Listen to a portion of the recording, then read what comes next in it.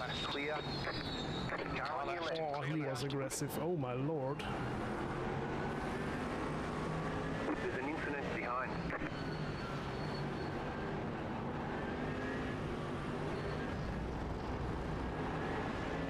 Holy moly. And there he's gone. There's an incident behind. It's always these guys. Right side. Clear right. Clear. Oh yeah, good exit. Car on the left. There's an incident in Go turn right. 2. Looks like it's Ooh. flat. Go right. Go right. Left Car on side, your clear left. left. Clear on the left. Go right. To me. Left side, They say clear you left. car Car You'll have left. to slow down. Clear left. Okay, Pete. Still Run there. out of track limits. Oh my god, what is going on here? Hold To your the line. right. Holy moly, what is going on here? Right. Still there. This is completely crazy. Clear left. 3 wide. Left Clear side. left. Clear. What? Go right. You've got wheel damage. Really? There's an incident ahead. You've got damage on the left side. Is this the way people race here? Right. Really? Ahead of us is Matty, car number 1, and their rating is 9.2.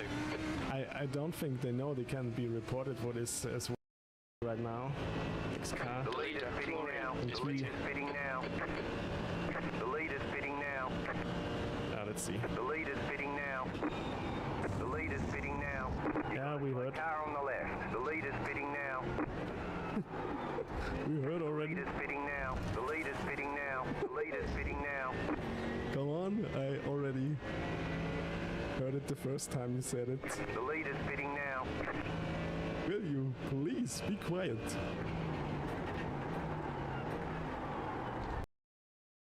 Flag.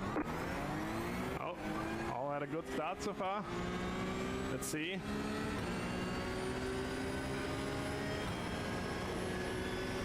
Car right. Clear on the right. right. On your right. Car right.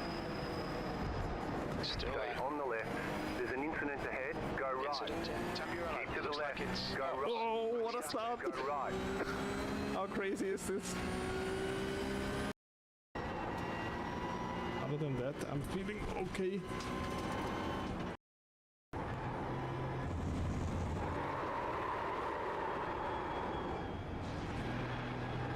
Saved it. Just my normal tire warming routine.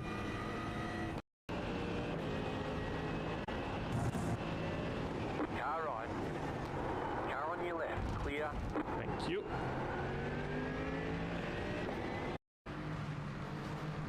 Whoa. Oh my god, this Beamer is just scrap metal now.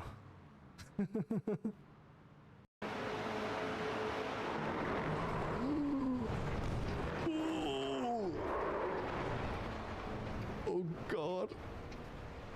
Oh yeah, good exit. Car on the left. There's an incident in Go turn right. 2. Looks like it's Ooh. flat. Go right. Go right. Left Car side, on your clear left. left. Clear on the left. Go right. Okay, but this reminded me again, don't go free wide in the first lap and never be the bacon of the sandwich. You will get turned. Okay, but this reminded me again, don't go free wide in the first lap and never be the bacon of the sandwich. You will get turned. I also don't think it was my fault. I just could have pulled out and everything would be safe.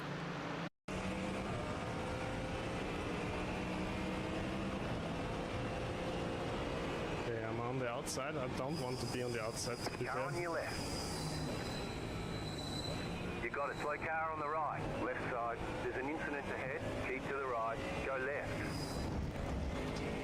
Still there. Clear on the left. Car on your left. You're on the right. 3 wide. Still hold. Left side. 2 wide. Keep to the right. Clear. Ooh. There's an incident behind.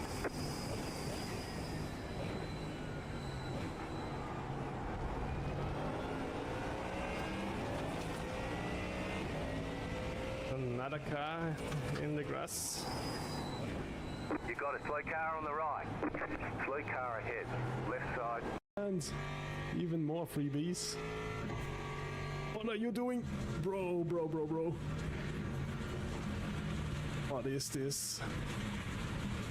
Oh, come on. Oh, these people.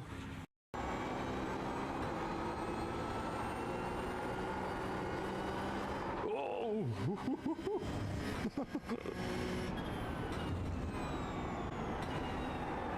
That's not good for the tires. Power sliding. Attenzione. Oh, even lost the door.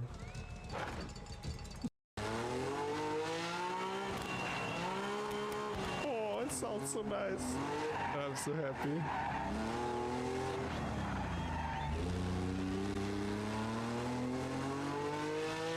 Now leading the leader.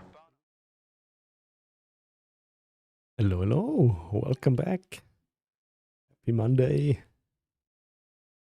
And today I have finally a new overlay for my GT3 car comparisons.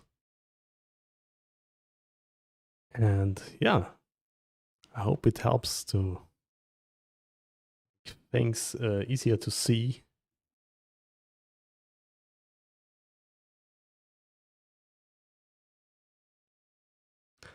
And yeah, this week we are at Sebring in IMSA. And here also rain is possible. So the chart actually says 50% rain. So we will see. There are rain and dry setups online on the VRS website. So I will test and compare the cars in dry conditions because not every wet setup is already updated. And yeah, track conditions as always. I'm using the same as the VRS track conditions. And first car is the Beamer. So the best lap is not right yet. It was just for testing.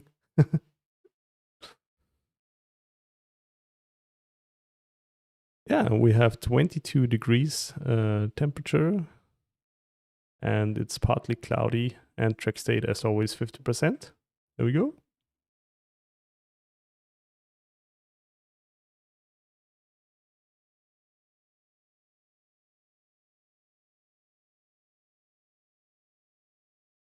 Target time should be 1 minute 57, I guess. I have to check one more time.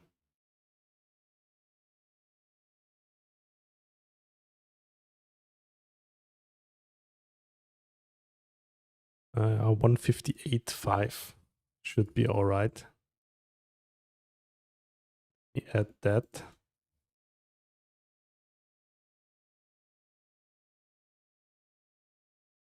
One minute 50. Oh.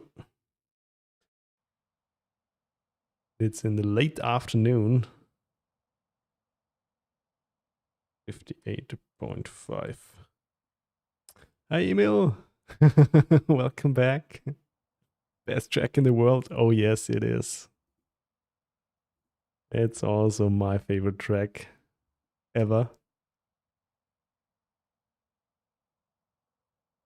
Ah, you think the Lambo is the fastest car around here? Interesting.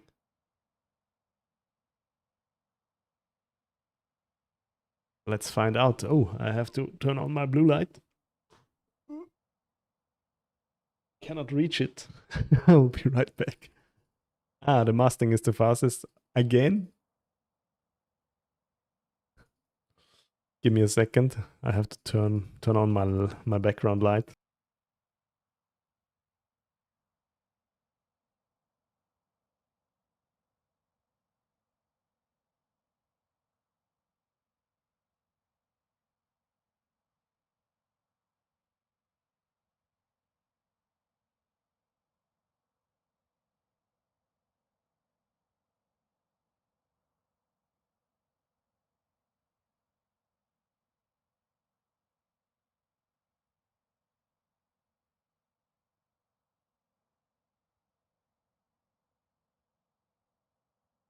Okay. Oh, you could do a 57.9 with the Lambo in race conditions. Oh, that's actually a very good lap time. It's about the same lap times as the VRS setup builders are doing. Let's see how fast I will be. Normally I'm about a second slower. Or when I'm within a second of their lap times of the VRS setup builders, I'm usually fine for the races. Hi, Davito. Okay, let's go on track with the Beamer. As always, I'm using the race setups from Go Setups.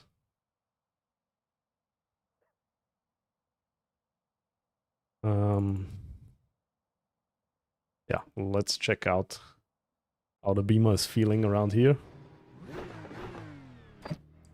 Oh, beautiful sunset.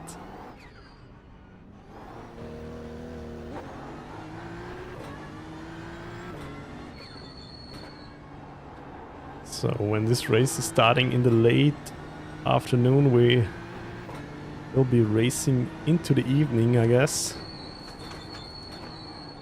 But for the open setup race, there's a high probability for rain.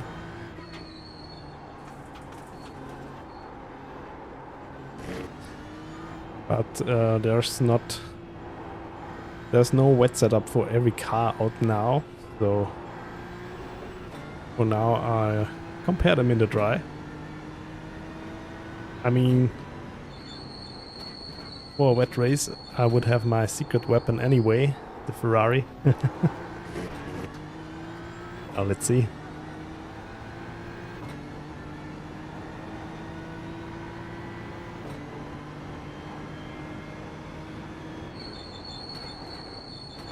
(22° track temp). It's pretty grippy. Look at this wonderful scenery.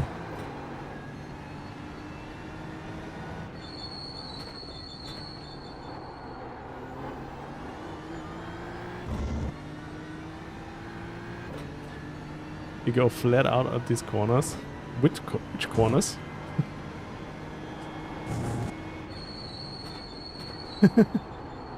Every corner flat.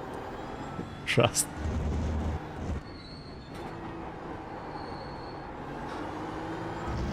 Let me warm up the tires.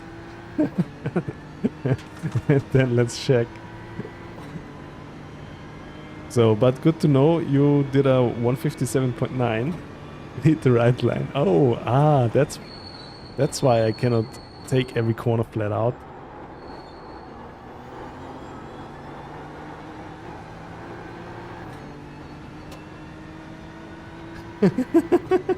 Just now. Yeah.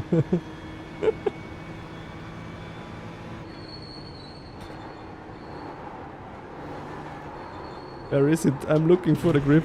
It's not here.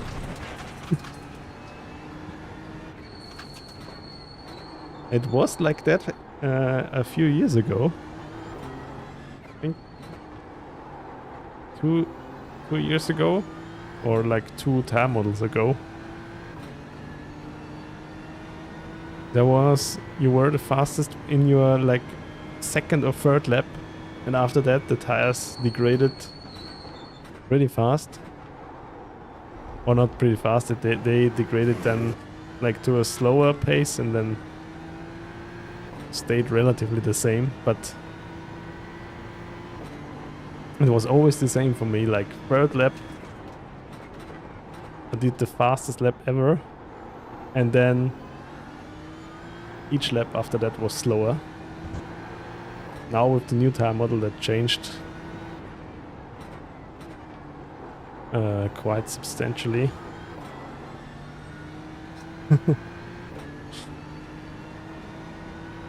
But I don't know how long are you in the sim for.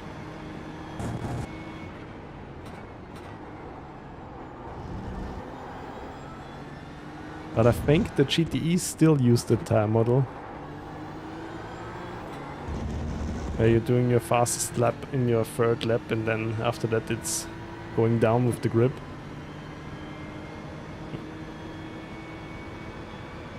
Okay, tires are getting warm slowly. so far the Beamer, as always, feels quite stable. I haven't checked my traction control settings. Oh, it's on 3, so 2.173.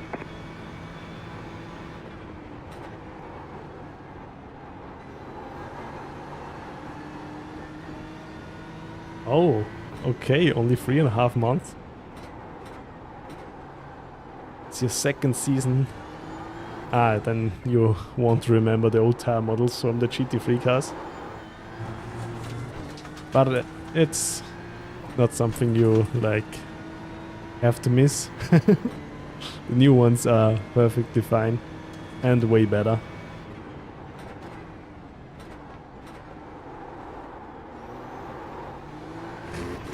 Hi, Verstappen!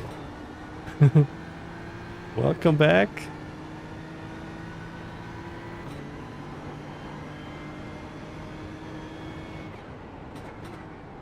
How is your stream mask going?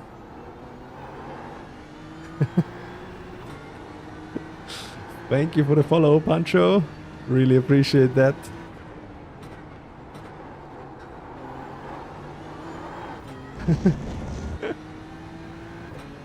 Yeah, I spiced it up.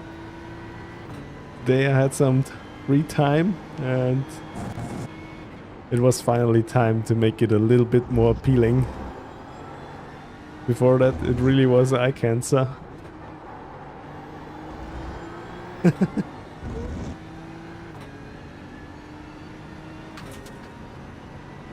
Ah, okay.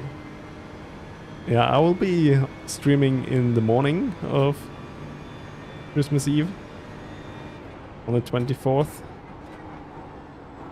And then I will stream until like 12 or 1 p.m.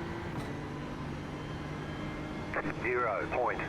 And then I won't be here on the 25th and 26th, but then I will be back again for the weekend.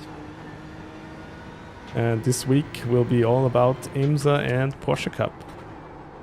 Maybe a lot more Porsche Cup than IMSA, we will see. I hope Sebring is not so much of a mess than Mexico. The races in Mexico, I guess they were fun to watch, but it was super crazy racing against slow LMP2s.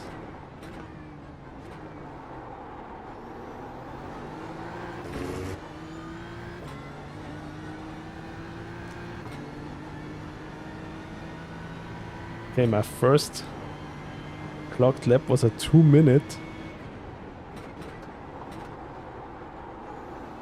A bit too late on the brakes here.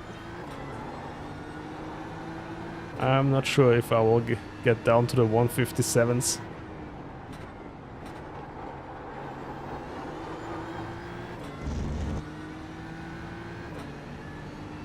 I mean, this week or upcoming week, GT Sprint is at Imola. That's also quite tempting.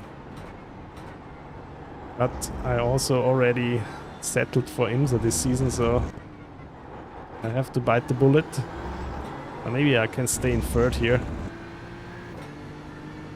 But so far, the Beamer is really not a bad drive at all. It feels stable as always. But also the front end feel is pretty nice.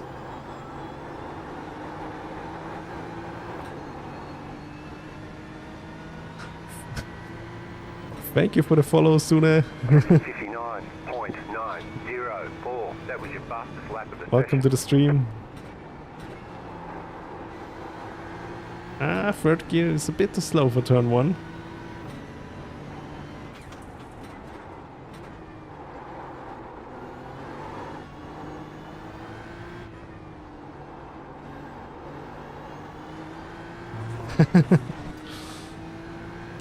Once in a lifetime.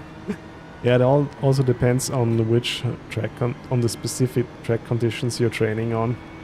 In iRacing, it makes such a huge difference if the track is 1 degree hotter or the track state is like fairly new or at 50%, it will make a quite a big difference in lap time. And not always are the setup builders using the same track conditions. And I am using the track conditions from the VRS setup site for these comparisons.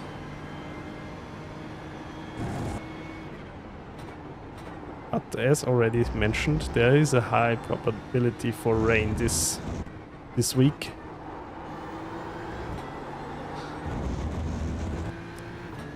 But I'm not sure what it's about, like 50% rain chance.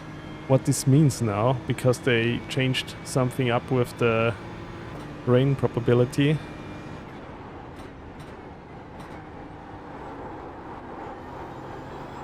Because people complained that even it was only like a 10 or 15% rain probability, it rained every time. 0.066. The VRS track conditions are 22 degrees track temp. And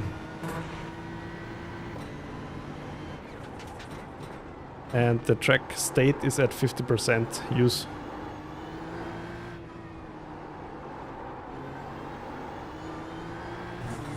Okay, I still have the traction control on 3.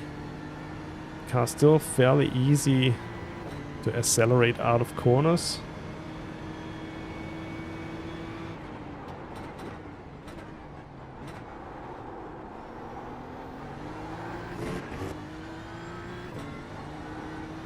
I'm not sure if I'm super slow in this car or not, but it's the first one.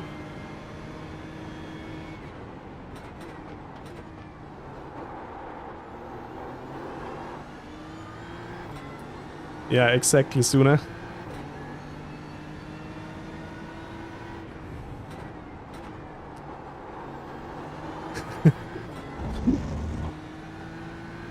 They said in their podcast, the iRacing devs, that they changed something now, so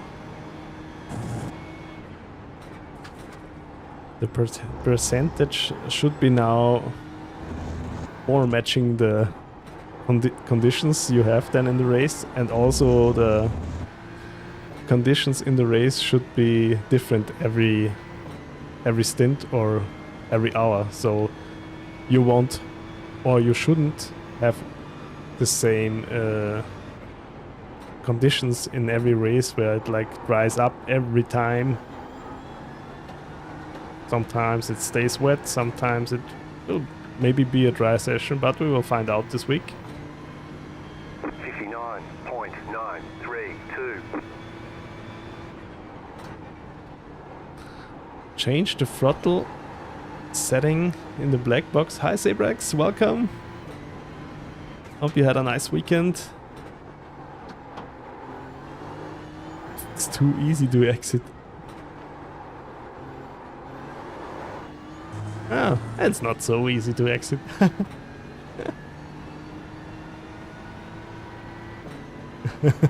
Yeah, me too, thank you. Wasn't at the rig, in the rig at all. I just fixed my steering wheel and was sweating blood and tears so I don't ruin it, but it worked.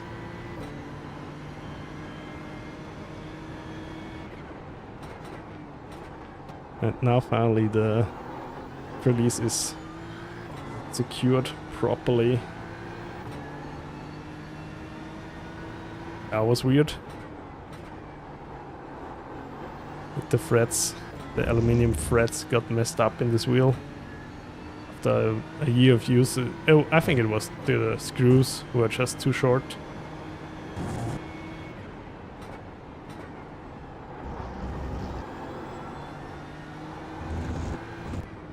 But now everything is fine and tight again. Okay, turn up my seat cooling a bit. As it gets already warm. I'm still at a 159.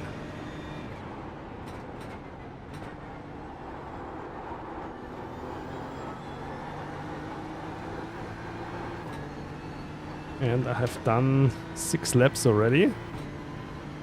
0.366.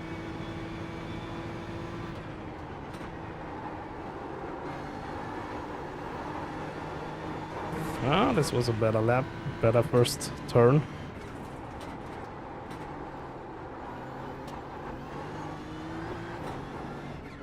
Is this too early? There we go.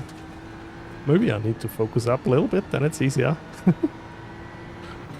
Hi Indy, welcome back.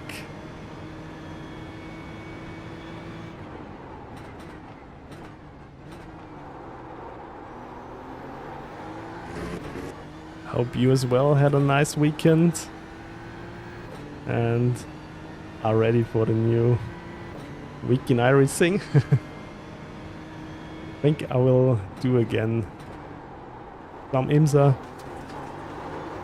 I hope the participation is much better at Sebring.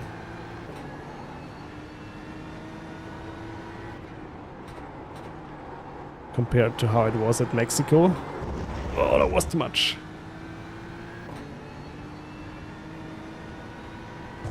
This day is an interesting day. Okay, why?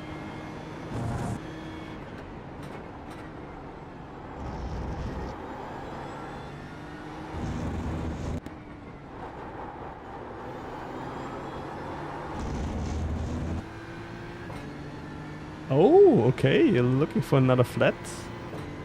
Okay. Then I wish you good luck to that you find a good one.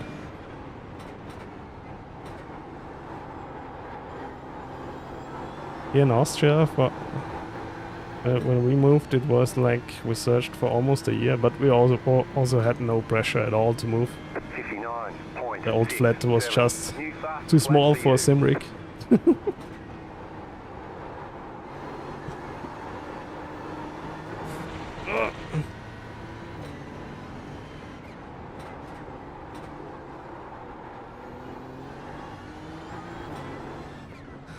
I don't know, it doesn't feel, it feels a bit understeery out of corners, this car. Hi, SLD-Rag. Yeah, you need this extra room for Simrig. Don't accept less in the...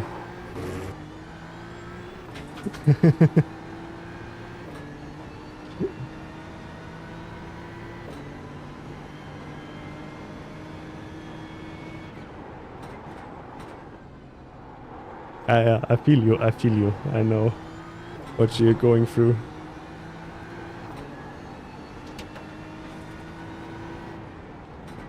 You have to look out for that the flat has an extra office room.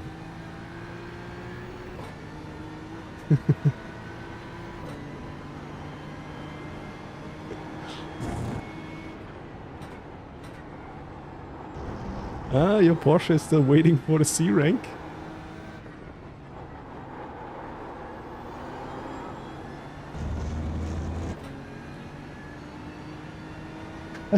My closed lobby.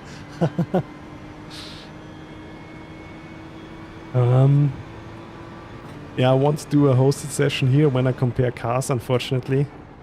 Because the problem is you only can get into the session with one car. And then you have like your ID already. And I cannot switch around cars in that. That's the downside. That's why I don't do it here. Just test the cars in a normal test session. You got about 5 laps of fuel left.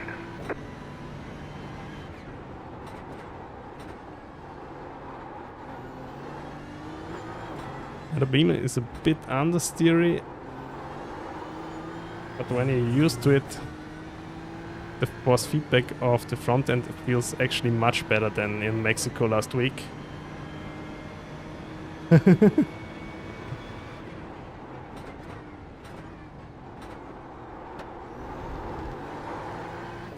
Yeah, I will do for sure more hosted sessions in the future. I just wasn't sure that you guys are even interested in it.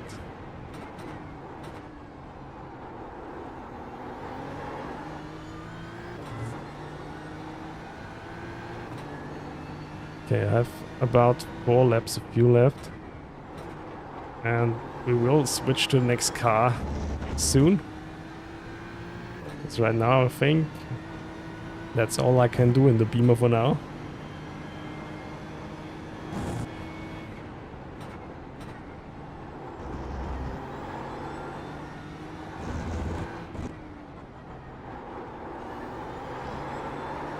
Yeah, it was a good line. I had a bit of a slide on the rear. Hi Patman, welcome back. Yeah, we will do for sure more hosted sessions, Emil. You can brake later here.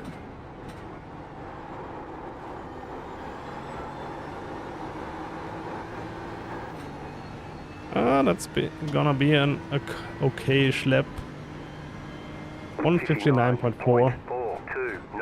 You've just set your fastest lap of the I think we leave this for now and switch to the next car. I love cars.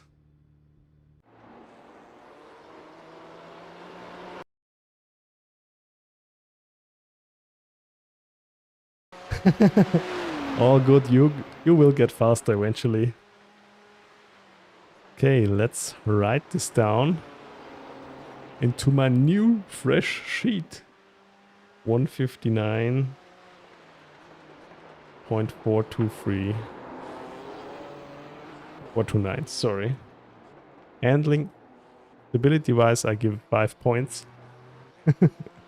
Handling wise, it was a bit understeery, but overall pretty safe. I'll give it 3 out of 5.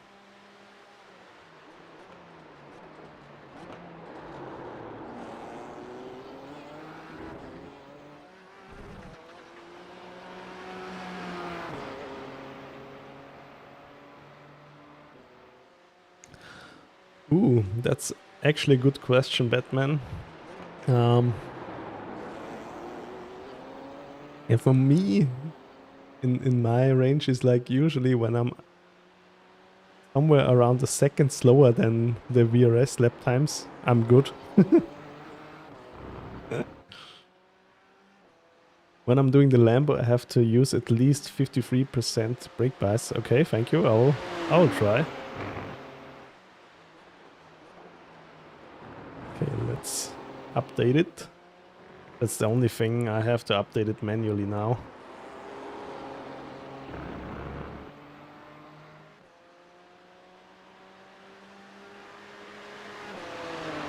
But yeah, Patman, usually just look up the lap times of the setup builders. I'm not sure what your rating is at the moment, but when you're like somewhere around, I think for 2K or below it's fine. When you're 2 seconds slower than this, then you're totally fine for the races. Yeah, I think when you can stay within 2 seconds of the setup builder, then usually you should be totally fine. But it's always a bit different as well. With some setups or some series, I'm struggling to get even within 2 seconds like here. And with other setups, I'm then almost faster than the track time. Sometimes it's a bit weird.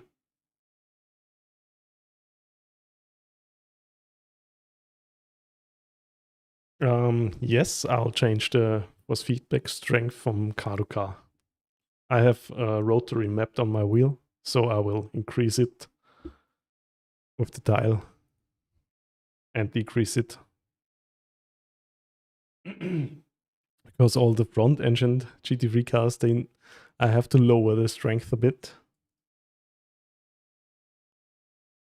Okay, let's jump into the Merc. I have high hopes for this car. I think last season I did the Sebring race with this one.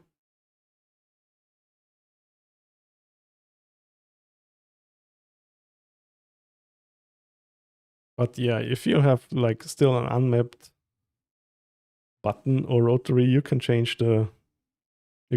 map the force feedback strength to it and then just change it on the fly. Or like if you have like a funky switch, you can switch it in the black box as well. I also did that for a long time before I found out you can map it to a button.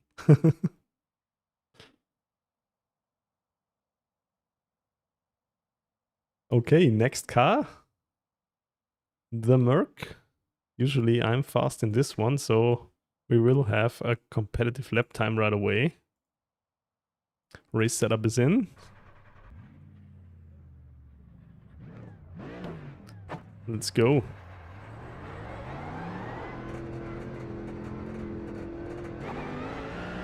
For this car, usually start with a safer traction control setting.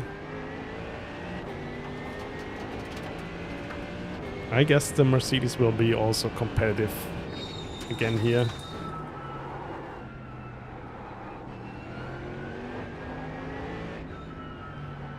Funny enough, I was always fast last season in the Merc, even though it was again Ford Mustang dominated season.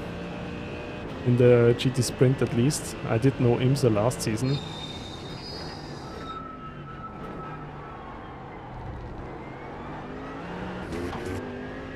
Yeah, and in week 1, the races at Mexico, there were a few cars who were faster, but I think the fastest was actually the Merc. But there were also Ford Mustangs who won the race. So, let's see. I won demand, welcome back.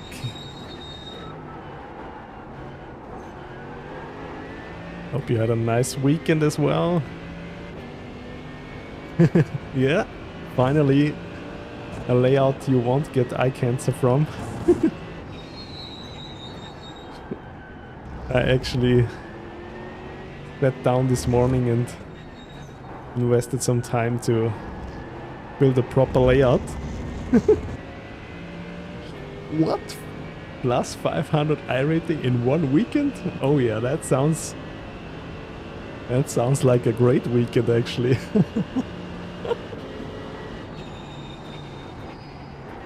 Where did you get that? On the black market? Almost back to 3K. Oh, that's nice to hear. What did you race on a weekend? The Virginia black market. The GT3 regional or what? Oh, off track.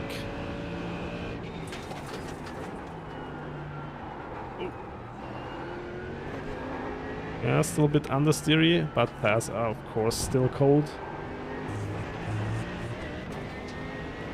Ah, nice. Yeah, the GT3 regional. I think it's a fun series.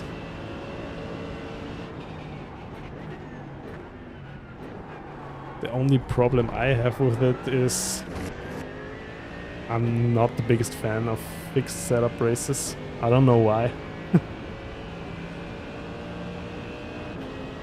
I think it still has like a bitter taste for me because back then the fixed races were even shorter. Most of them were only like 15 minutes or so, and people were super aggressive back then.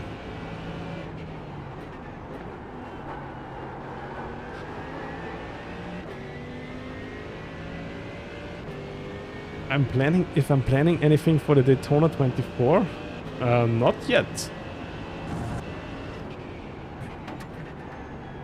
I didn't plan anything yet, but I might be, or I would be open maybe for something.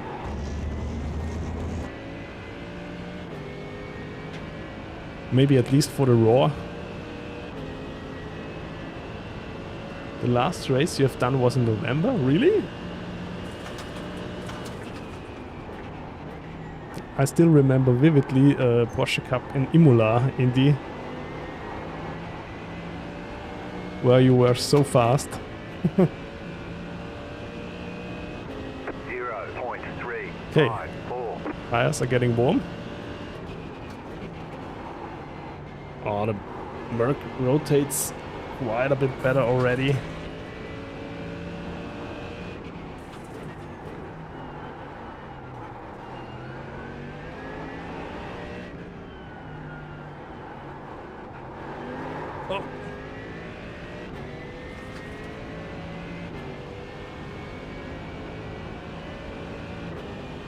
It depends if you are racing on demand. I don't wanna like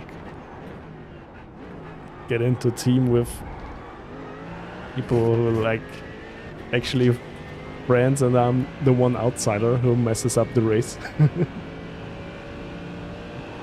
Good old days with the drivable cup car. A new one. You will get used to it. It's not that bad.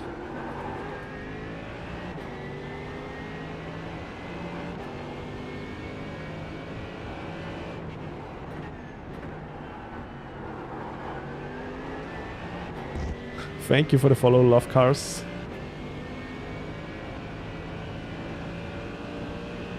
I'm actually doing quite fine.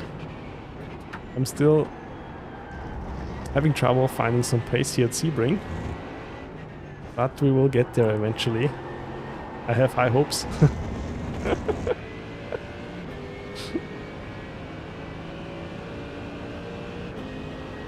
Yeah, let's see. Since 2019, 6 years, almost 7 now. Whew.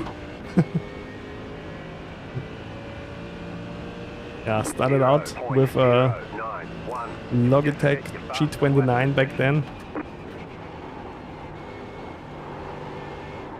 Oh, this understeer was a bit too direct into the entry of turn 1.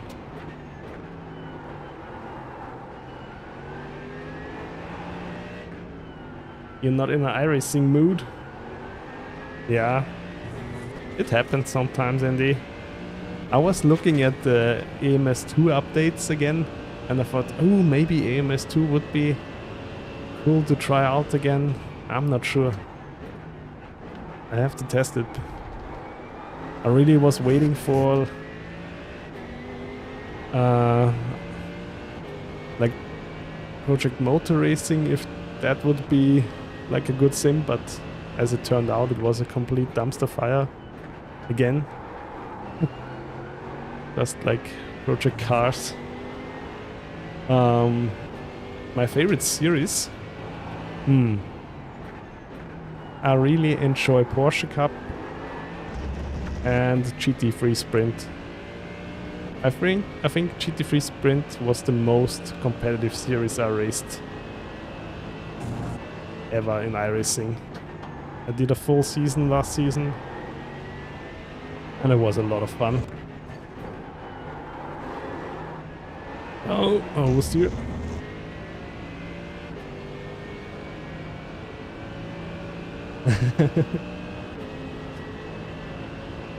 Yeah, it's just comparing cars, how they feel around the track, and which car I should choose for the races tomorrow.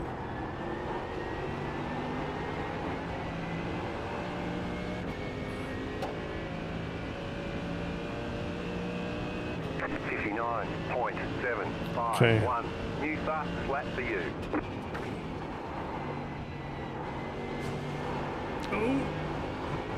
Ditch the wall. Your car looks fine. Okay, no damage. Merc is sturdy.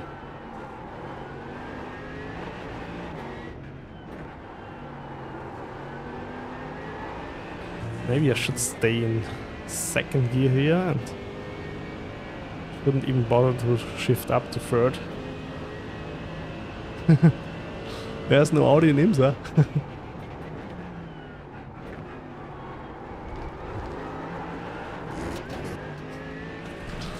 And as you know, I own the old Audi, the non-Evo version. And I thought it wasn't worth it to buy the other one. And it's going out of contention anyway.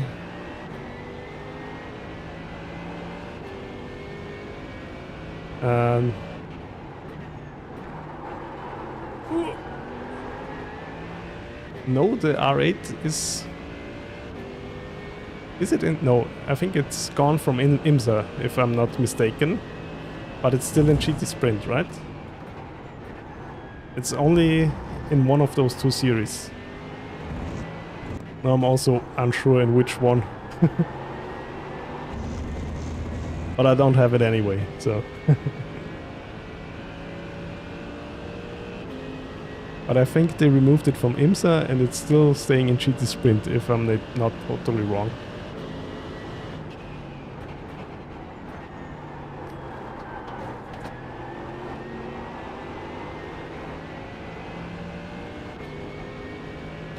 And I think also in real life. 59.272. Just set your fastest lap of the session. Yeah, I just settled for IMSA this season because I have a lot of tracks and I like a lot of tracks. The series is on this season.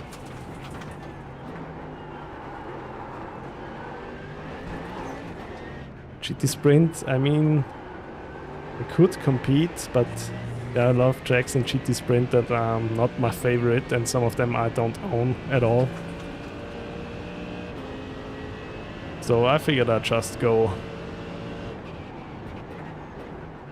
with IMSA this season. And last week the races in IMSA almost made me quit IMSA again.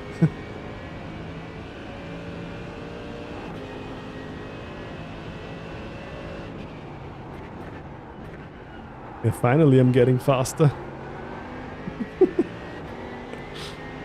Also the fuel load gets less, so it should get easy a little bit. And also my driving line should improve. If not, then I'm doing something completely wrong here.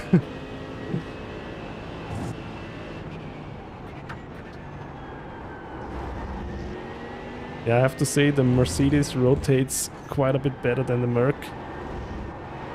And I messed up. No! Oh, still... was still a good exit. And I have my optimum lap time as a delta. I just love Sebring. There we go, that's going to be finally good lap time. Ah, sorry. 58.993. The Mercedes rotates a lot better than the Beamer.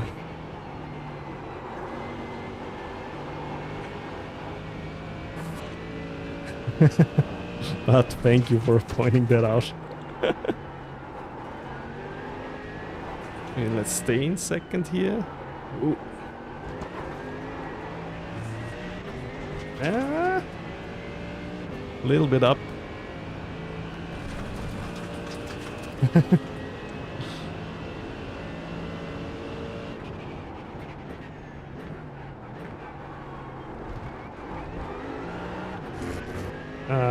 Lost the 10th here. This hairpin, it feels so hard to stay consistent. But I also have the same problem at the hairpin in Hockenheim, for instance. Even though I try to take the corner always with the same approach. The split times always say something different. Lost a little bit. My optimum lap time would be already a 1:58.6, so not bad at all.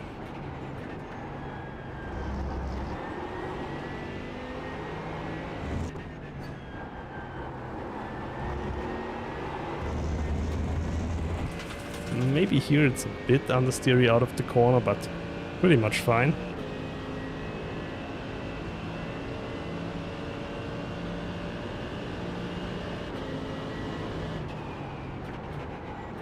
There is a bump where I have to turn in. I have to read that again after the lap. Please let me finish it.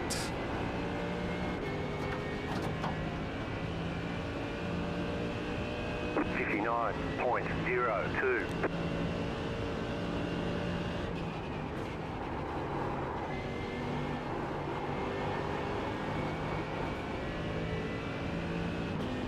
Okay. I will check that out right now.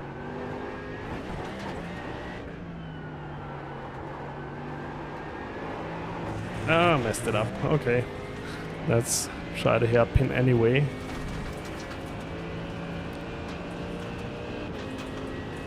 Wait for the bump to turn in. Where's the bump? Ah, here it was. Yeah, I'm getting that. But I still don't think that's my problem.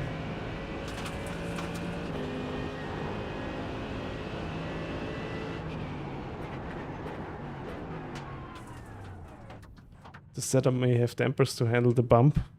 Yeah, but still, like the traction of the car will vary a bit, even if you have a softer suspension.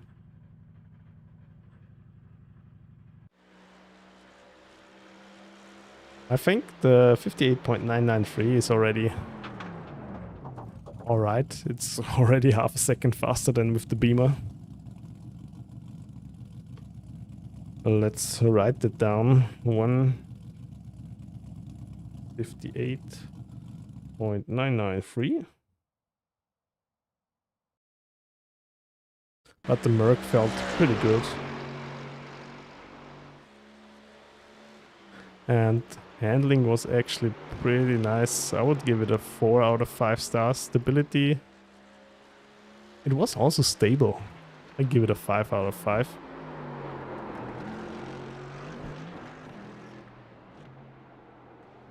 %, throttle halfway through the hairpin to get the last bit of rotation. You can floor it. Ah, okay.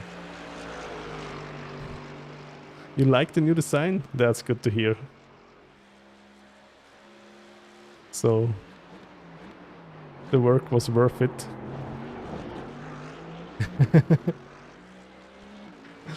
The only thing is I have to update it manually.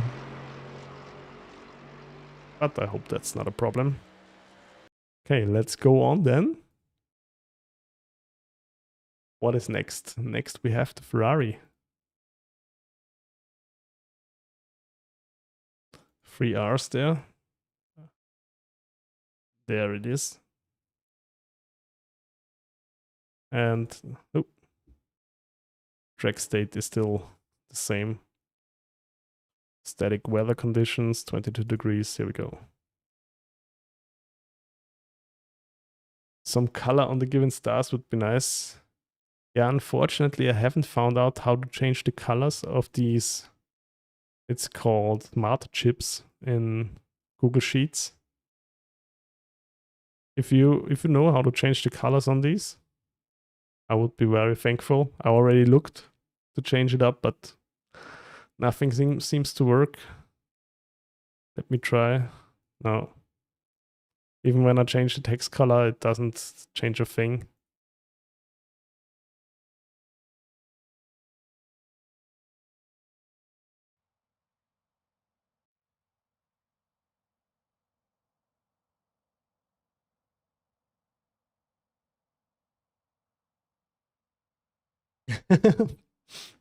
I did that, Patman, and apparently also ChatGPT doesn't know stuff about Google Sheets.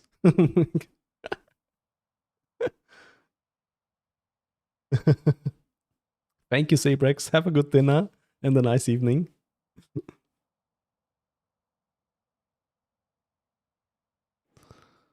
Yeah, I couldn't find out how I could change these smart chips.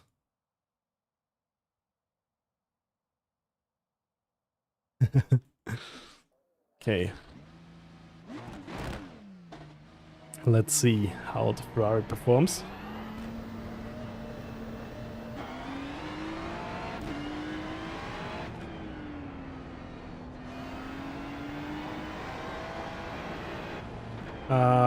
I can look it up again.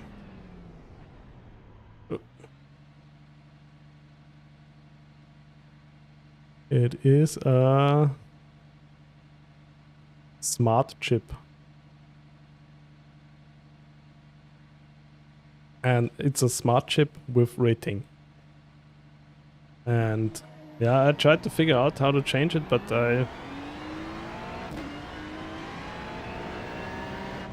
nothing that I tried worked. And you know, ChatGPT sometimes makes suggestions that are not really doable, because Google Sheets don't have these options sometimes. Maybe you find something. Oh, it would be super cool. Oh, understeer.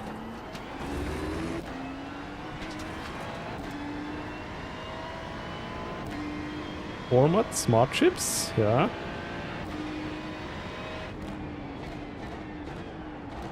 Let me check that. Now I'm hopeful that you found the solution. Format. No, yeah, smart chips.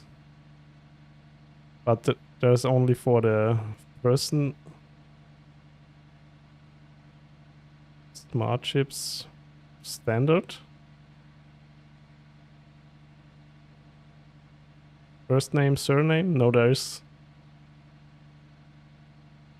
docs say that at least. No, in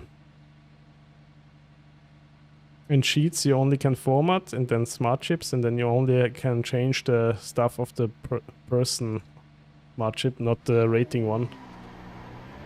Yeah, no, I tried it already.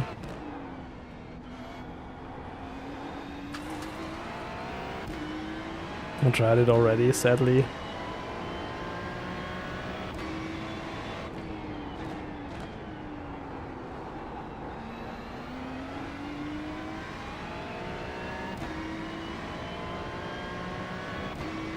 Normal cell color,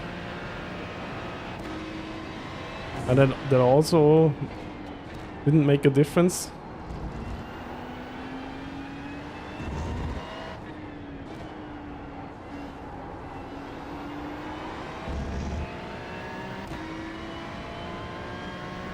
I will look it up again.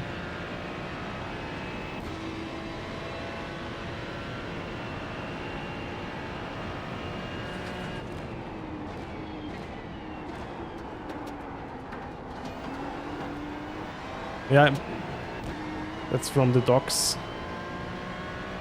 Yeah, but maybe it's better if you try it out in Google Sheets first, if you have time. And otherwise, I will just look into it later. Oh.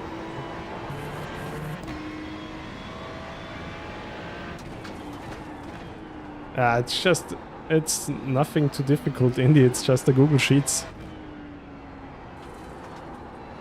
And there you have like these smart columns where you can like put a rating into them.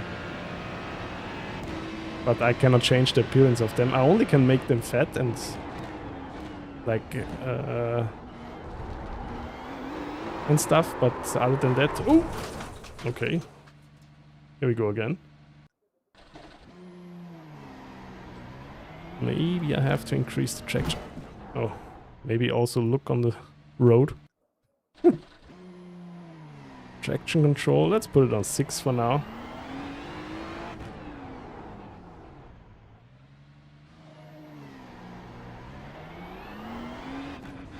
And increase the brake bias a little bit. Works with cell color. So I have to change the cell color and then I can change, or how?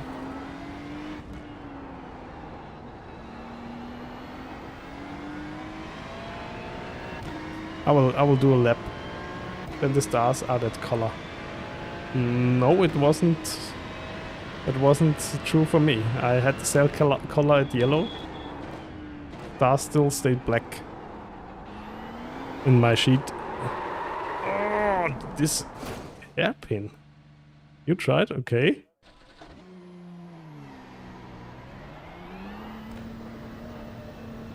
And the fill color of the cell you changed? Ah, the font color on cell. I also tried that. I also tried that. I mean, that's the first... That was the first solution that I thought of. It works on yours? Weird. I'll try it. But first... You have orange ones now?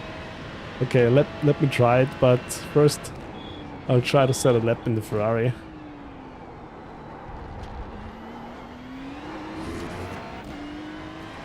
You have orange ones now. I hope it works. It would be nice.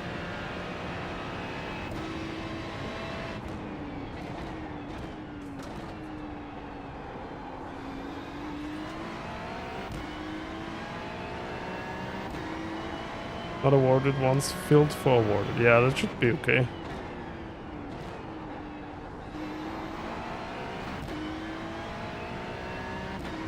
That should be alright at least. You see them a little bit better.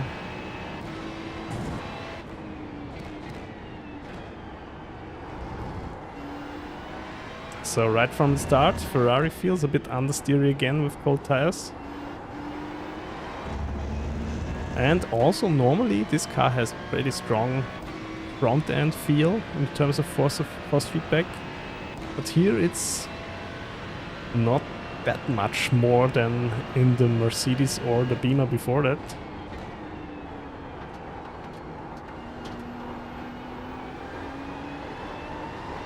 Oh, quite understeery. Yeah, other than that, the Ferrari, as always, has a bit longer gears than the other cars. Sometimes it makes sense in this car to use a lower gear through a corner.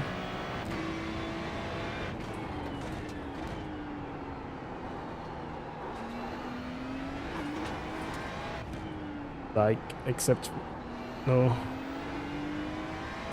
For the slow section it's the same, but for turn 1, I think the third gear is actually a bit better than fourth.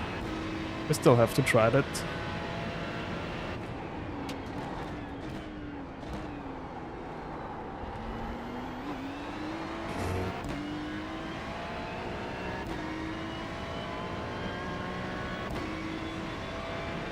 The tires still need one more lap to get decently warm.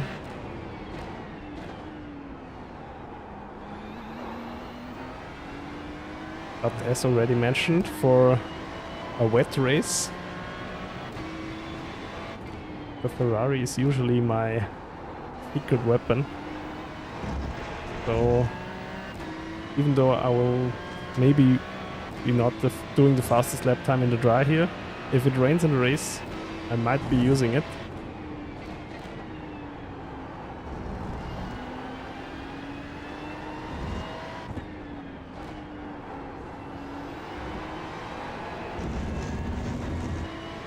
Okay. I also have high hopes for the Corvette and the Aston Martin. I really enjoy to drive the Aston Martin since I own it.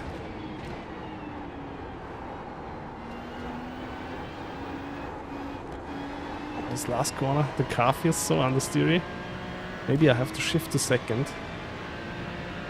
2.264. Okay.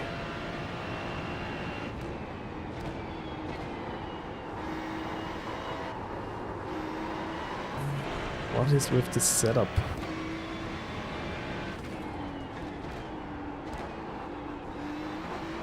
Maybe I'm not using the Ferrari at all. Oh my god, this setup is understeery.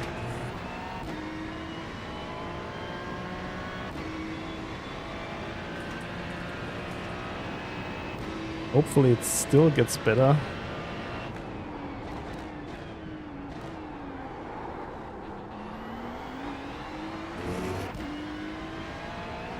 Okay, I was a bit too late for the hairpin, but time-wise it was okay. I'm a bit up in my delta time.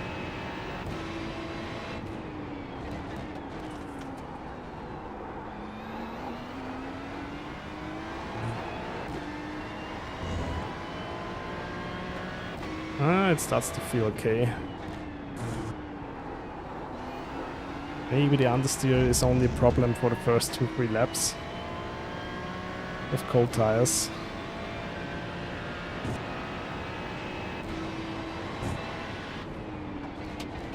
But it felt definitely more understeering than the Mercedes.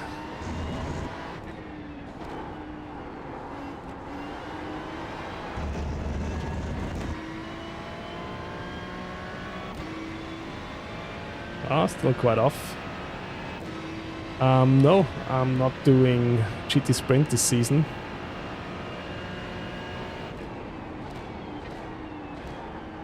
I'm always trying to do a full, like all, or pretty much all the races of one series in a season to get my iRacing credits. 1.267. And yeah, Your fastest lap of the session.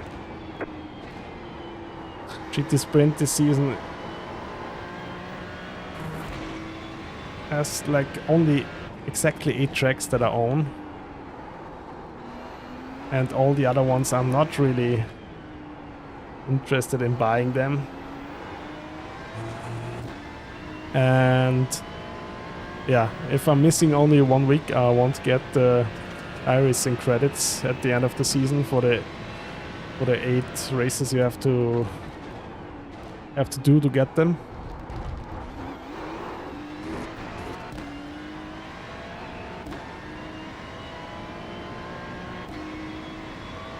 iRacing is really expensive, especially in Australia. Oh really? What does it cost in Australia? Or what does a car cost?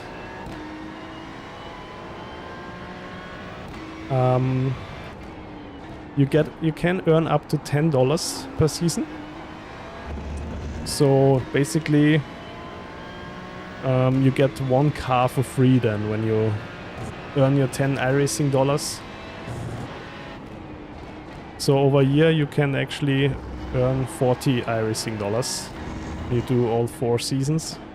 But for that you have to do in a B and the A series. When you participate in these you get $4. No, $7. And D to C you get only $4. But you can do like free C and D series, so you're also getting the 10, but that's the most you can get, even though you technically would have like $12. 0.882. 230. Lap of the session. Wow, yeah, that is expensive, that's true. Logitech G29. Yeah, when you're just starting out, it's fine. I also started out with this exact same wheel. But when was it? 2016, 15? It was still called G29, but it was basically the same thing. I think they haven't changed this wheel in years. But it's fine if you want to start out. I used it for like 1 or 2 years and then I switched to much beefier wheelbase. Yeah, Mosa are free. How much is it? It's definitely better. Yeah, it's even a direct drive, right? First year it's $90 and then it's 190. Okay. Yeah, in Europe here it's always like different. Because you pay iRacing in dollars sometimes when you have a good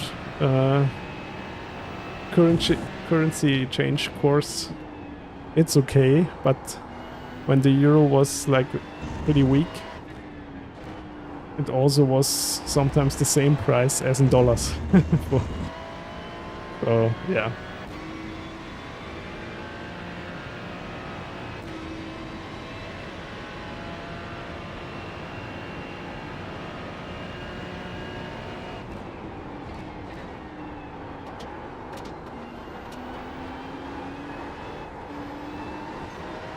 But that's actually true, yeah.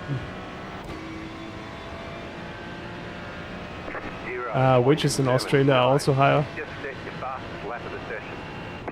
Yeah, it depends. Compared to what?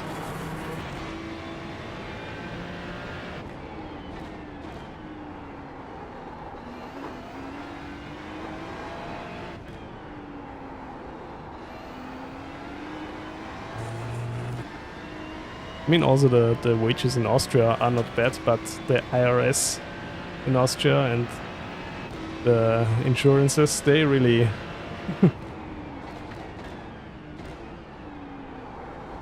They take away your money, basically.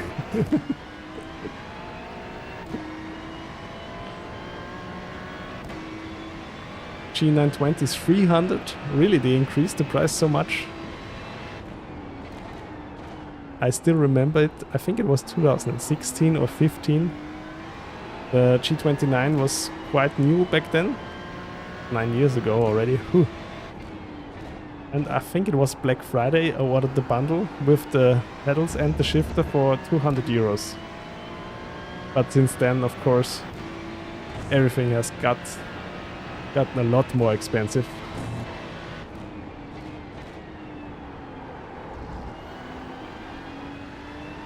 And I think the G29 only got up in price over the years. Because 3 years or 4 years later, when I sold it, it was still 200 euros. Ah, okay, yeah.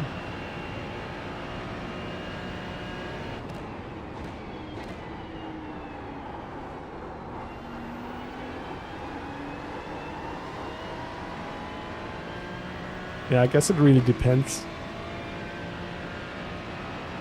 I know people in Switzerland and they, of course, have a lot higher wages, but also their cost of living is like double, so, or almost double, so.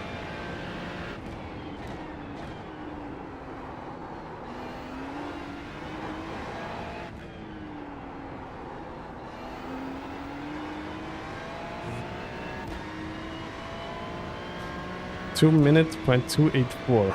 That's still not fast. Let's lower the traction control. 4 again, where it was before.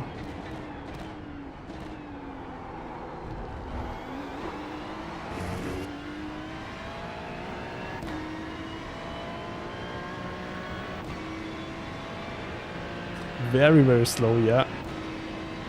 Really quite a bit off. But again, this shouldn't mean that this car is slow by any means. It just means that the driving style of the setup builder for the Ferrari is not mine here.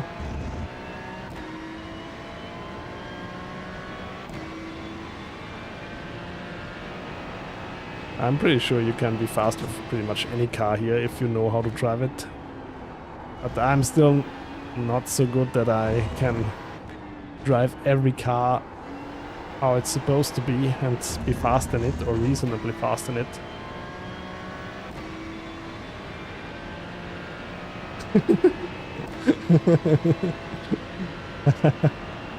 But you have already a rig in the... I saw it.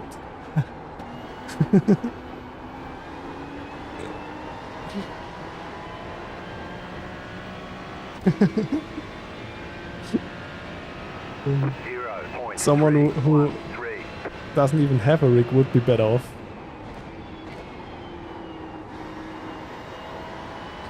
And first get a flat and a room for the rig, then we can talk again. Then I'll start streaming, I don't know, Need for Speed. No, I don't know actually what I would game when I couldn't race cars.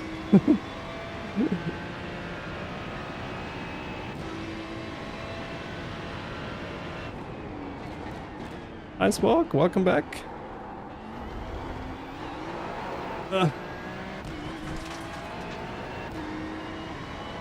You have seen things today? Oh no, iRacing doesn't ban enough people.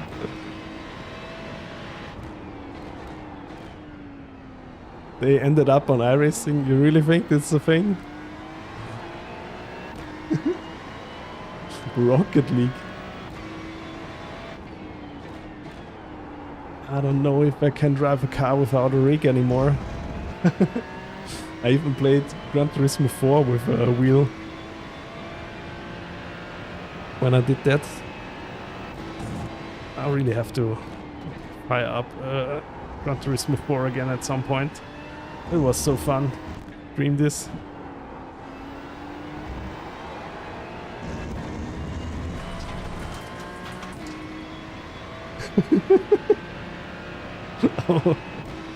Oh, okay, so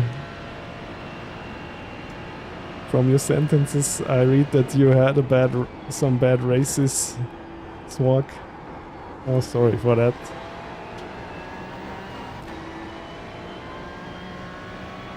One of our team is playing on the wheel. Already prepared. 1.041.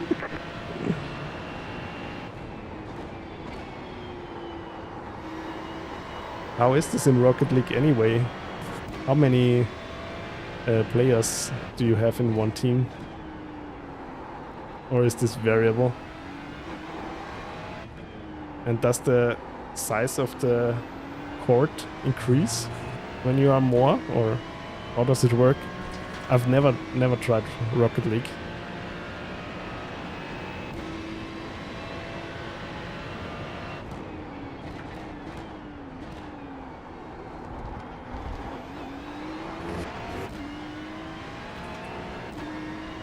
Okay.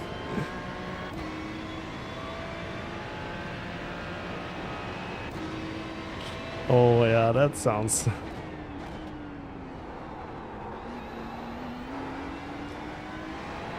What were you racing, Swag? Normally Monday people should be chill. They just want to... but a lot of people are already on holidays. Maybe that's why.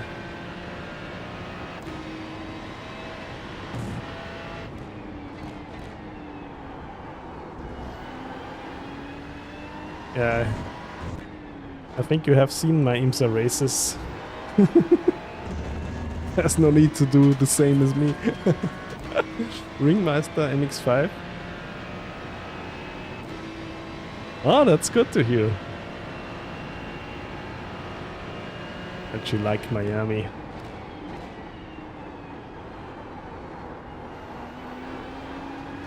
Okay, it looks like I cannot get any faster in the Ferrari.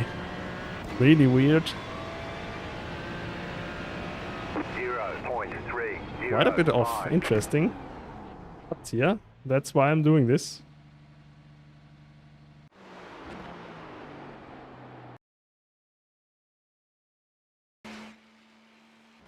Let's write that down and then we're gonna change up the thingy. You're looking forward to Imola this week? Yeah, Imola is a great track. I envy you a little bit, Patman. I also want to do Imola. Okay, let's write down 2 minute 0.305. Handling was quite understeery. Stability, it was stable, but I lost it a little bit. I give it 4 stars. Okay. Now let me change the stars. It doesn't work when I do it. When I change the color, nothing changes. Why?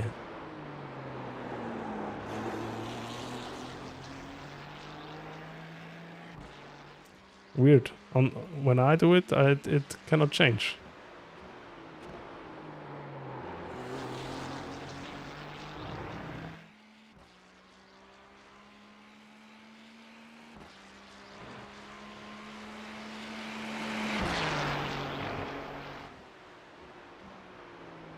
Save Space Awards. Now you have the stability column where you see the stars with 5 stars in black means super safe, and 5 stars with a white center means, yeah, the color with the A. When I change it, nothing changes. It's weird. I don't know why.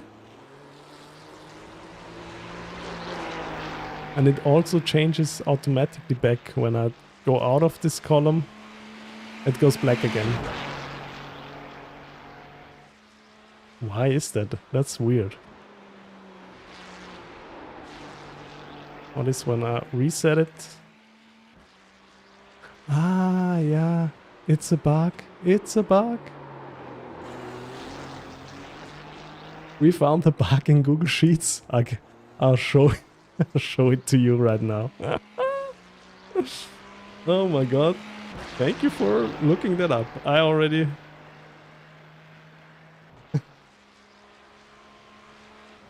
I already thought it wasn't possible.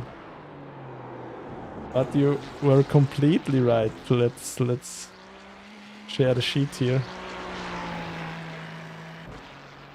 Here it is. And hello, Gaming One. Welcome back. H3GZ. Welcome back as well. Okay, so when I go here and put on the A and go to red, it doesn't do anything. It turns black again. But if I turn the column, like reset it, and then choose a color, it works. And then I can set it back to black. It's, yeah. Good thing we found that out. But I always have to reset it to white. Oh, that's weird. Reset it. Then let's put it to orange. Nope, it's not this one.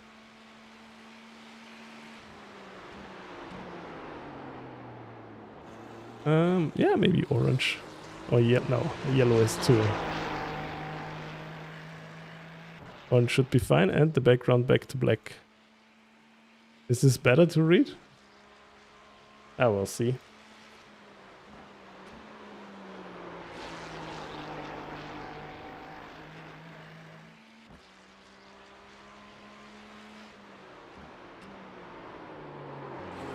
Yeah, I resetted them all. Now it takes a bit of time until it refreshes. That's the only downside I still have with this. Yeah.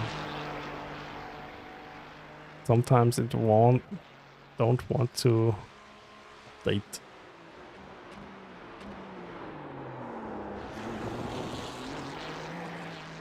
Okay, next car is the Porsche already. Let's see.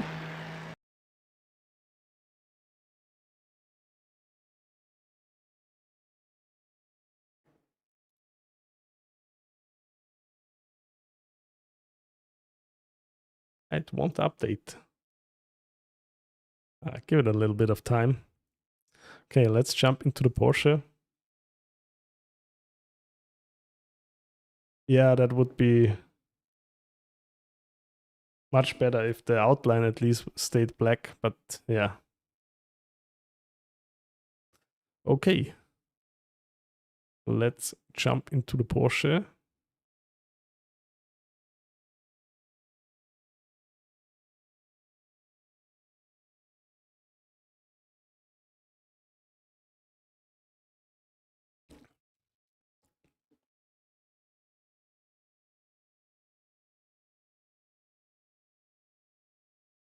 It still doesn't want to update. Sometimes it's a bit weird.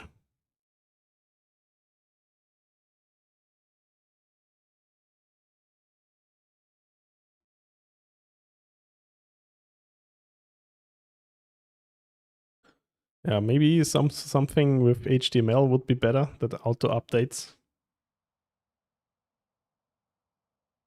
Let's just do a few laps with the Porsche and then try to update it again.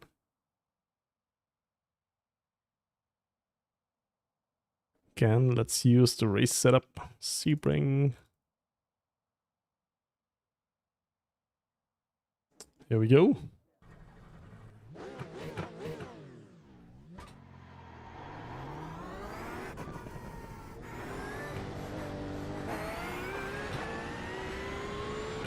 I found something where you can like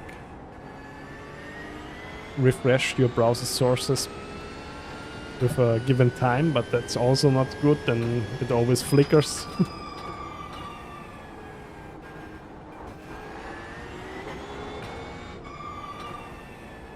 Maybe at some point I have like to build something like this for HTML.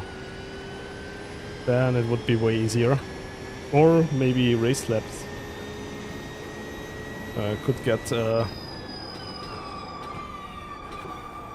something like this customizable. columns.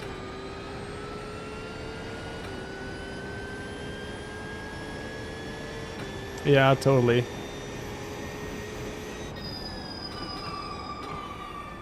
But ChatGPT said it only would work when you have like a real website. I don't know.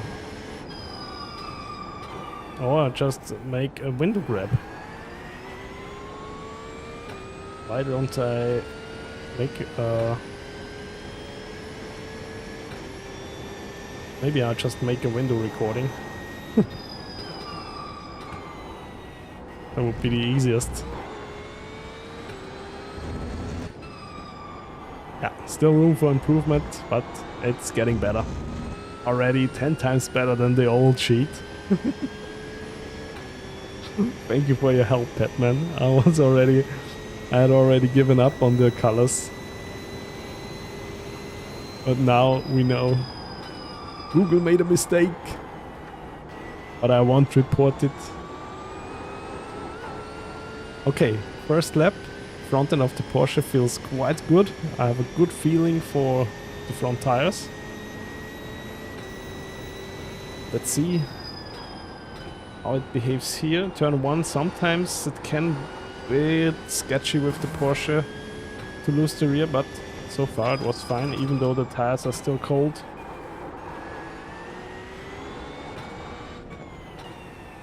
Would be nice to race the Porsche here actually. Let's see.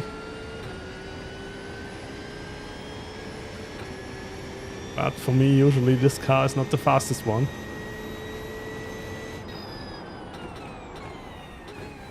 Even though I like it so much to drive it.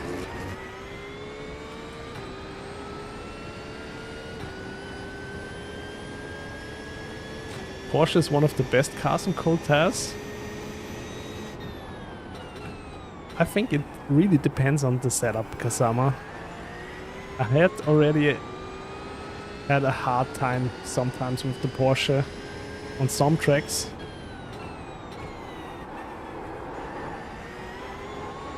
But yeah, with this setup and this track conditions here, it's super nice actually. So far the nicest car with cold tires even.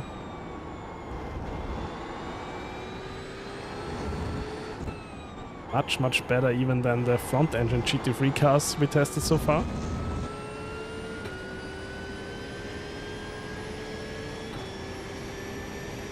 Yeah, the traction that the Porsche has is just unmatched. You just can step on the throttle like a madman and it still powers you out of the corner and doesn't spin you out instantly. But sometimes I'm also feeling like I'm missing a little bit of torque in this car.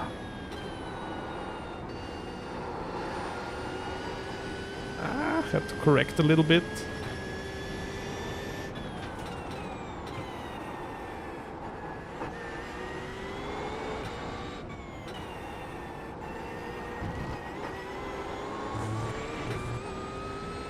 Yeah, driving wise, it drives super nice here. Porsche is the best, then again.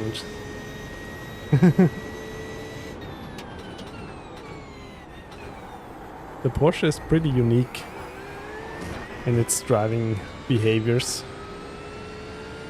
I mean, it's much closer, of course, to the mid-engine GT3s than to the front-engine ones. But it's still quite a bit different because the engine is a bit farther back.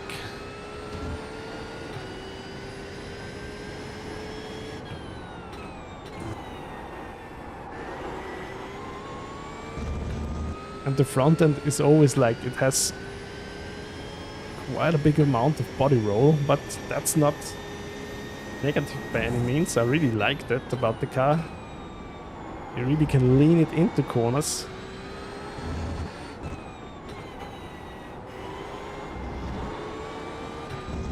There we go, already getting faster in the second lap, third one.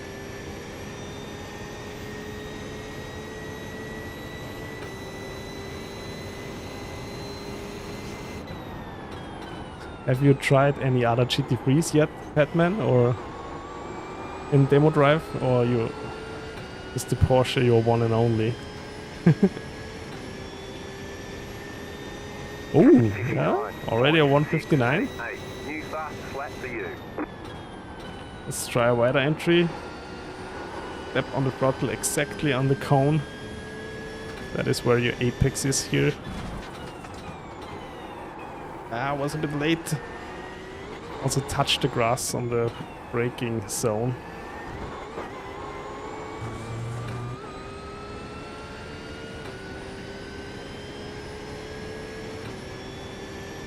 Maybe with this car I can do the 58 again. Somehow feel it. Here I should have stepped much earlier onto the throttle. Ah, okay. Ah, you have bought the Lambo. You haven't tried it? The Lambo feels also nice. The steering sometimes feels... I don't know how to call it. Sometimes I have the problem with the Lambo that you like feel you have grip and you are on the brink of already understeering, but then it still has more grip that is in there, but you only feel it when you only get around when you turn the wheel even more. But for me, sometimes, as said, it sometimes feels like, okay, it's already on the verge of understeering.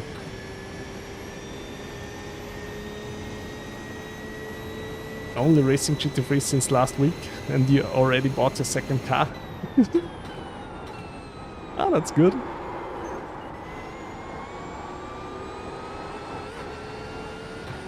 I had one full season with the old Audi. The old Audi was my first GT3 I bought. The R8.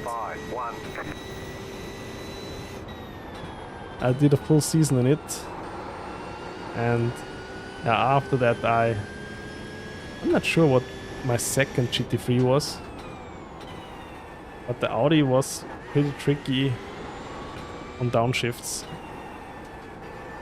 When you shift it down too fast or too early, the car really got unsettled easily, or sometimes even the rear axle locked up totally.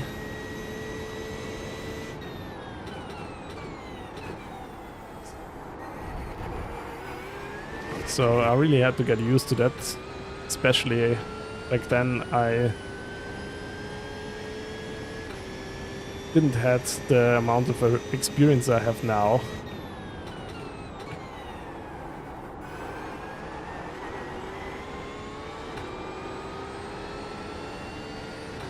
And the second GT3, I actually don't know which one I bought. Back then there was not such a big variety in cars you could race. The old McLaren, of course. Jeez, back then the old Ford GT was still in the GT3 class. Was kind of a meme car. But still some of the pro drivers at some races whipped it out, built the setup for it, and they won races. Even though this car was like almost 10 years older than the other GT3s in the roster. But there weren't so many cars yet in iRacing back then.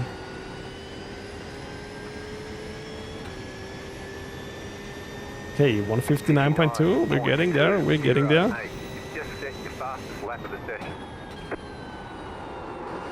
It was too much. Bit too much. Already felt the rear coming around.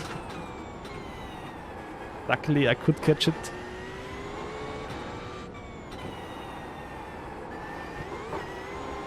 Okay, now I try to step even earlier onto the throttle after the hairpin.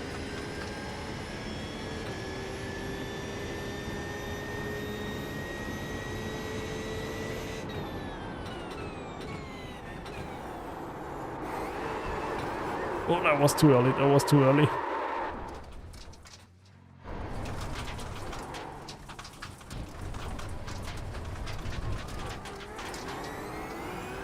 okay.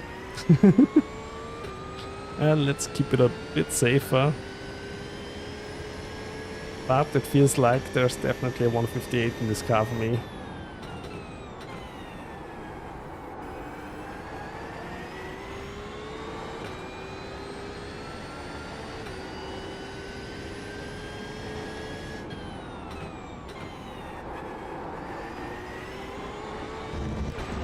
And yeah, Porsche Cup is at Spa, starting tomorrow.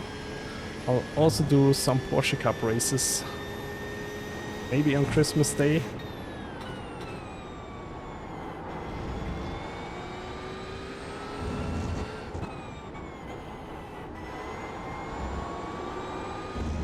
Ooh, also here, third gear is not too bad. Don't even have to shift down to second here, I think.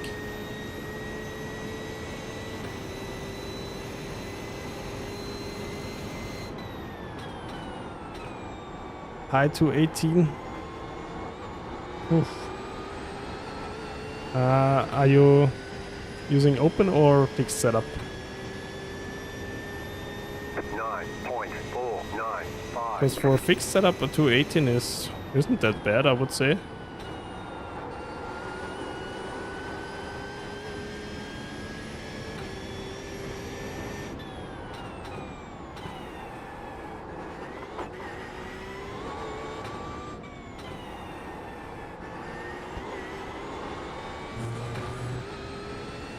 Fixed, yeah, then 218 isn't bad at all, I would say.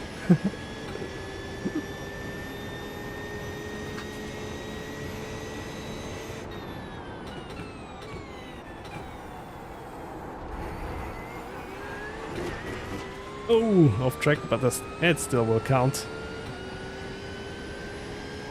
For me.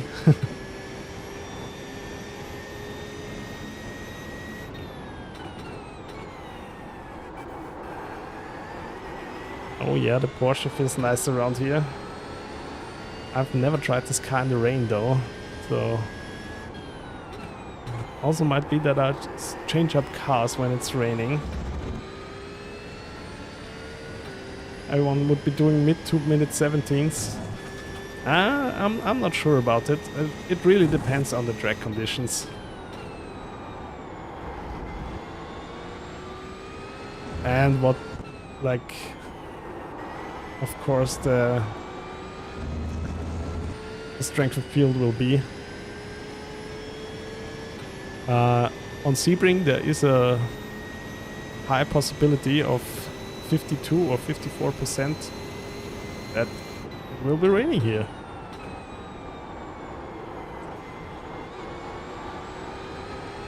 At least for the open, the fixed is no rain here. 158.9. I can go a little faster. There we go, that felt good.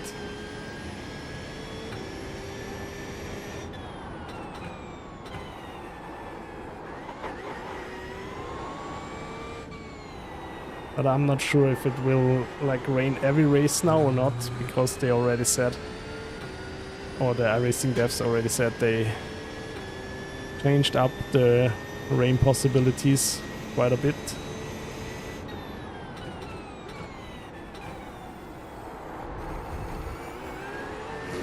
What this means in the end we will see, I guess.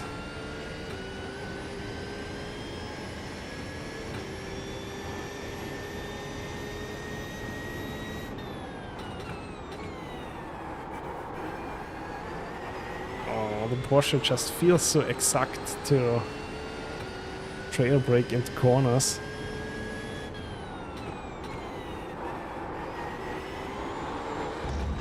Oh no! Lost a little bit.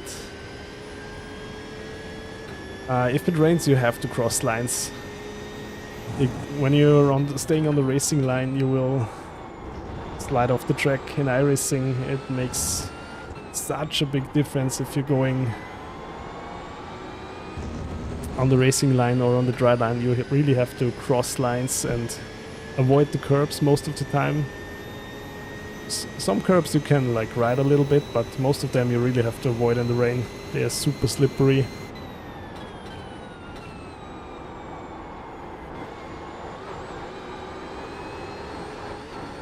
Oh, please let me stay on the throttle. Oh yeah.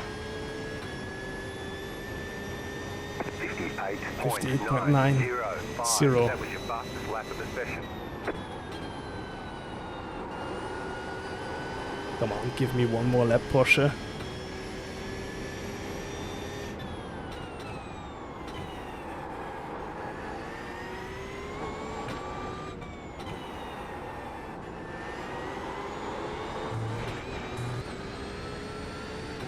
So you will be in around 2.5k to 3k splits.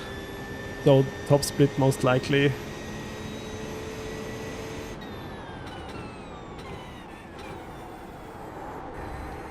Except there are so many people racing it now.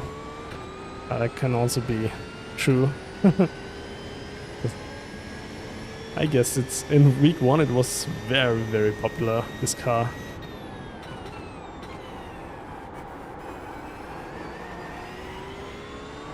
Yeah, we will see. I will also do some races, I think, on Wednesday morning.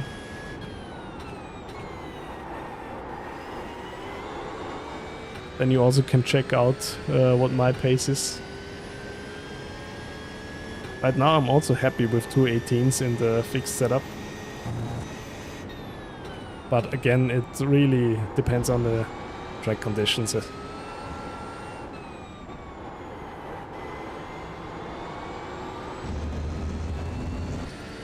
think I could lower the traction control even a little.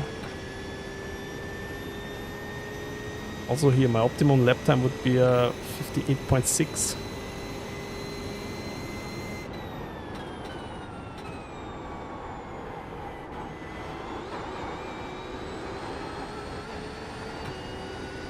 I'm gaining a little bit. Will it be enough? Exactly the same? 0.6. Are you thinking about doing Imola? No. Even though I really like Imola, I think I'll stay in IMSA for this season. Let's see. Let's see how the races go tomorrow.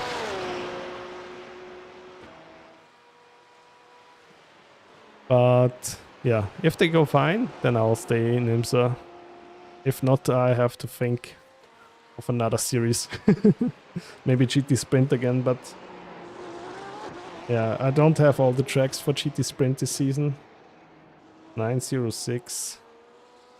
Handling, it gets a 5 out of 5 stars. Stability, it was quite stable, even in the first corner. I think I give it 4 out of 5 stars. Okay, let's try to refresh it again. Maybe it works now.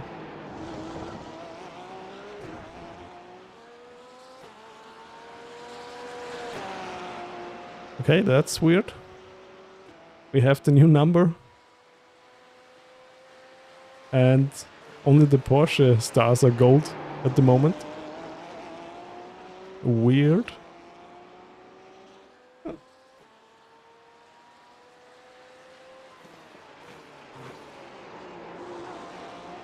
Alright, have a good time. Okay, next up we have the Lambo. Why is only the Porsche rating gold now?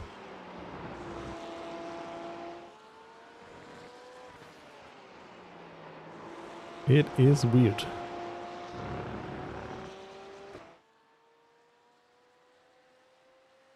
Yeah, but it should cache every time I...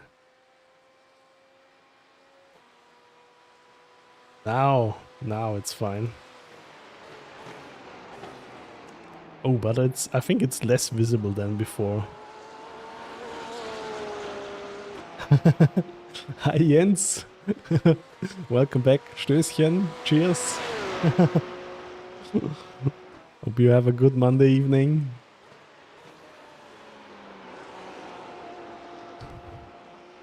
I think the gold stars are even less readable than the black ones. Do you agree? I think I'll change that back to What else would be a good color? Something dark and readable. Purple, yeah. Dark purple maybe. Let's try this.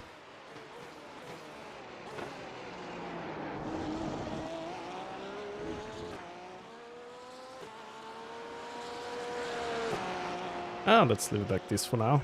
Okay, let's jump into the Lambo.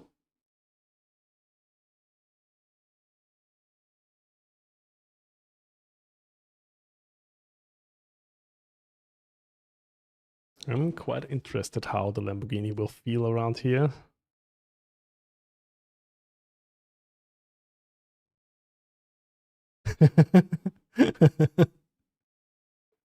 Okay.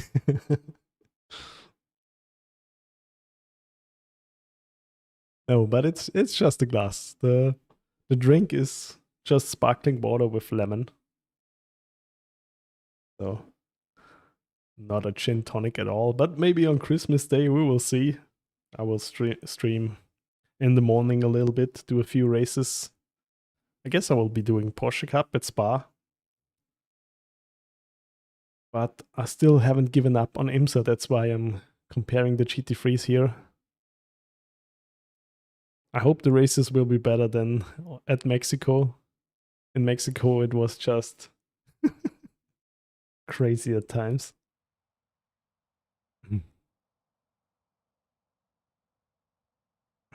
Where I was racing LMP2s. Sebring. Race setup, here we go. Let's see what we can do in the Lambo.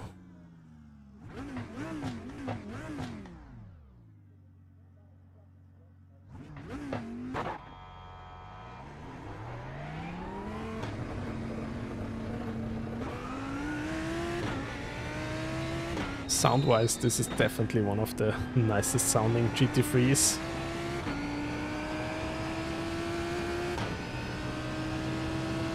The V10 of the Lambo is just unique. I haven't even checked if the new GT3 car from Lamborghini will get a V10.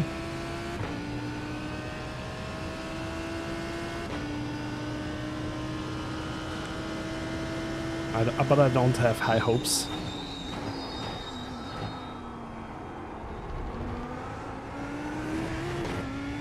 Okay, front end feel is not too bad. There is definitely a good feedback from the front wheels, even with cold tires. I use my own profile.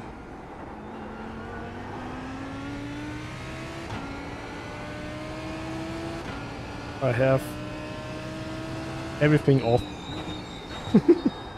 No, I have... No, yeah, I have everything off. I have the wheelbase strength at 100%, rotation at 900 degrees, and all the dampeners, friction and stuff, everything at 0.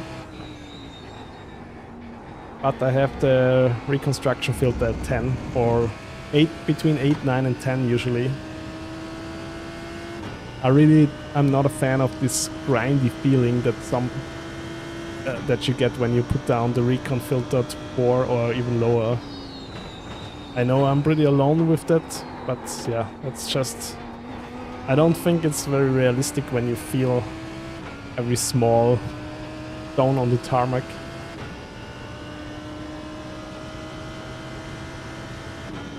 I don't like the grindy feel. And I also think with a high recon filter the iRacing still feels great.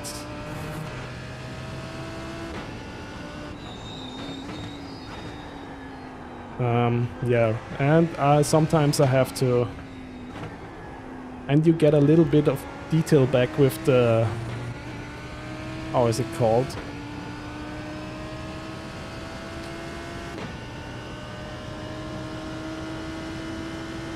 With the low latency setting, or how is it called? I have to look it up. But I always change it around a little bit. But my base setting is just all all filters on 0 and the base just at 100%.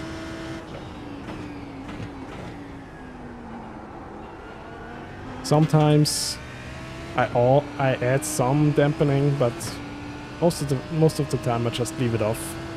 If you don't take your hands off the wheel, it's not a problem.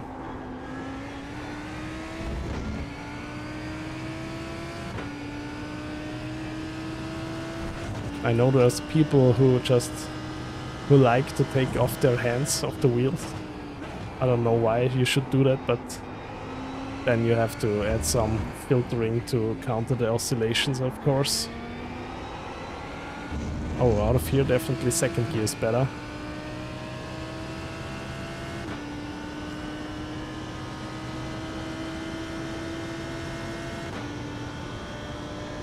But also the Lambo feels quite safe to drive at the moment.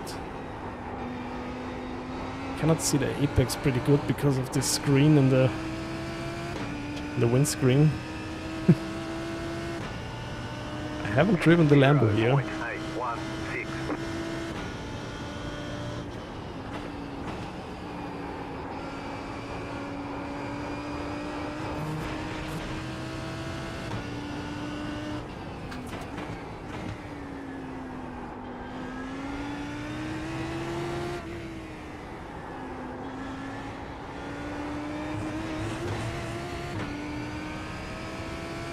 But yeah, everybody should dial in his force feedback as he likes.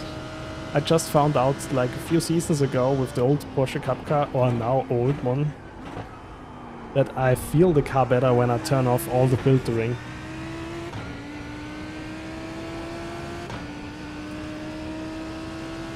Ah, you have reconstruction filter on 45. Yeah, I don't know, I cannot do that. I mean, it depends also on the car.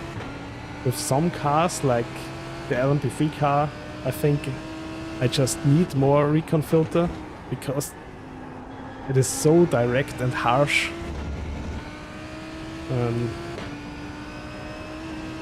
But yeah, for me, I like it more when it's not too grainy. So I always opt to put the recon filter a bit higher. Usually between, as said, 8 and 10.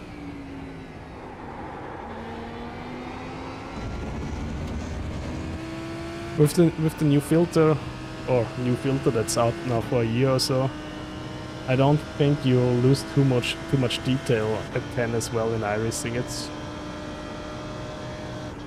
depends if you're using the 360 Hz force feedback or the 60 Hz one. With the 60 Hz one, I think you will definitely lose a lot of detail. 59.96. Just set your fastest lap of the session.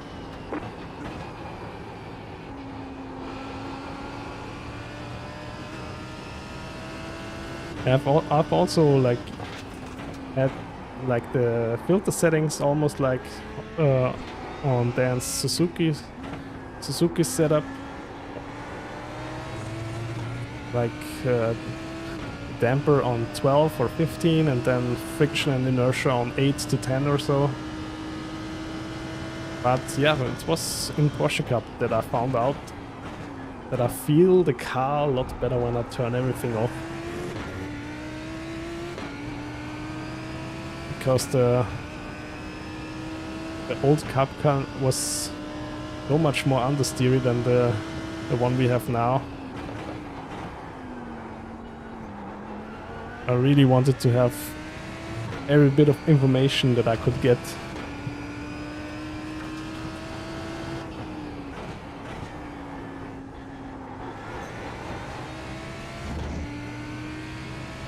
Okay. Ah, the last lap had a off track in it.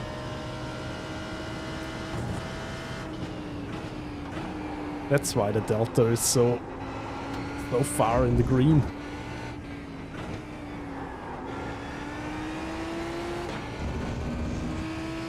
But so far, the Lambo feels very stable, very safe.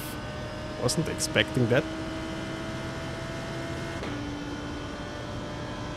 Also not so understeery as I expected it to be.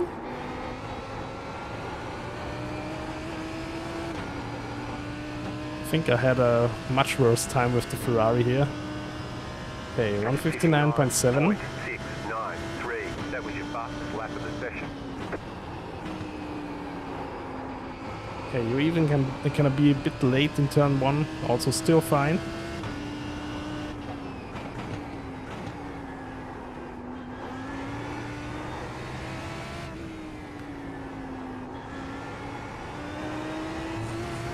Also, corner exits, throttle application, pretty easy in this setup.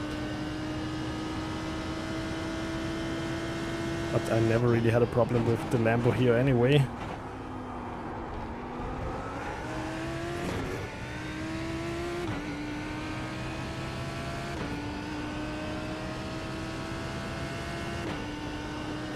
Oh my god! Thank you for the raid, Dario. Really appreciate that. I hope you had a good stream. Boop. Yeah, I'm comparing the GT3 cars and try to find out which one I should use. Welcome in everyone. Thank you for the raid again. Hello raiders. Thank you for tuning in.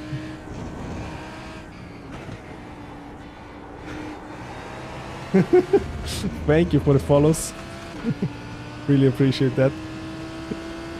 Yeah, right now I'm giving IMSA one more chance this week. Thank you for the follow. Bedrock Zoo as well.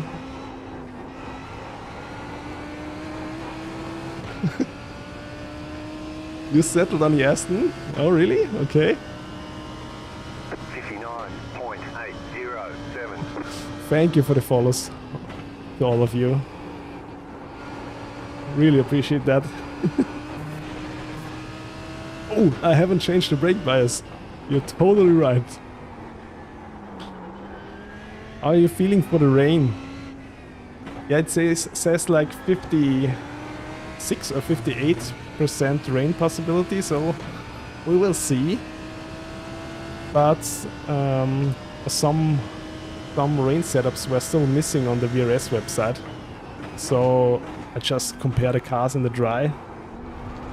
And for rain races I usually have a secret weapon, which is the Ferrari. Every rain race I did, I was super competitive in it. I don't know why.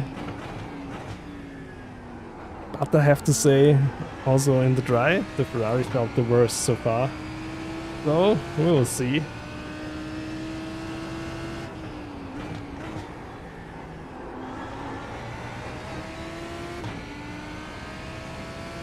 Yeah, to me, the dry setup from the Ferrari felt so understeery.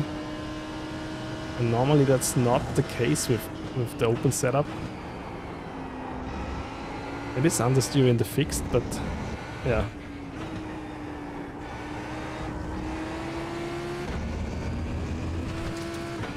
Yeah, I'm still looking to find some pace.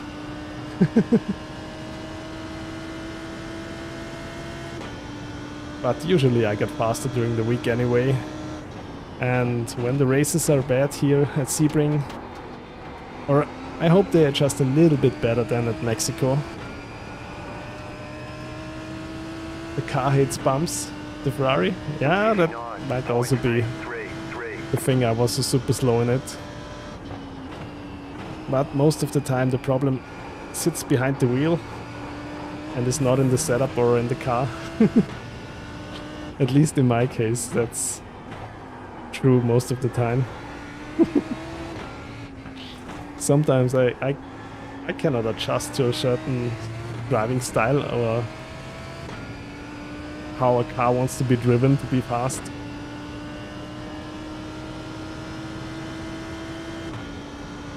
But sometimes also the opposite is true. When like a setup builder or when the driving style of the setup builder fits my setup, or my driving style, then it's super easy for me to get good pace.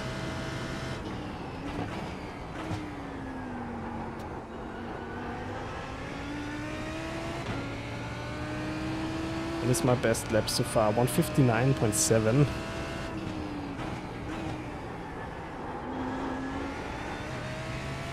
Hi Rosa, welcome back.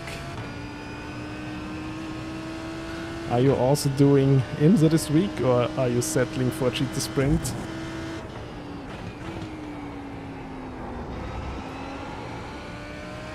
I figured I will give IMSA one more chance. I hope I don't have to race LMP2 cars here at Sebring. Adelaide in the GR86 is going to be a relief. I was also already thinking of doing that.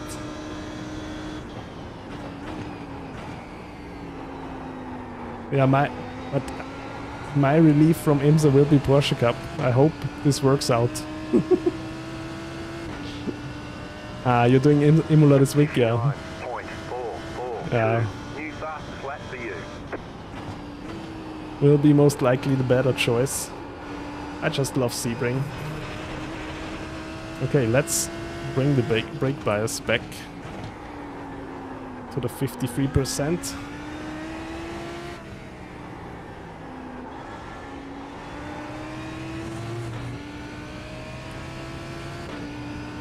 It was super fun, but the races will be pretty tough, I guess. But it's a new track for everyone, so...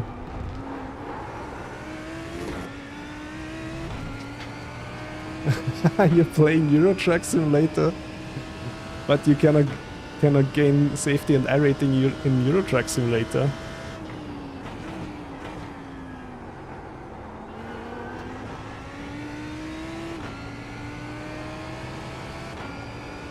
The rear is going to be very nervous in first and last corner. So far, I'm pretty surprised with the Lambo. It feels actually super safe to drive. I mean, for me it was never that scary. I don't own this car for so long yet, but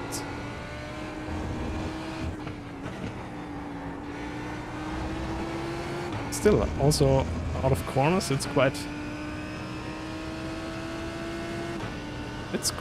easy to drive, because my Lambo is just made of paper.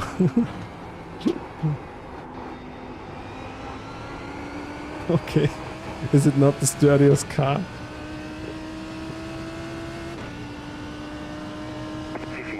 59.3. Still. It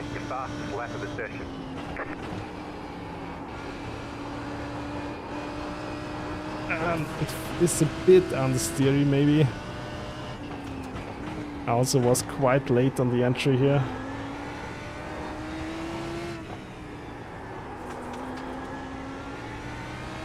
Here the rear went a bit loose, but still okay. Very easy to damage, yeah.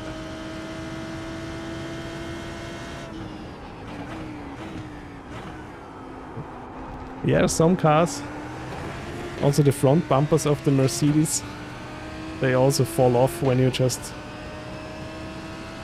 catch a slight wind or something.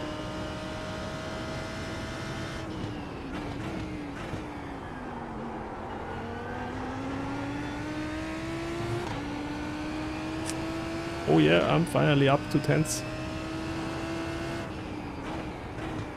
There we go.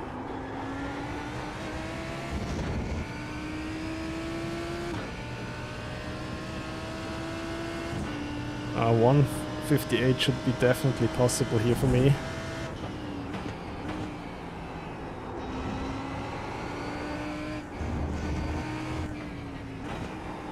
I don't know if second gear here is better or third. But on throttle, the Lambo has a bit of understeer. It's not too bad. Usually in the Corvette it's worse, but we will find out.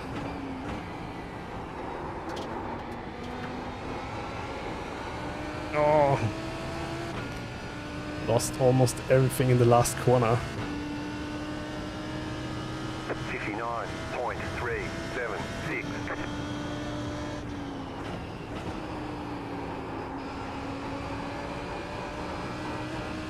Whew. The Porsche feels very good around here as well. I would say the Lambo feels a bit safer than the Porsche. But it also... Thank you for the follow, Rasputina. Thank you all again for the follows.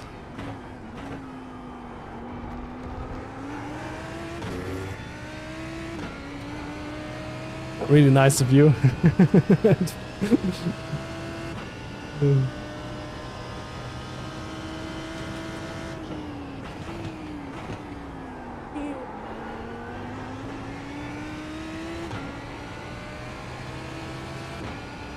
Yeah, so far, Emil, I'm still fast on the Porsche.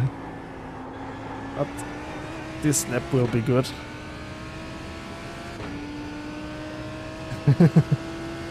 I'm half a second up. Yeah?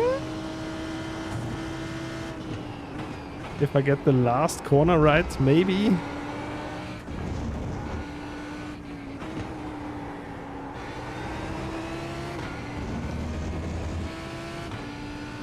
But also, fuel tank is quite empty already.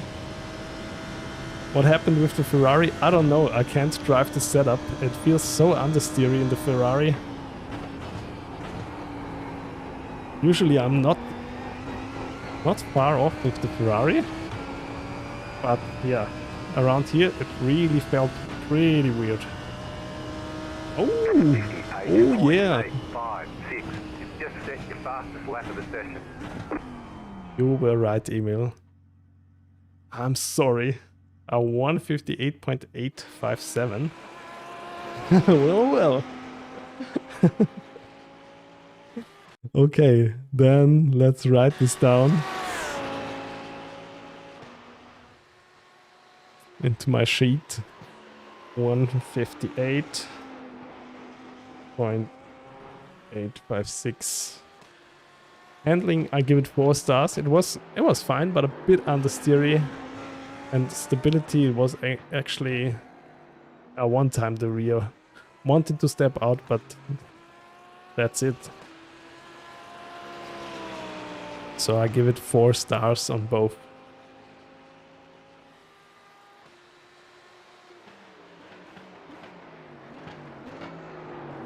Okay. Next up we have the McLaren already. Why has the Beamer no stability? Here we go. The Beamer was super stable. No, it was a bit stepping out in the rear. Here we go. It's open setup. I run setup for these. Yeah. I'm using Go setups right now. I still have a subscription for VRS as well. So when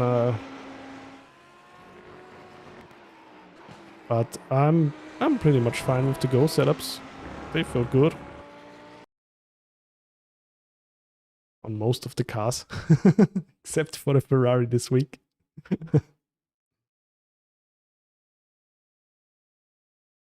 Okay, let's jump into the McLaren.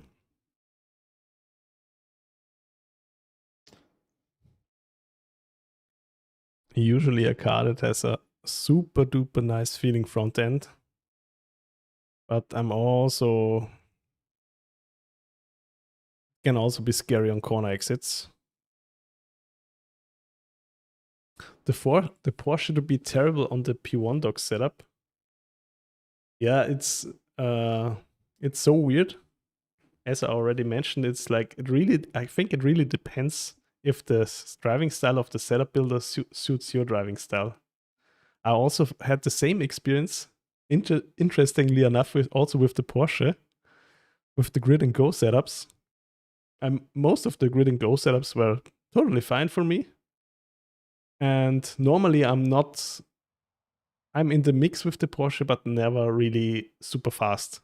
And with grid and go, the Porsche was like, at every track I threw at it, was like at least 2 or 3 tenths faster than all of the other cars. This setup just fitted me so perfectly. And yeah, but all the others, yeah, they were okay. Not bad at all. I mean, of course, I'm right now at about 4.2k iRating, and I still think I can improve much more on my driving to gain pace than with a setup. Of course, that's different when you're someone like Dario, who's really fast. Then you really feel every change in the setup. Yeah, that's also true. Some tracks fit certain cars just more than others. I mean, that's also not a bad thing. It's also like this in real life, so.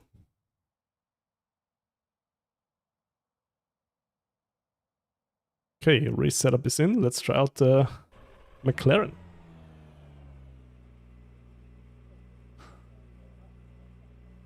The Corvette is also nice around here. Yeah?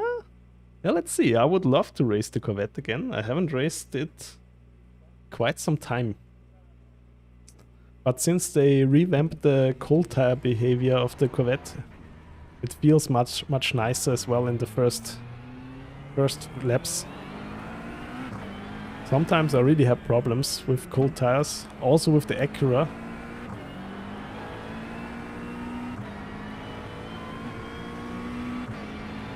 Oh, that's interesting. Yeah, I also see me mostly racing front-engine GT3s. Oh! I wasn't watching out.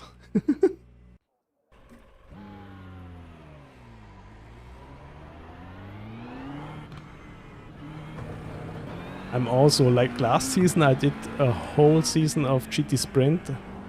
And almost every time I raced the Merc or the Mustang.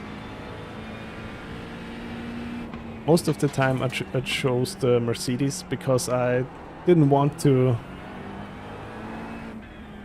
like race the meta car. Because sometimes there were like 22 Ford Mustangs in a split, and then one Porsche, one Corvette, and me in the Mercedes.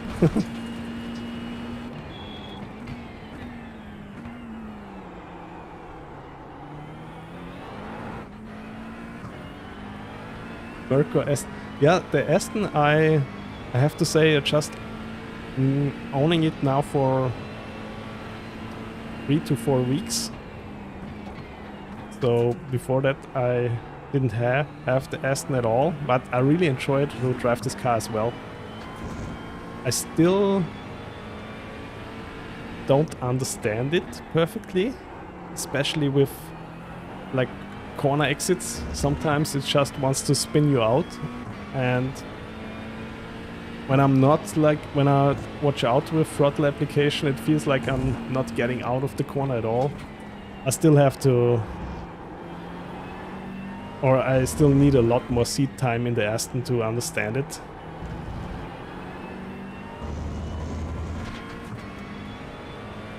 You're always in the Aston or the Lambo.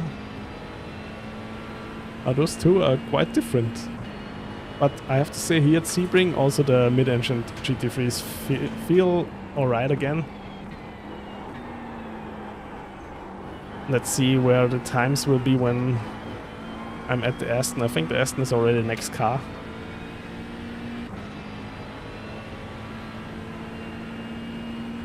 I also have to say, I always see at least some people racing the McLaren. That's also quite a good sign for a good feeling car.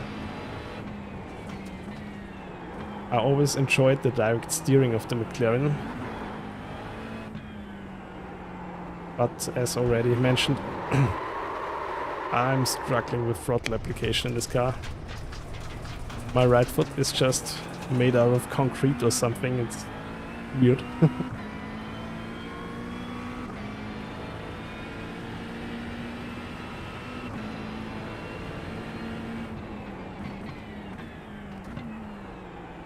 But here also the front end, it feels good also with cold tires. You know what the tires are doing. Of course, it's still a bit understeery until the tires have warmed up. But other than that,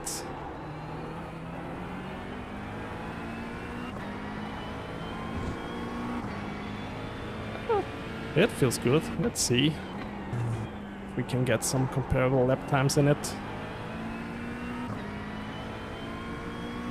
Traction control is at 4 right now, and it feels pretty okay-ish.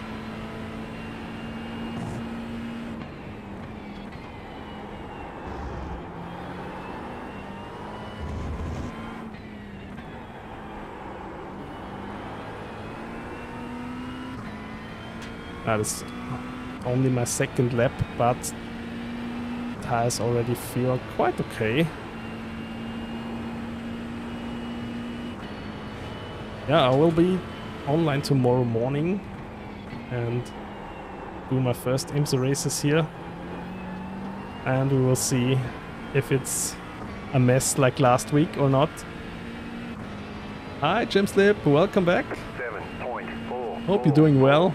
Yes, finally I put in the effort and made a new sheet that not gives you instantly eye cancer. But it still has its flaws. I have to work that out. Oh, still understeery here. Yeah, maybe we'll see each other tomorrow. If you're also doing IMSA. Suzuka? Ah, is it in the regional series? I've done so many Suzuka races last season.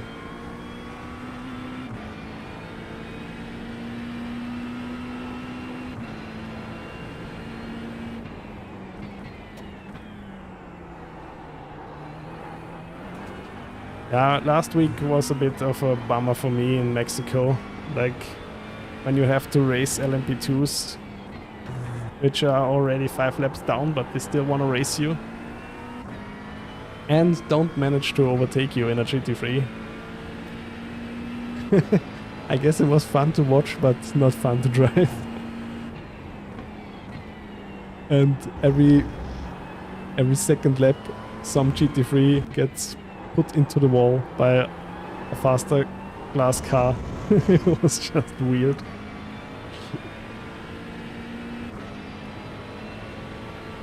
I want to ask a question. If I buy a GT3 car in iRacing, and this will be my first GT3. Ooh, which GT3 car I should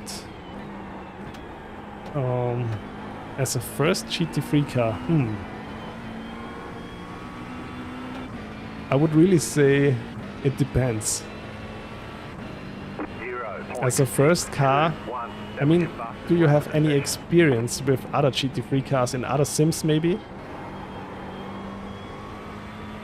Because you can compare the cars or the feeling of the cars in at least some other sims.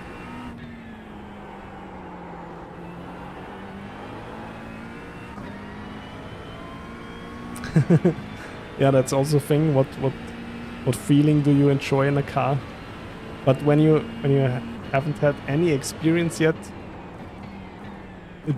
I think it will be best that you just make your list of the GT3 cars in iRacing, and then when demo drive is available, it's usually every 1 or 2 weeks when iRacing has a patch and you have free time. Now in the holidays, should be more likely that you have time, then you can try them out for free. And that's what I would do. Just test out in demo drive and then make a decision. Ferrari is a good starter car, yeah, but Yeah, it really depends. Sometimes the Ferrari feels quite understeery when you're not into understeery cars, at least with the fixed setup. The Mercedes is also quite nice. It has a lot of torque.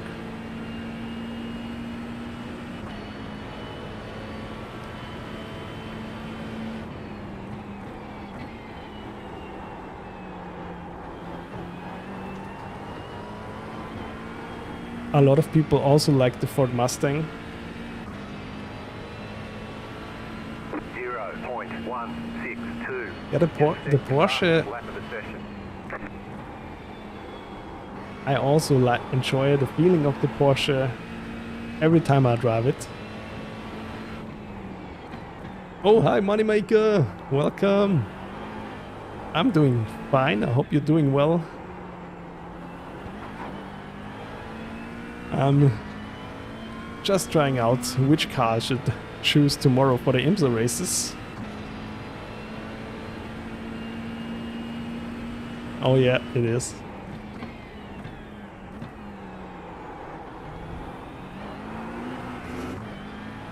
Here the rear is a bit loose on exit.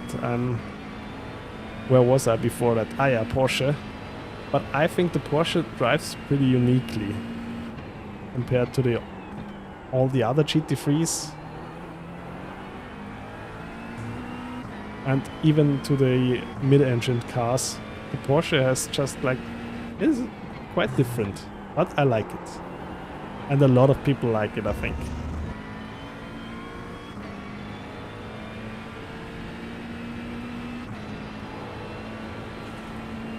Lambos just learn not to die. It really depends on the setup. Here it felt pretty safe.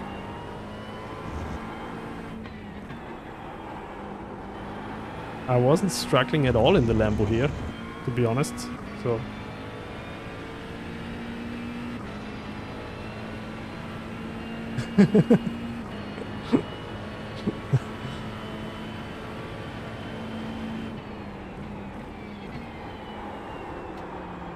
the car chooses the driver, not the other way around.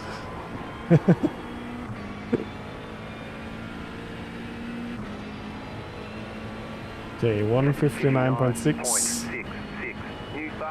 Now let's shave off another 7/10 and then... Ooh, but turn 1, the McLaren feels pretty nice here. Not bad at all, and missed braking point for this corner. Yeah, the rear starts to slide a bit. Already have to watch my throttle application.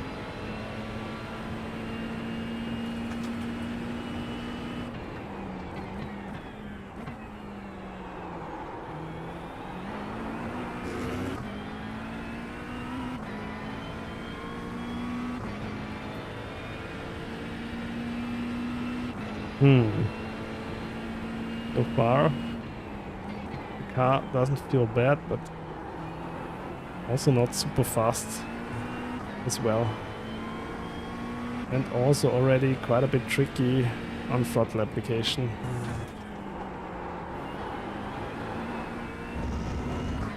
Yeah, it's still manageable. Let's see. Most of the time it fights. Yeah, it's a bull. You have to fight it. Yeah, maybe that's why I feel so comfortable in the Lambo, because I don't push it enough. Ah, now the rears get a bit smeary.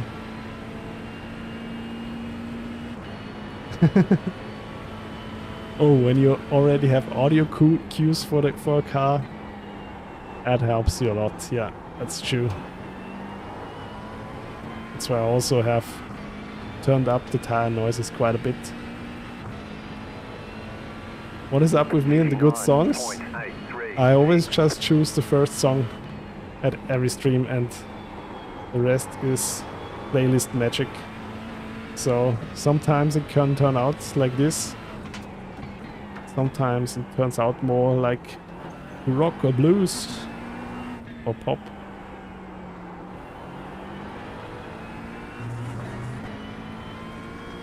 Okay, this corner, or this first sector felt pretty good.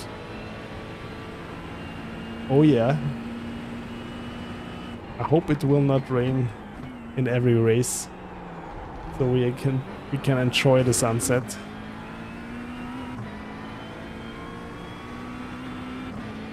Old Forza Horizon feels. I've never tried Forza Horizon, to be honest. I have the OG Forza Motorsport for the first Xbox.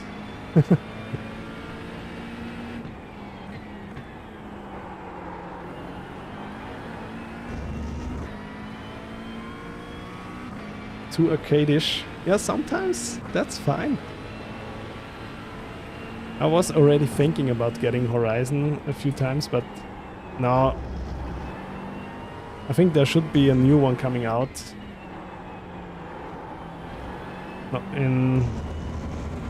within a year or so. Forza Horizon 1.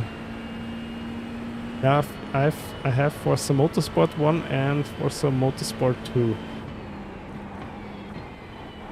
But I think 2 was already for the Xbox 360.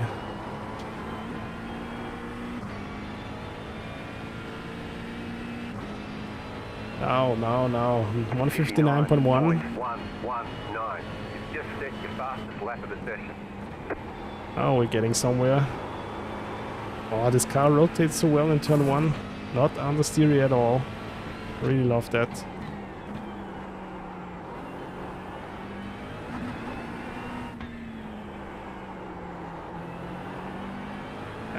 Couldn't reach the apex there. Motorsport 3 and 4 are got here the games. Yeah, then I already... Yeah, they really messed up the last one. Or is it so bad now? Maybe they patched it already. But yeah, that's the thing, even though you fix your game, the hype and the interest of people will be gone by then. I think that will be the same with Project Motor Racing. Everybody played it for a week, and now maybe they're improving the game, I'm sure of that, but nobody is interested anymore. The hype is just gone and people were disappointed. So was I.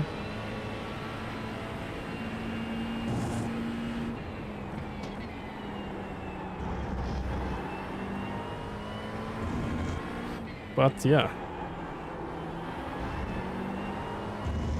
maybe I'm still looking out for a second racing sim on the side of iRacing. Third gear in that sector, or which one?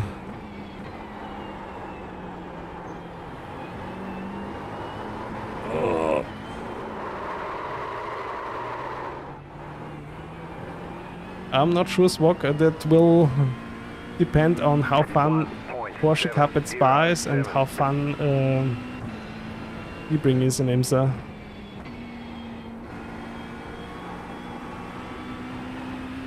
There's always Le Mans Ultimate, yeah. But yeah, I mean Le Mans Ultimate is fine, but to me it doesn't have the variety it should have. I really would love to have a second sim that is more like Automobilista 2, where you can drive pretty much anything, because it will be much likely be a more single player focused game or experience. For my online racing, I have iRacing anyway. Pickup fixed has rain, yeah, I read that already. That will be fun. Oh, you have a work week meeting right now. Yeah, you will see the lap times and the stars rating in the end.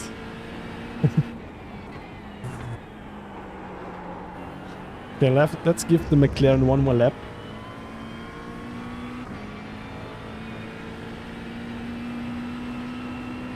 Yeah, race room is also nice, that's true. And they are making quite a A lot of things they are doing right in the last few months. Like the new daily races and stuff they brought in, that's quite nice. And of course the classic DTM content or the touring cars, they feel good. They are fun to drive. And that's the thing that, like, what developers of Project Motor Racing forgot, that for a lot of people, I mean, also the sound and the graphics have to fit, but for me, the feeling of the car is the most important thing.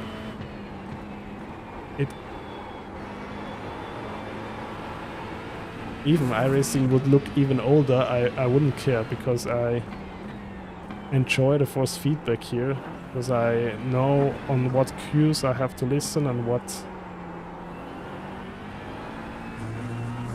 the car is doing, basically.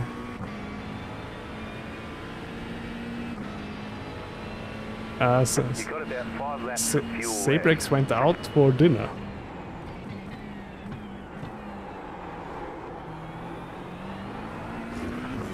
So he has a good time eating. I'm still here trying to get a 158 out of the McLaren.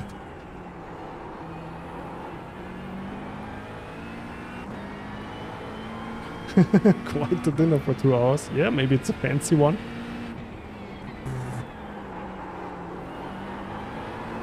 Oh. Yeah, for me the rear end of the McLaren is just a bit too sketchy to drive it fast.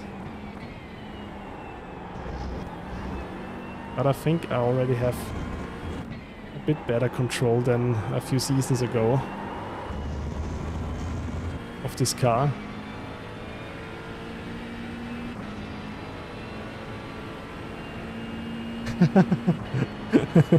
No, I don't think so.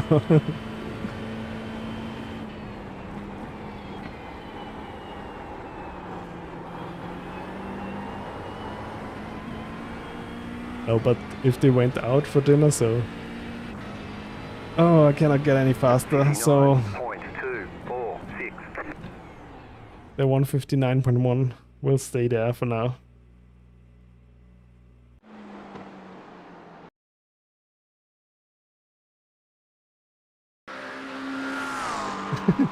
Got a new shower shell, what? Okay, what was it again? It was a 159.119.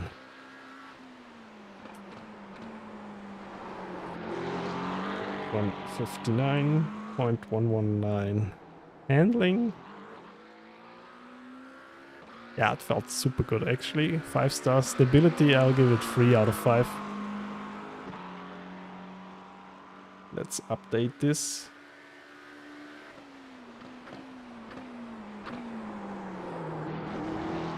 Okay, and then we will go on with the Aston, but I'll take a short toilet break and then I will be right back.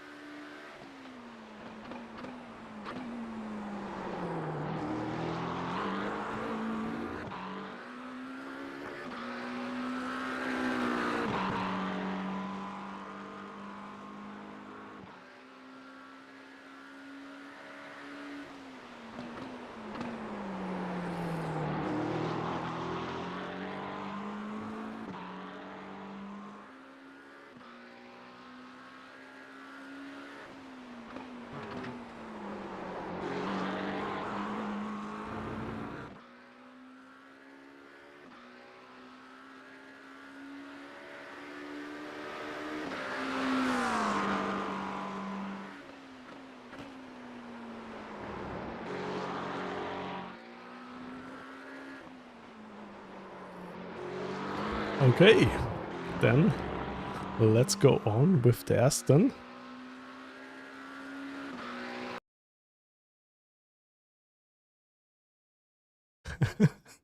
Where is this playlist taking us today?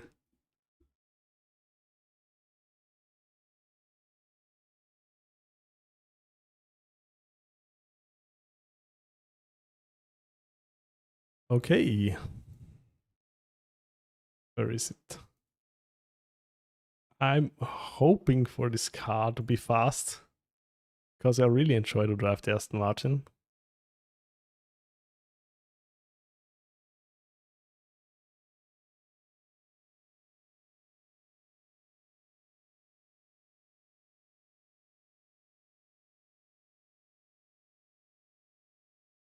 Also have to switch out my gloves every car so they can dry up a little bit. I have a set of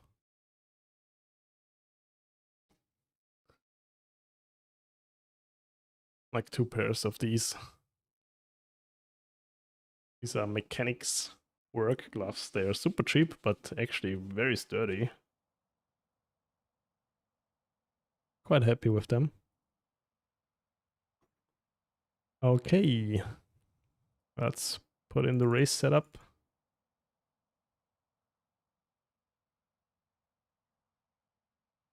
See what we can do in the Aston. I like the shifting sound of this car so much.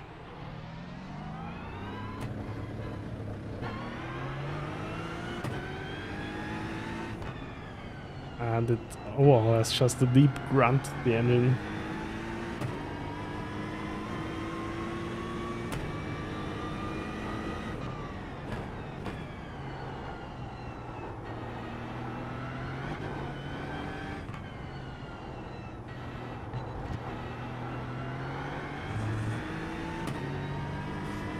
Okay, ABS is on 4, traction control on 5 with this setup. So far, first few corners, front end feel is very nice. And also the car doesn't give me any trouble powering out of the corner. Still quite nice. Oh, okay. I wanted a bit too much. I could save it still.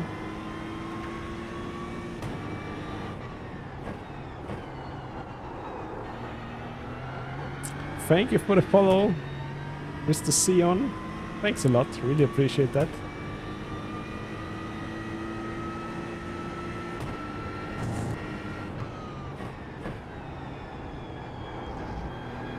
Okay, front end feel is very nice, even with cold tires. I'm feeling exactly what the front tires are doing here. So I hope that gets even better with warm tires. You need a rating for sound.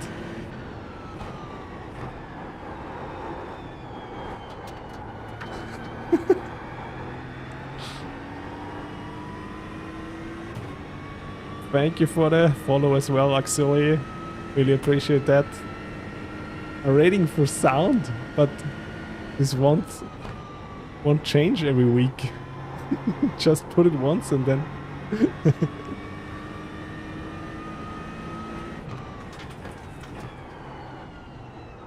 But if you demand it, I can put it in.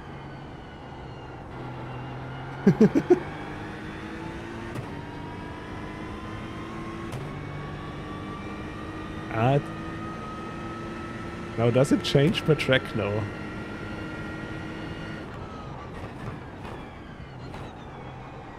But we could, yeah, we could rate it like for gearbox whine, shift sound, engine sound. a 3-star handling with a 5-star sound. Yeah.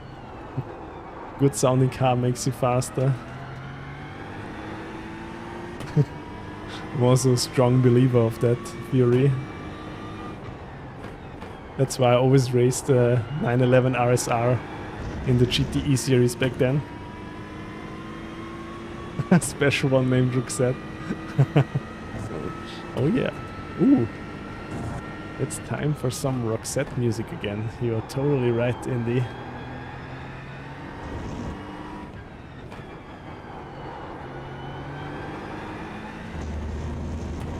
Yeah, let's see where we'll be pace-wise. Driving-wise, it feels way too safe right now for me. Quite easy in the Aston. That's not a good sign usually for good lap times.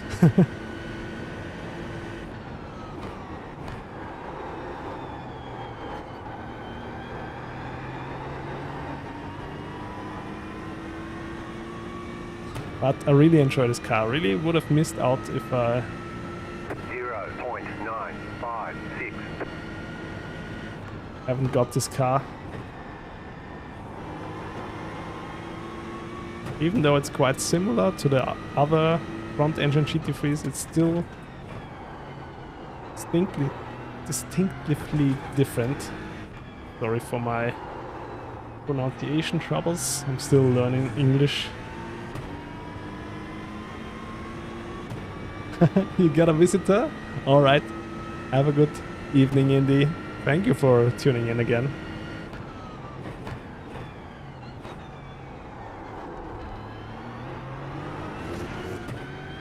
Minute 9. That's not very fast.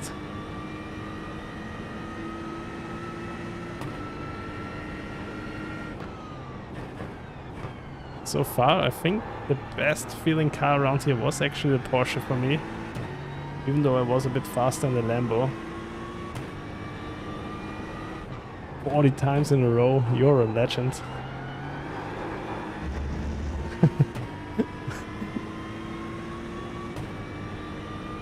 Do you see that if who has the high score? It has to be you, right?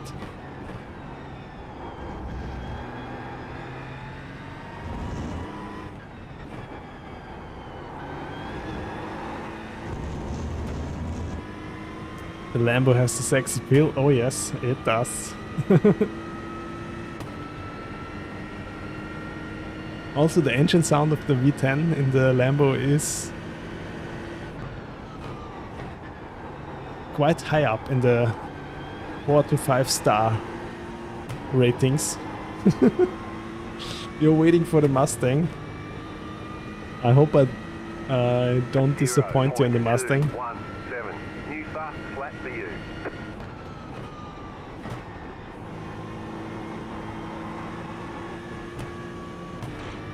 Usually I feel good in the Mustang, but it's never my alien pace car.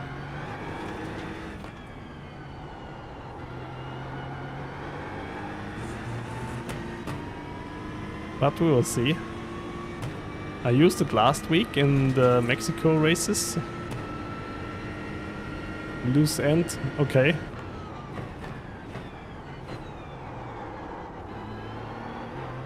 We will see how the Mustang behaves with the Go setup.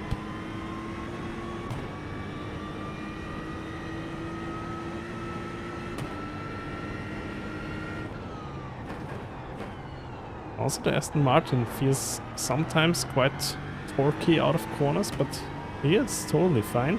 I haven't changed a thing in the traction control.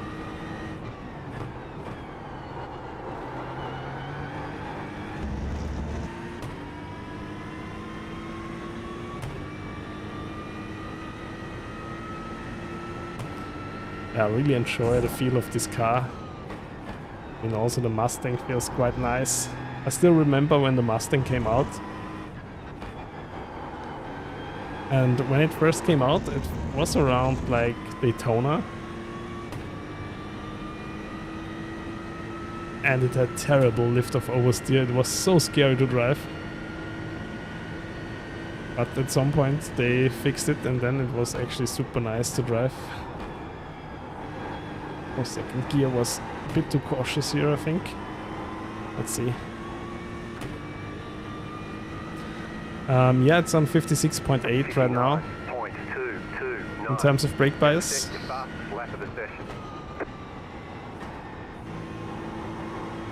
Oh, also the Aston rotates pretty nice around turn 1.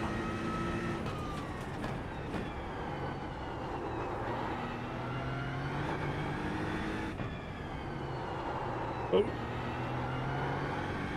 Oh. Small slide, instantly lost all the gained lap time. You're on 57 here in the Aston. So is this your fastest car so far? Lambo is way better. But you were slower in the Lambo, right?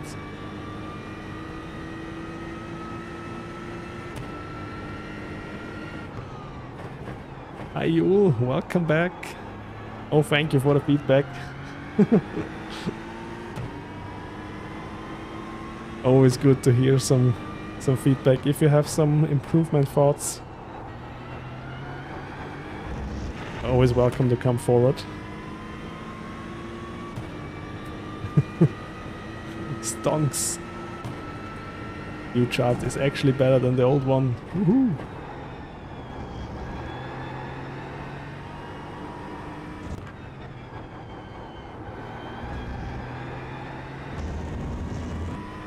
Quick wet comparison as well. Ooh, let's see. If there's still time, I will try.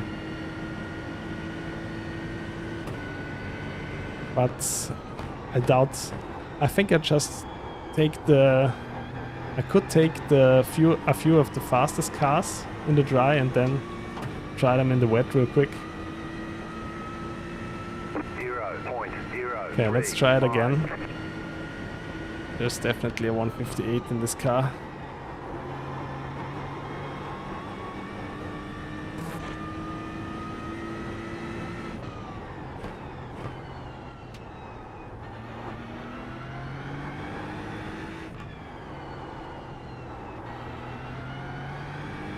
I'm losing so much time out of this corner, it's weird. Let's lower the traction control to 3. Ordered by lap time. Yeah, that's true. But I think, I'm not sure if it's possible automatically with Google Sheets. I have to ask ChatGPT that. Yeah, it's still a bit of a thing, like I also have to refresh the browser source every time.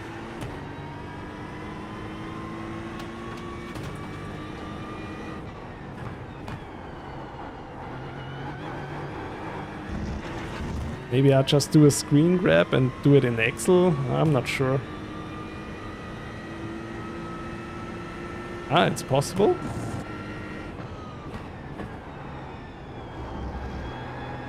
I don't know. Maybe in Excel I think I could do it, but in Google Sheets it's always everything is a little different in Google Sheets. I actually don't like that too much.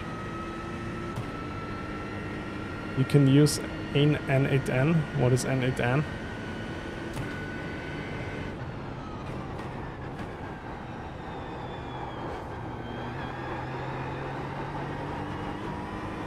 Come on, Aston Martin. 59.717.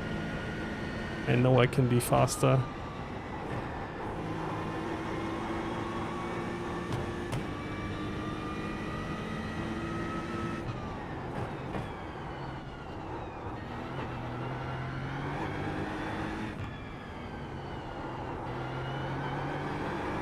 No. Okay. That's fine.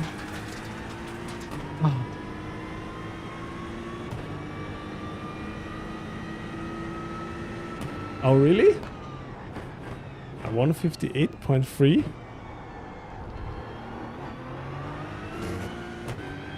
In the Lambo, just before you did the 158.8, why did you take the slower time? Oh, okay, I'm sorry.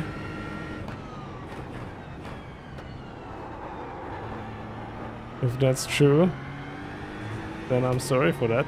What, really? So much faster? then the car choice is already clear.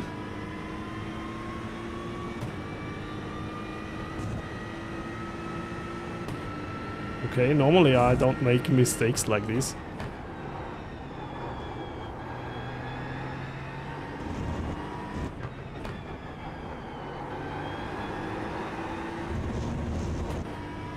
I will check it.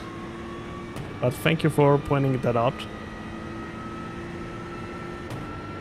7th lap in the Aston, and I'm still not sure what can I gain in this car.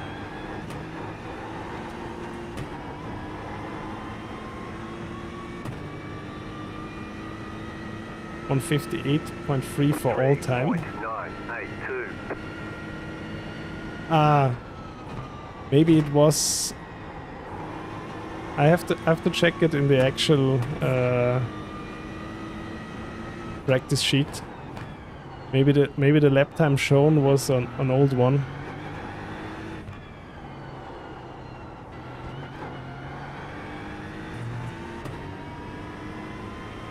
115. Oh, thank you for. Okay, thank you for looking that up. It was a 159 anyway.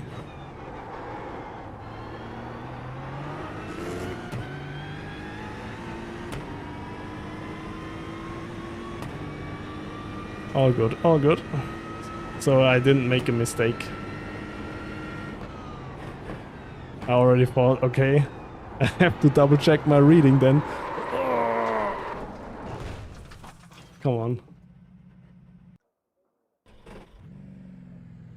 Let's give it a few more laps.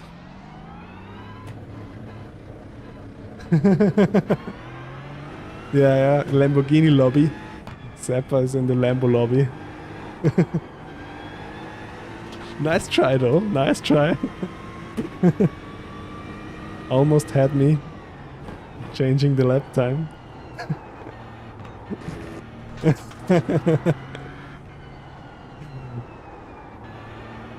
No, now your bluff is already... Your cover is already blown, Emil.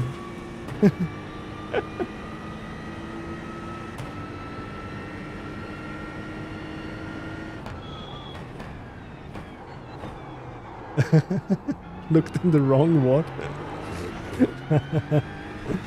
Oh no, too late for that now. But Zappa almost had me there.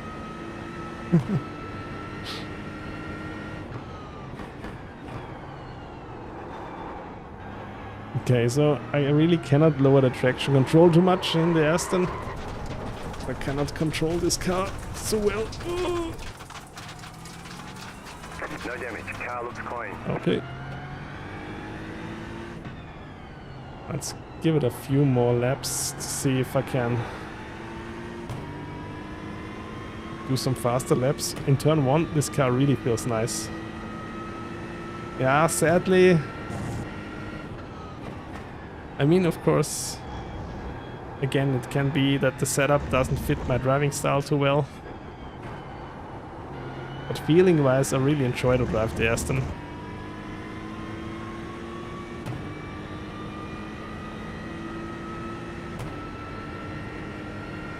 Yeah, it's decent. Totally, it depends on your track conditions and the setup, as always. And it's also not feeling bad, man. I mean, it was at 159.2. I still think I can be faster if I'm not messing up, finally. Okay, tires are still too cold to get around there.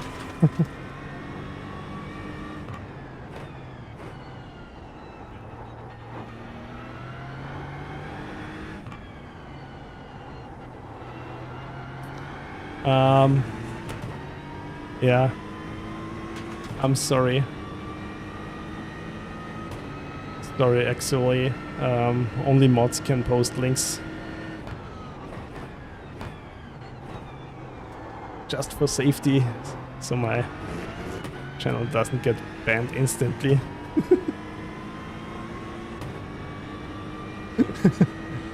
Yeah, maybe it isn't slow. I still have to get a good lap in it. I always had laps where I messed up some things. Third gear is not the thing.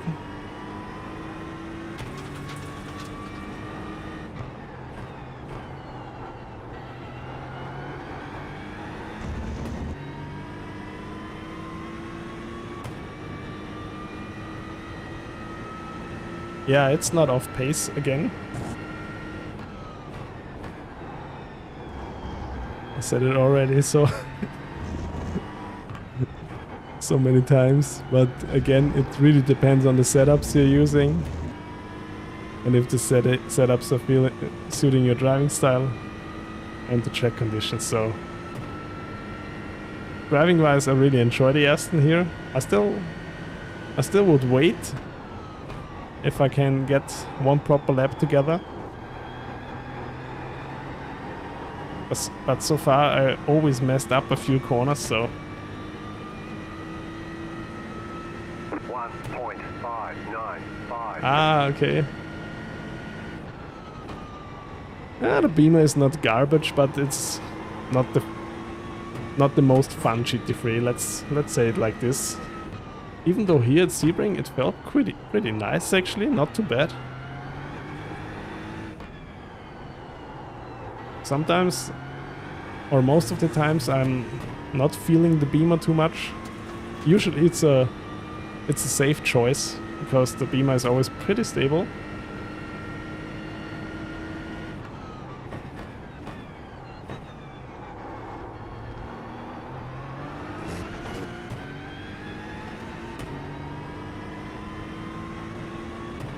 But interesting, yeah, I also have the old Audi.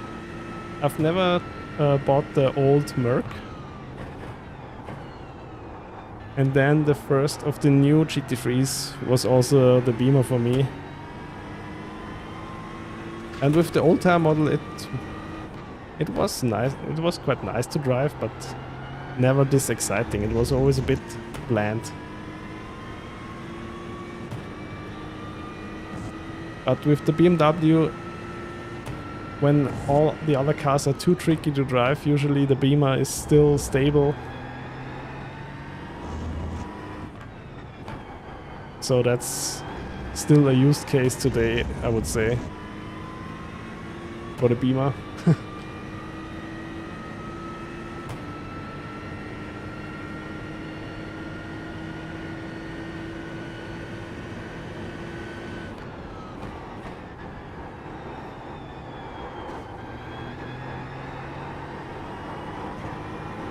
Okay, let's focus up for a good lap. 59.923.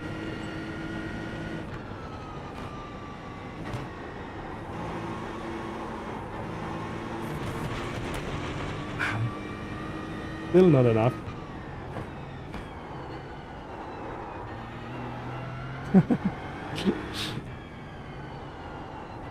Hi Corey! Welcome back.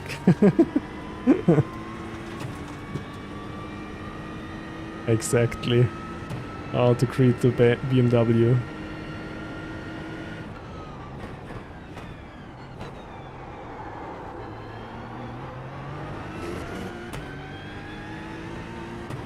I think also the traction control takes away quite a bit of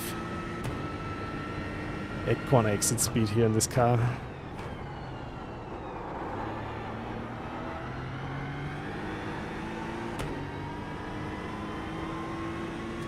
.159.0 would be my optimum lap time.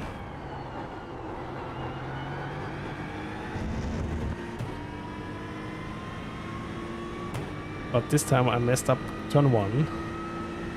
Oh, let's try it again.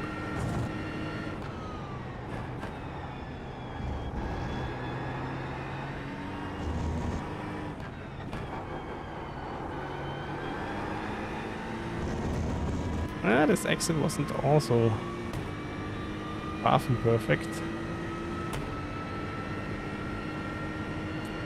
Aston is very bad on the exits. Okay, so my gut feeling is right. but I'm slow out of corners with this car.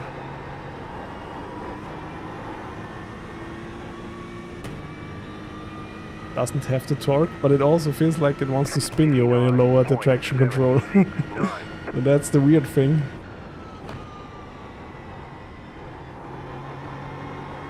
Okay, better turn one. No, try to don't mess it up. And I messed it up. One corner later. Oh, now the rear wants to step out. Come on, Mr. Aston. I give you one more lap.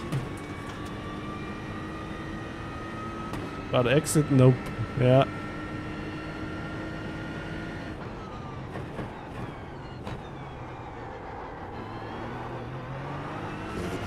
Yeah, the turn-in is really nice, even though the brake bar is really far forward, it's still fine. That's true.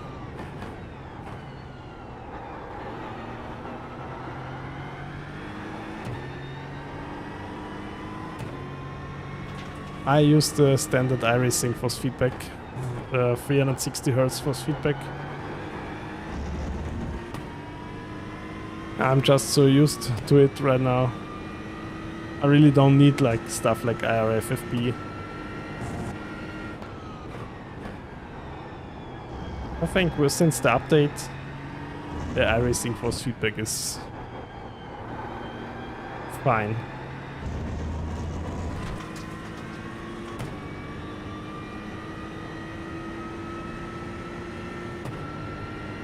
Yeah. Also, yeah, as you see, some people still using the 60 Hz force feedback. That's also fine.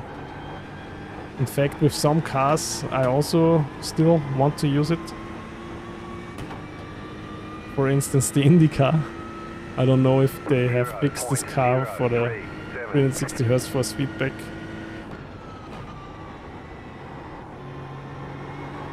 Oh, this felt good, this felt good.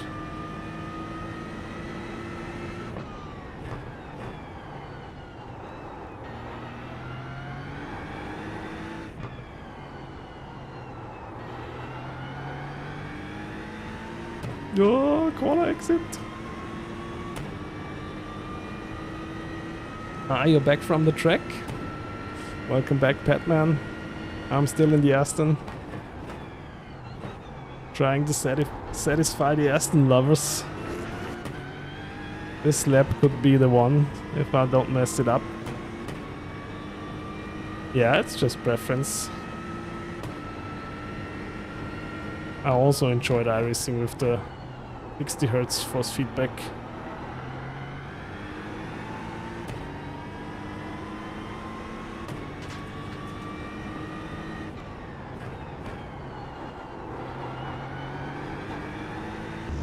Yeah, and maybe if there's still time, I also will compare the best three cars in the rain. Because there's over 50% chance of rain, so maybe.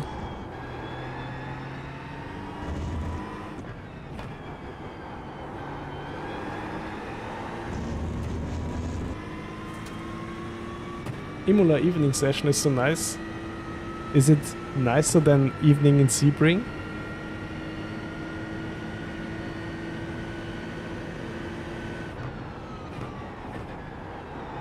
But I guess it's pretty much the same.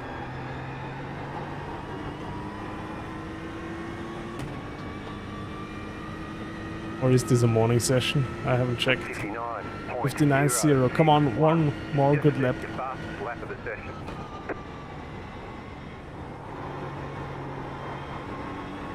Oh no. No, the fixed will be always dry. And in the open setup race there's a 56% chance of rain.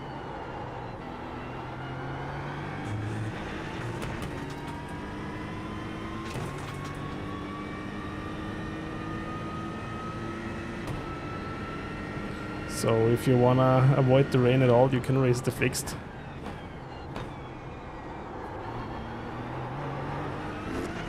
But I don't mind racing in the rain. I've never done an IMSA race in the rain, so maybe that's also quite scary with the faster LMP2s and the GTPs.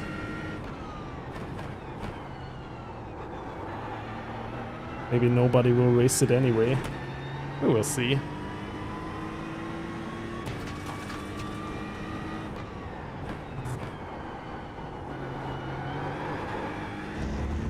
Oh. The 6-hour race has rain or no? Ooh, I haven't checked that.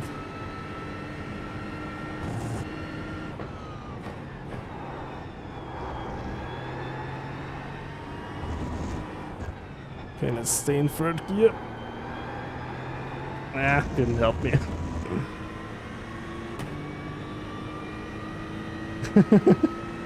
Oh no, those 2K LMP drivers will race it, hopefully not. I don't want to race the LMP2 again. With my GT3. Experience was already enough last week. And I was stupid enough to do this race twice.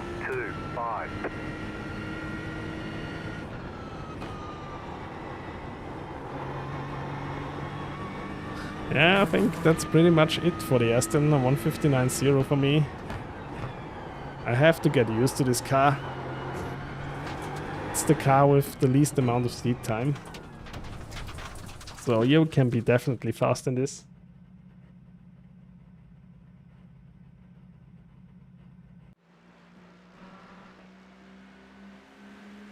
But where is it? 159.061. That's not too bad. Not too bad for me.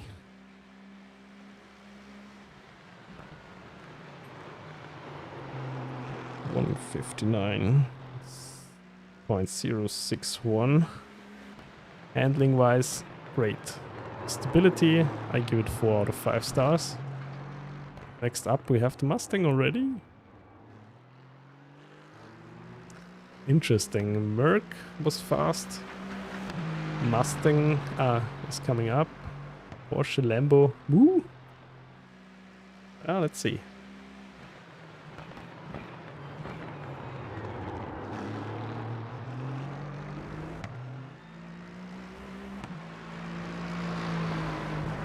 Let's go to the Mustang then.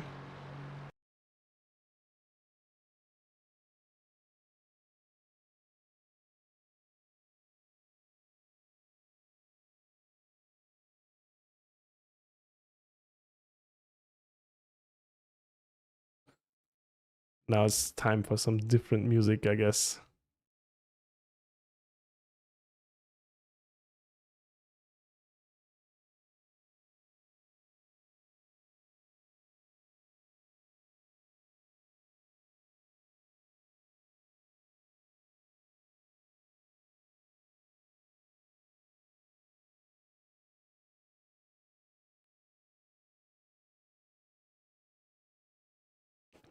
Thank you for the follow. Really appreciate that. You need to put country for the Ford? What do you mean?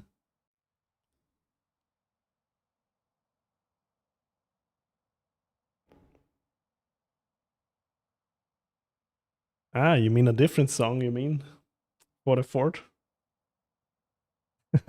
Oh yeah, that's a good idea.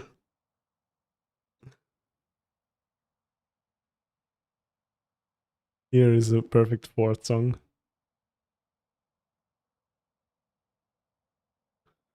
Sebring. Race setup, here we go. Yeah. You were right. The Mustang doesn't fly with Roxette, as it flies with the boss.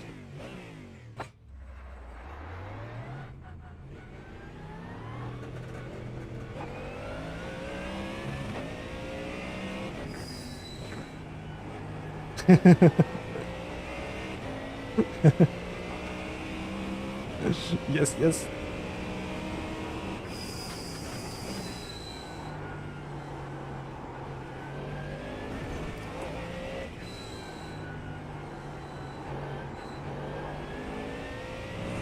Let's see how the Ford is around here.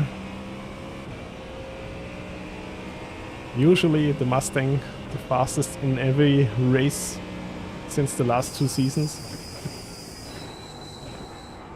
Pretty much since the new tire model is around.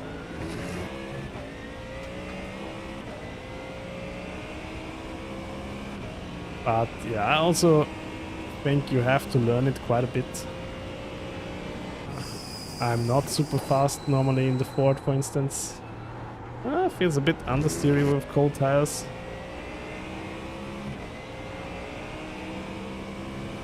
Bit more understeery than the Aston in the beginning. I guess that will change when the tires warm up.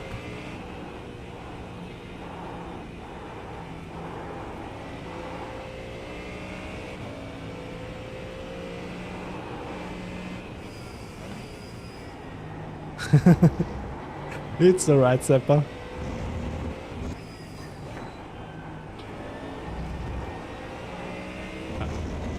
I already figured out that you're in the Lamborghini mafia and wanted to fool me.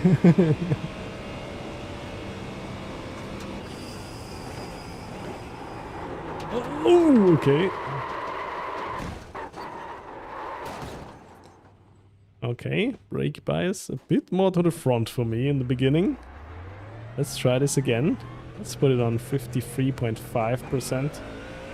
Usually should do it with cold tires. Ooh, I was not prepared for that. You have your fastest times in the Lambo here.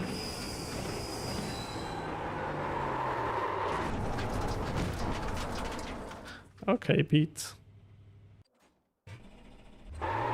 Third time's the charm.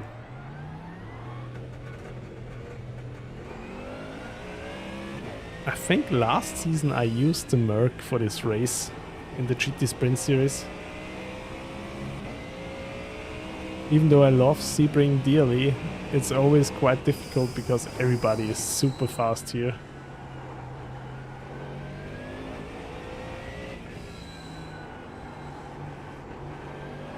And I guess this will be also true for Spa in Porsche Cup.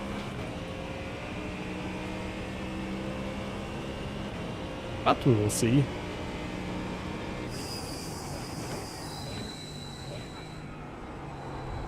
Good Porsche Cup Christmas race where everybody's watching out for each other and no one crashes. That's my wish for Christmas.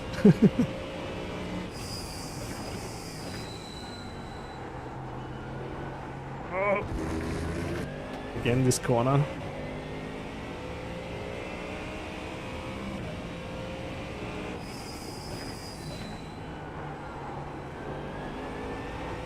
There we go.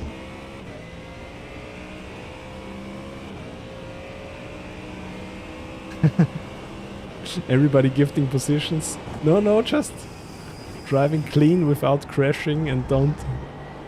no weird dive bombs. I would be already happy with that. But I guess I will be the one who's giving out the presents again. Here, have some iRating. Here, have some safety rating. All good. Doing this for fun.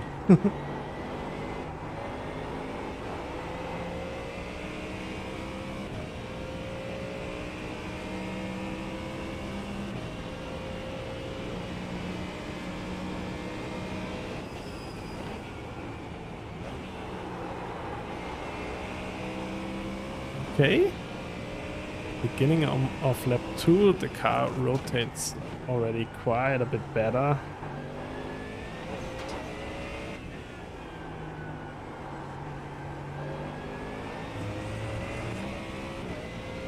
Yeah, I also enjoy clean racing way more.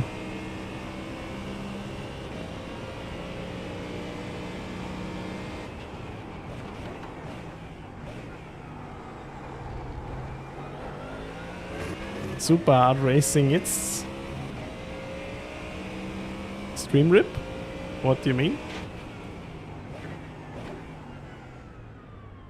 Is the image gone? What?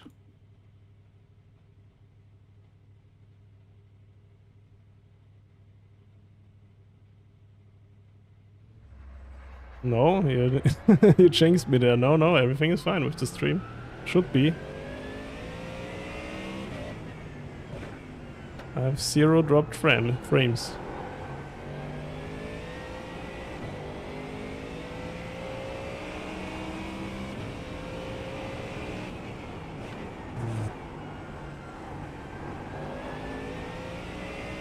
Ah, okay. Had an offline message. Interesting.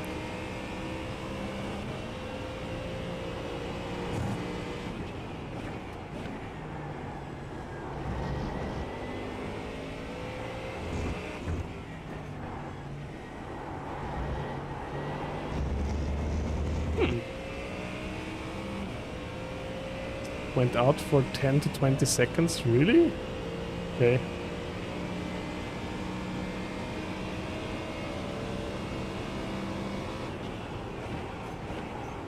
I'll take a look into that. But thank you for pointing it out. OBS says it's still fine, so we will see. 20.3.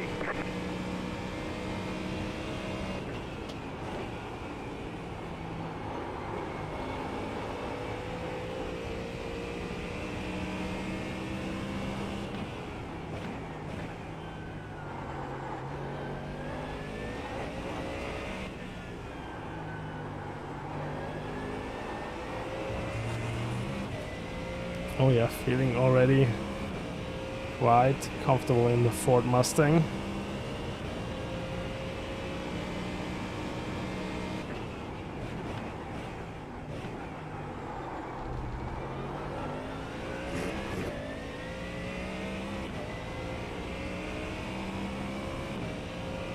Let's see, maybe this will be the car for me, but I'm always struggling with this kind of rain.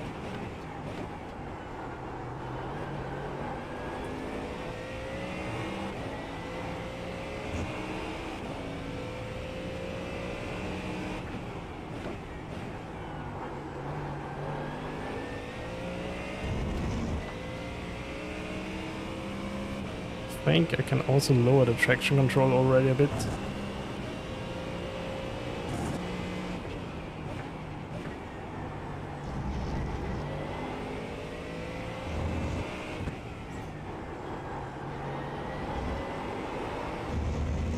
Oh wow, this car has traction around the corner.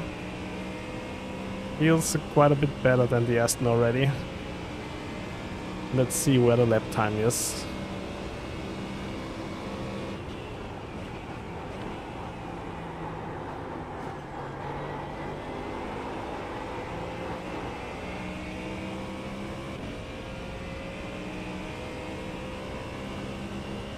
Okay. This early in the stint. 59.3 already. 59.5.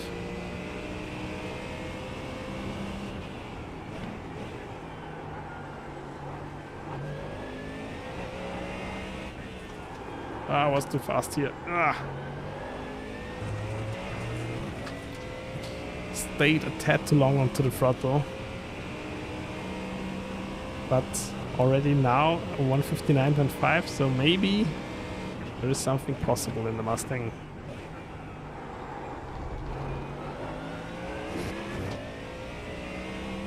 Car feels great. As always, or on most of the tracks, this car feels super nice.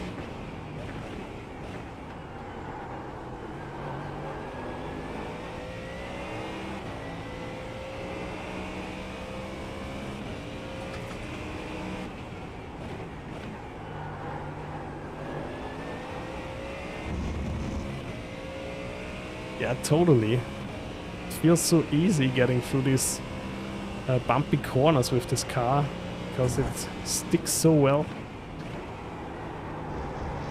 Also here. Okay, this I messed up myself, but still, Now let's see. Maybe this car can rival the Lambo's throne.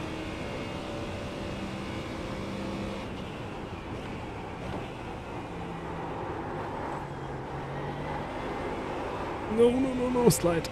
Ooh, that was close. Maybe I increased the traction control again. 59.565.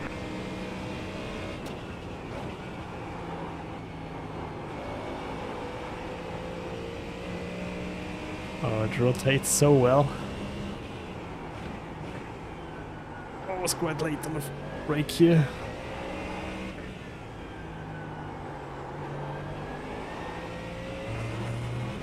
Okay. This time I managed this first sector a bit better.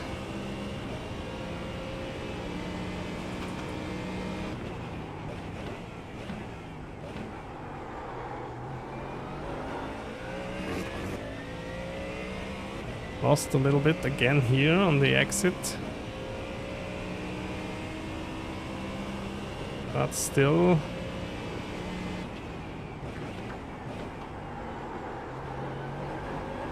No! Ah, come on, Pete, focus up.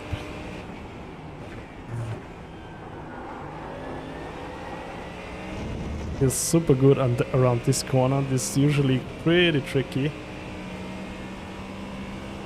I'm just overdriving it a little bit right now.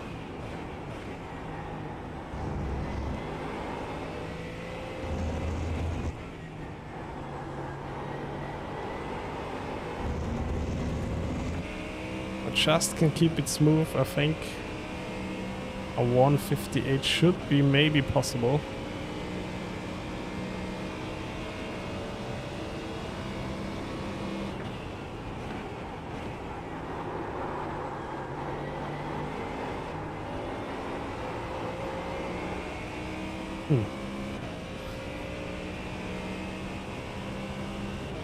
Okay. 59.507. That was your fastest lap of the session.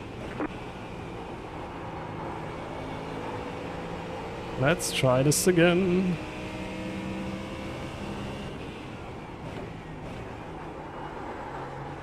Let's actually try to brake a bit earlier.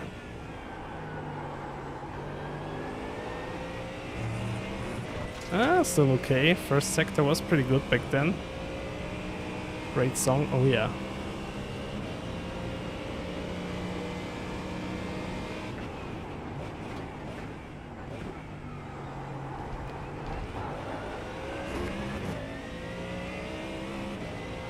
Ah, also this exit was okay.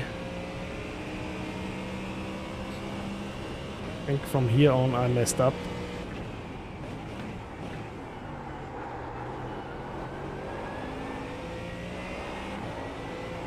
Ah, there it was.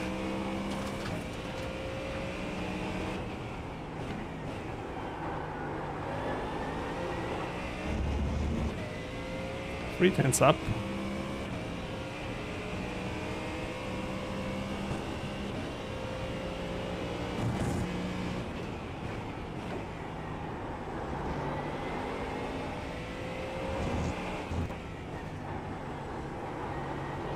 I'm not sure if I should shift down into second or not. Maybe I'll try it the next lap. Okay, and for sunset, I think I'll try to brake a bit earlier.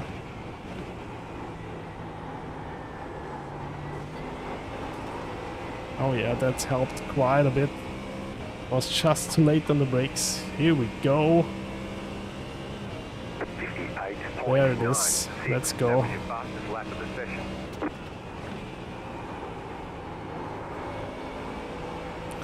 Okay, let's push a bit more.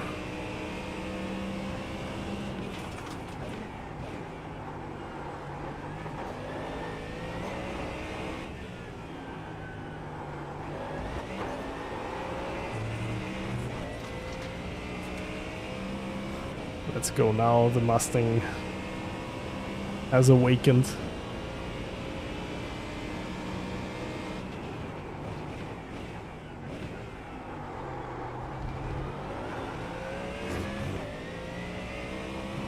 Oh, even a better exit. Oh my god.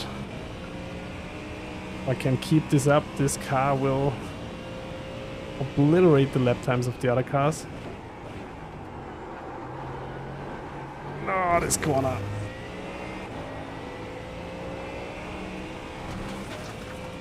Again, I was a bit too late.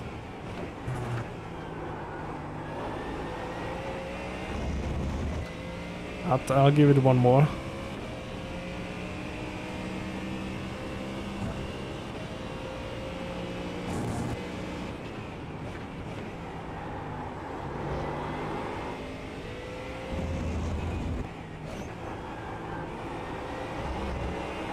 Wanted to try the downshift here anyway.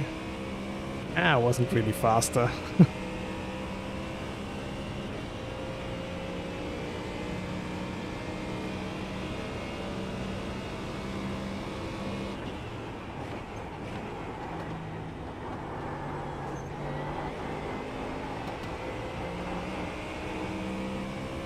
Okay, let's give it another try. 58.977.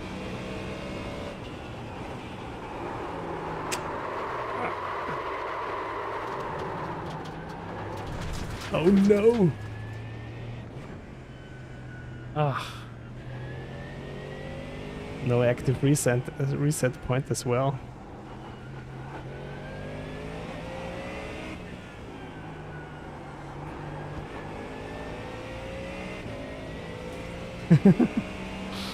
I feel it. There is a 158.6 in this car.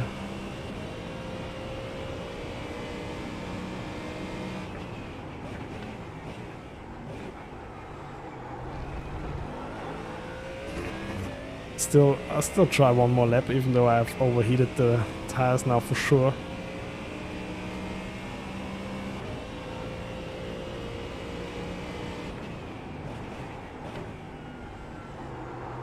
But the Mustang feels pretty good around here.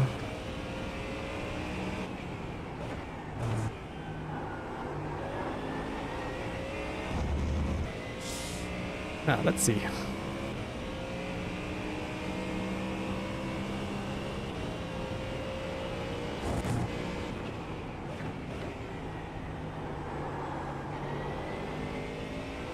At least now I know I have to take this corner in third gear. Can I step onto the inside curve? Yeah, it cost a lot of time.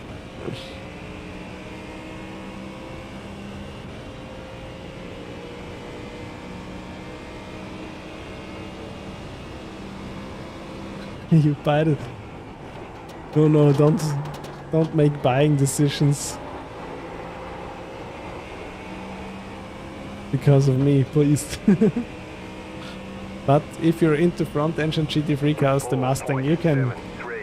There's nothing wrong with the Mustang. I like to drive this car, and a lot of people are super fast in it. It has a lot of torque, but you can tame that with traction control.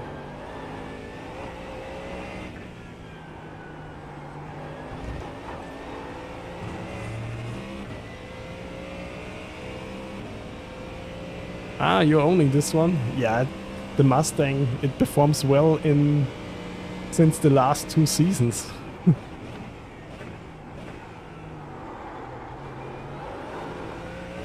Almost every week it's the best car.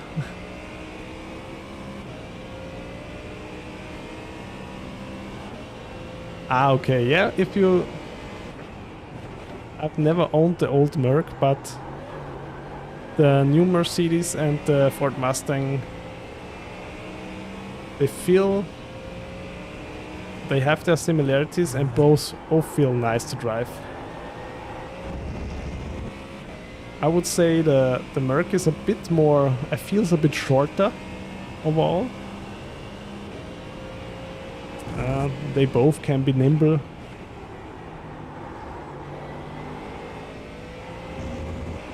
For my style, the Merc fits my driving style a bit better. But I like both. The Merc has a bit more dampening in the in the steering. So it feels a bit softer, but not in a bad way. Actually in a good way. The Mustang feels a bit more raw. Ah, come on. Okay.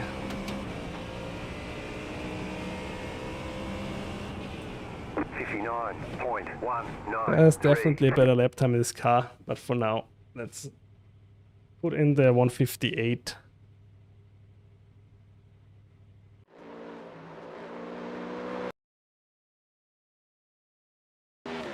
I 2.5 seconds than Audi on Nordschleife layout. Yeah, the old Audi was also pretty jumpy on curbs. I also owned the old Audi. And it was a scary car to drive. That was true. 158.961, but there's definitely a lot better lap time in this car.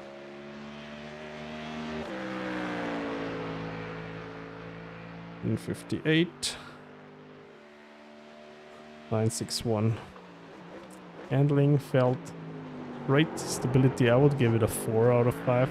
Ooh, next up the Corvette. Yeah, it's so sad that Audi stopped their efforts. And I'm actually not sure if the new Lamborghini for next year will also get a V10.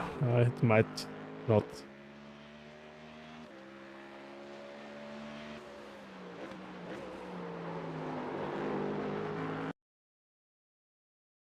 Okay, next up, already the next freedom machine, the Corvette.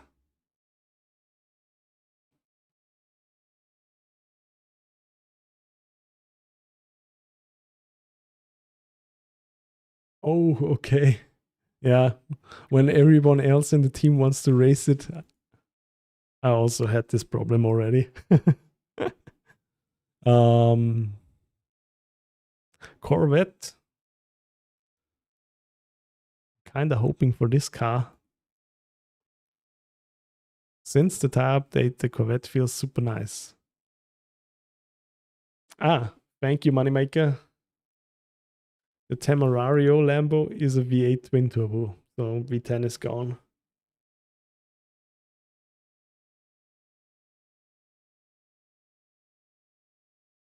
Oh, and the production guy gets a hybrid. Great.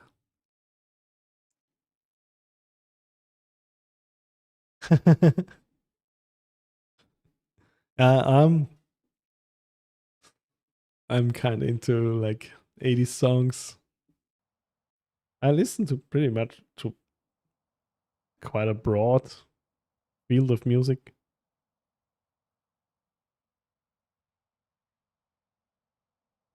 But that also changed over time.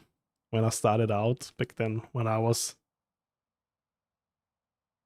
like 10, 12, 15, I mostly only listened rock and blues. So I'm also playing guitar. But since then it broadened quite a bit.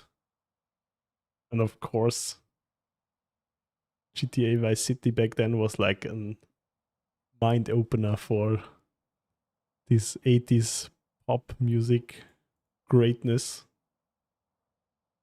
Okay, but enough of me talking about my weird taste in music. We got Rolex ads on Sebring. Are they new now?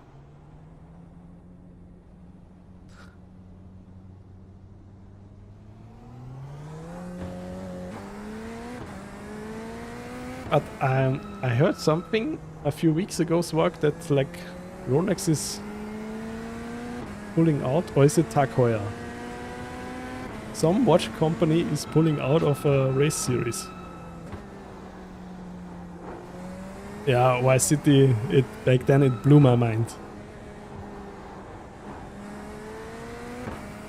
This game has so much vibe. I kinda was hoping for the HD versions they did, but they messed it up, so I didn't bother buying them. But I still have the OG games.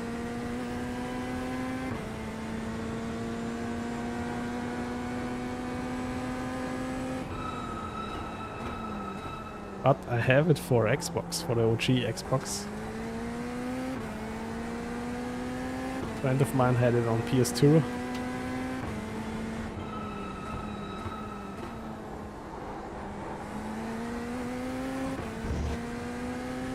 Okay, for the Corvette, I have to increase the force feedback by 2 clicks to about 6.0. Ah, maybe 5.5 is fine. Ooh, the car feels very direct. Bit loose on the rear, I might add. Okay, let's bring the brake bias forward. Increase the traction control. Let's see if I can handle it or not. I mean, the Corvette has a bit of a reputation to be loose in the rear.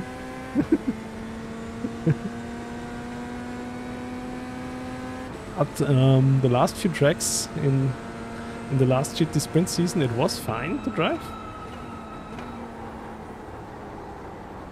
I mean, when you know what you're doing, it's always fine. I'm just not into focusing 120% to drive a car, because I also want to chat with you guys.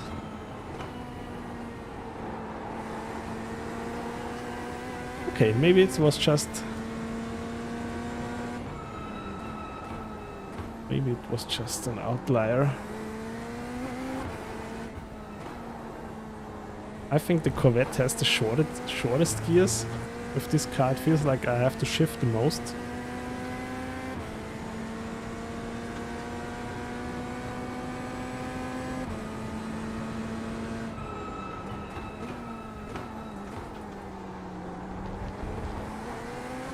Yeah, now it feels fine.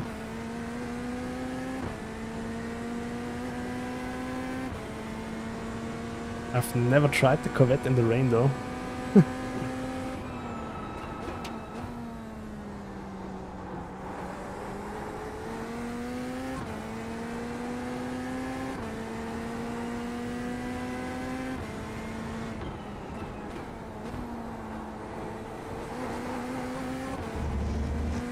Yeah. It was just the brake bias. The rain test will be interesting. Woo!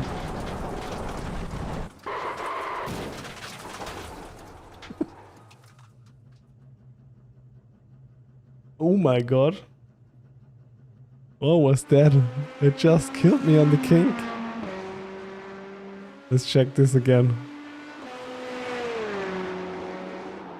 Yep. Oh, that was a hard hit. Will buff out. Ah, just... Okay, maybe I'll try the safe setup then. That was scary. Don't want to have this in a race.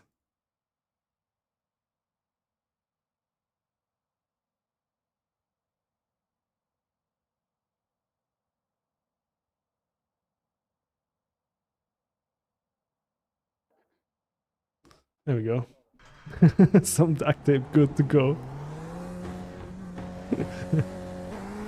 It's fine. Let's hope the safe setup is manageable for me, but with the open setup, with the esports setup,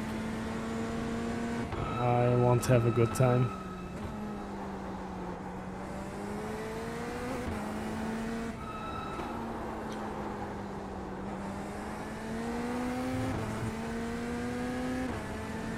Weird, yeah, but let's see.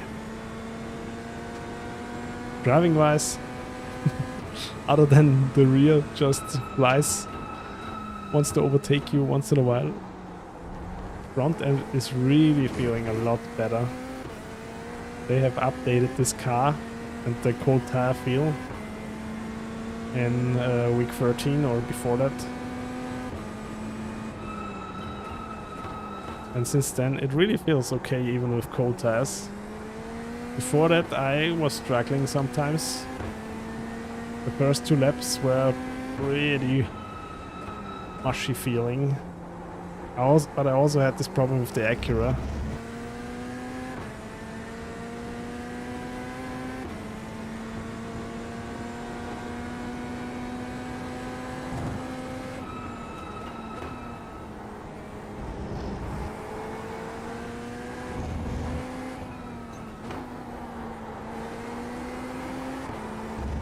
Okay, the safe setup seems fine, but still feels understeery.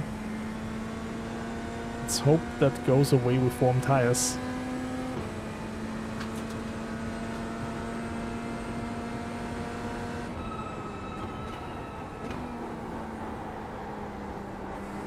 Oh yeah, it starts to rotate. I have good hopes that it won't be too bad.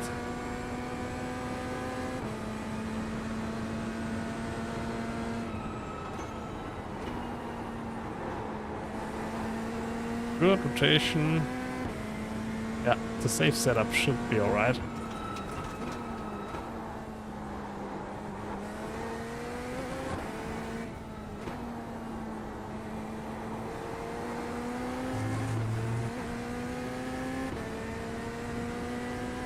Okay. 1 minute 58.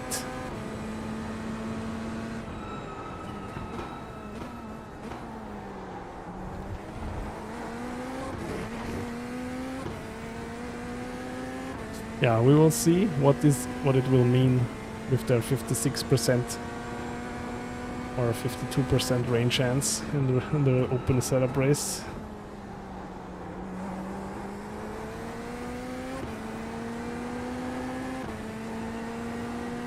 There we go.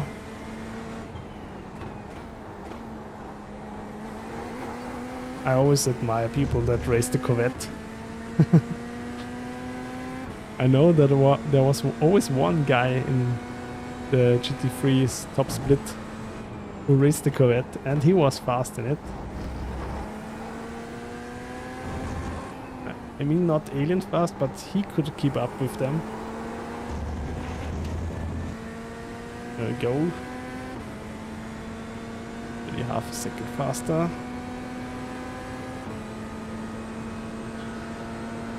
Tires are also warming up already.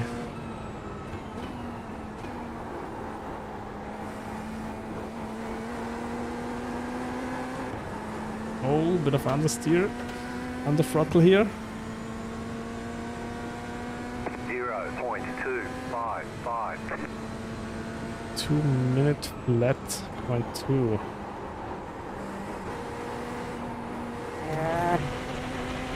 Okay, that's could be a downside.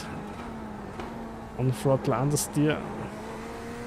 Sometimes that's a problem with the Corvette, or that's a problem I have with the Corvette.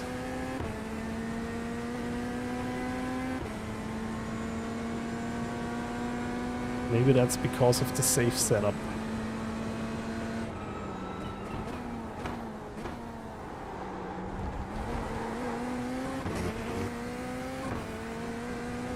Let's see.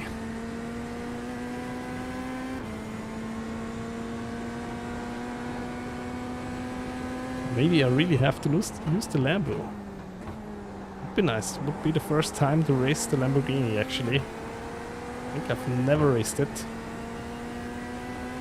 I also just own it for like about 3 weeks or so.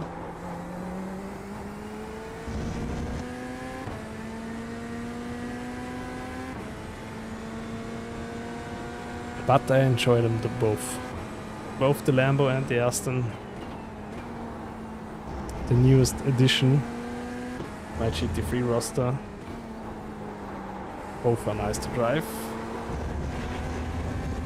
Of course, completely different from one another.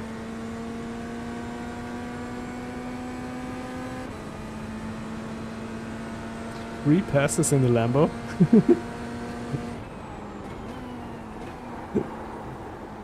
Maybe you think maybe someone gives me a Christmas present on Treq because I'm in a Lambo. 59.655. Just set your fastest lap of the session. I was not thinking for a moment. Brain lag.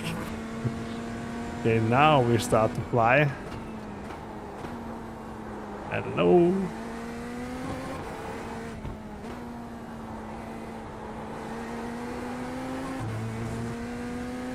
That would be also nice to race the Corvette. Ah, my lap time doesn't count, of course. Let's switch to the optimum lap time delta.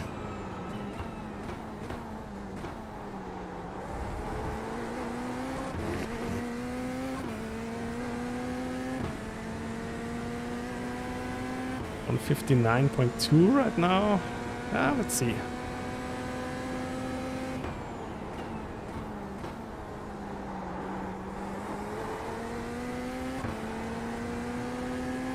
But still not as bad as the Ferrari around here. It's so weird. What have they done with this Ferrari setup this week?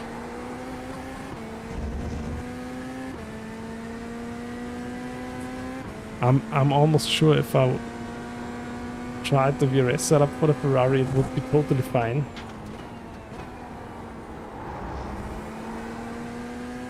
Maybe there will be a revision. Okay, not too bad, not too bad.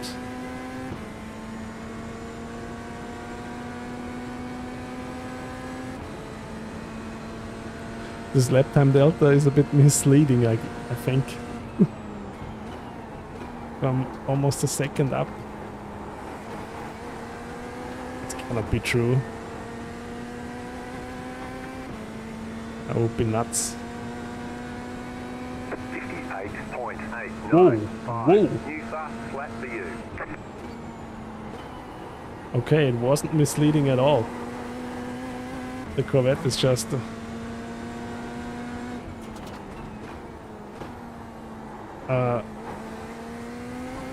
flying jet around here.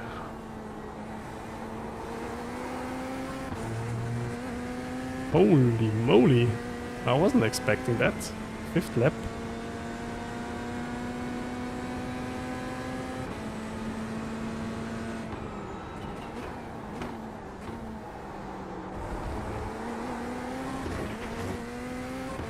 Will it be the Corvette then for me? I mean, it was close, but still only in the 5th lap.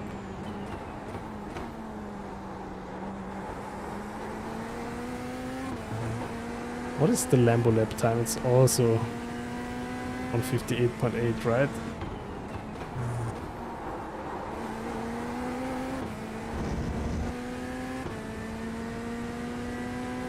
Yeah, with the safe setup, it's totally drivable.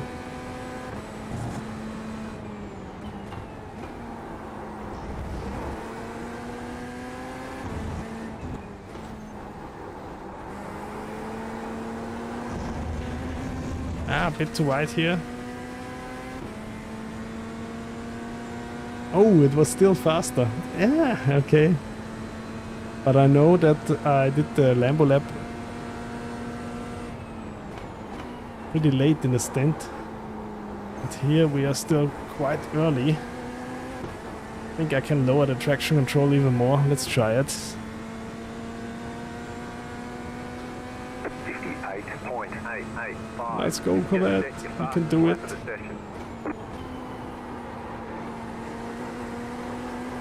Messed up the apex, but still okay. Lost half a tenth.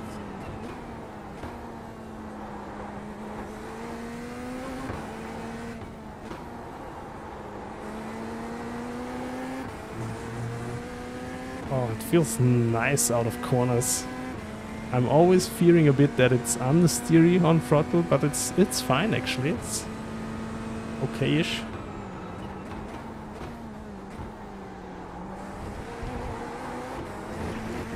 I messed that one up.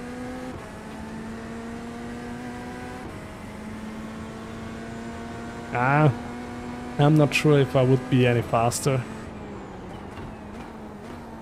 Maybe I would be, but still, it's not worth it for me to have races where my only purpose is to don't throw away the car. And I not once can take a peek at the chat.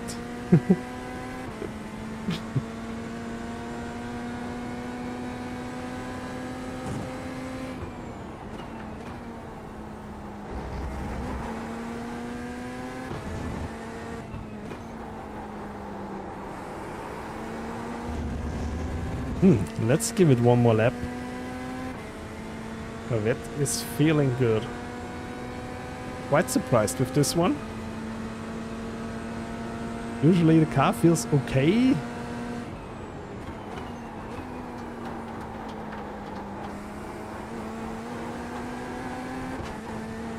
But I don't know, here I'm just feeling it feels fast. It is fast, kind of fast. 59.13. Okay, let's try again.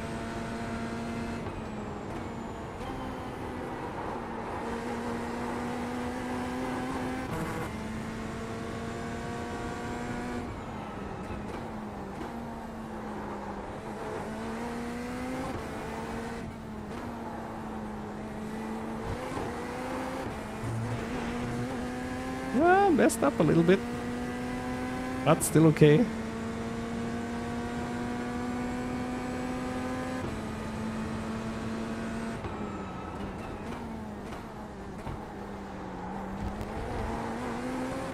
feels like I could brake even later here. I maybe again brake too early, I don't know, it feels weird.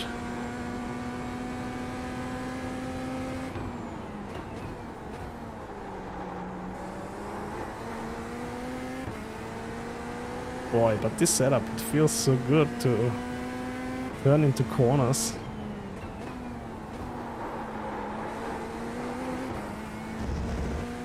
Maybe second gear was a bit too low for this corner. Corvette has pretty short gears.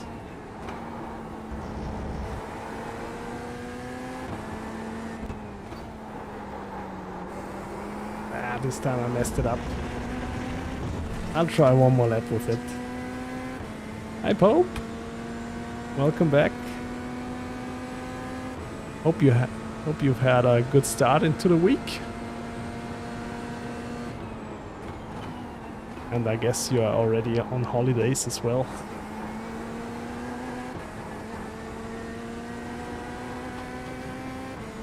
Or do you still have to show up at work?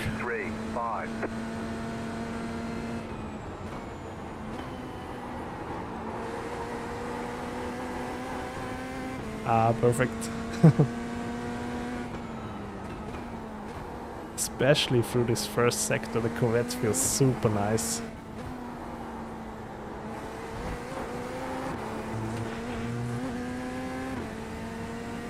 Feels like you can push the car even more and more. Okay, now let's try to brake a bit later. Okay. Felt good. Good exit.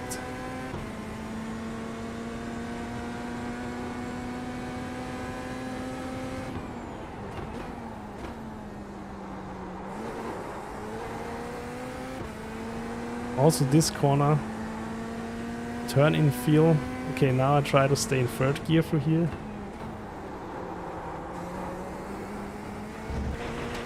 Wasn't the best choice. My iRating is 4.2k right now. I lost a solid 100 last week. But I'm trying not to focus too much on iRating these days. I'm here to have a good time.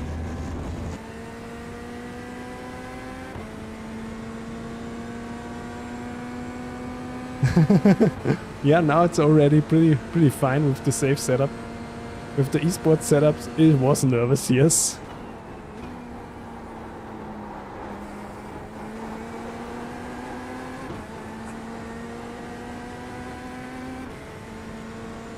There we go. Half 10th. 58.837. You've just set your fastest lap of the session.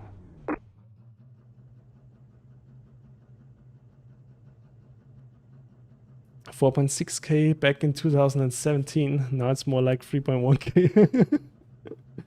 Yeah. It's always like, when I started out, I also was super focused on iRating and stuff, but it really dragged me away a little bit. Because I always had to train for one race I trained for one race a week, 4 days a week or three days a week.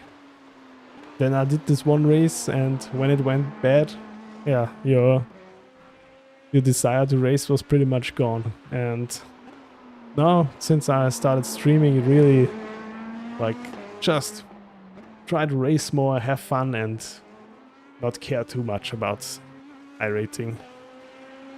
It will hopefully grow. Okay, then let's write down the time of the Corvette. It was a 1:58.837. Handling wise, I would say with the safe setup, no, handling wise overall it was a 5-star experience. Stability was, I think I give it 4 stars. It was fine with the safe setup. With the other setup it was tricky, but okay. Exactly. You're completely right, Pope.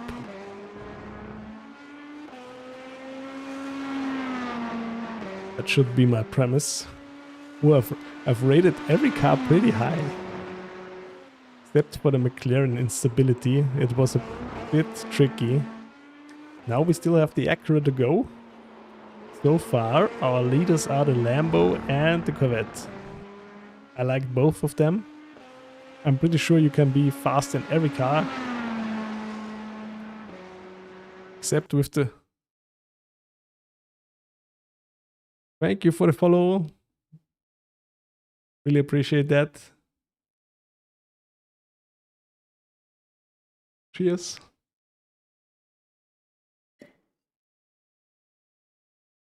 Okay, as last car we have the Acura.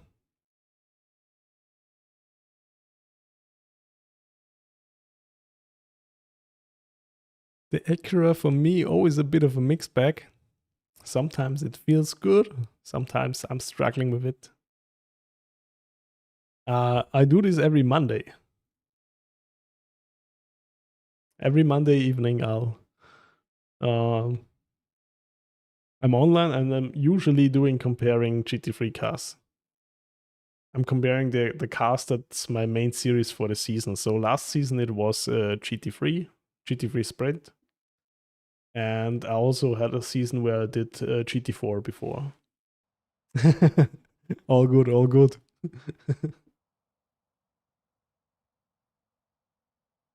Oh, hi Samstein. Welcome in. Thank you for stopping by.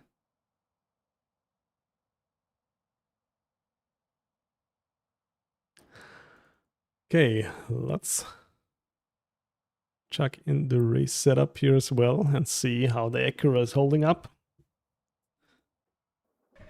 Last car in this test. Then I'm not sure.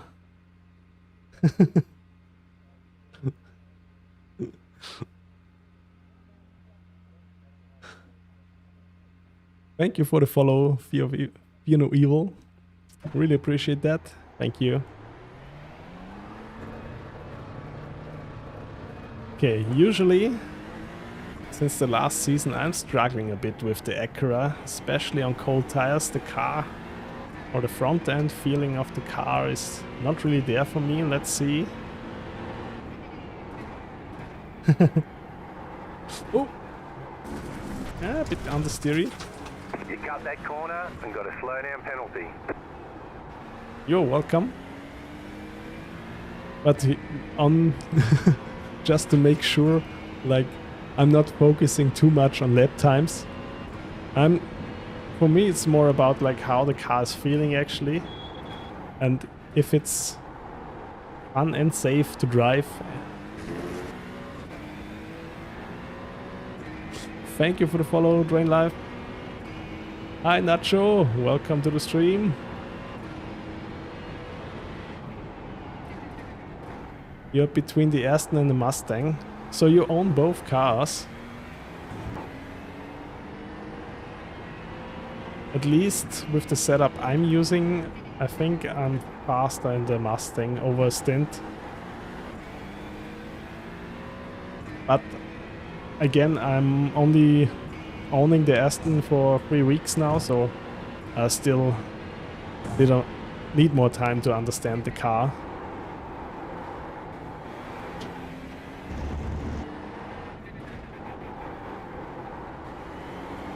But I'm always struggling on corner exits with the Aston. It feels like it doesn't pull you out of corners. Ah, which one you own already? Oh, that's a long text. Oh, but I'm sliding out anyway. Maybe I can read it.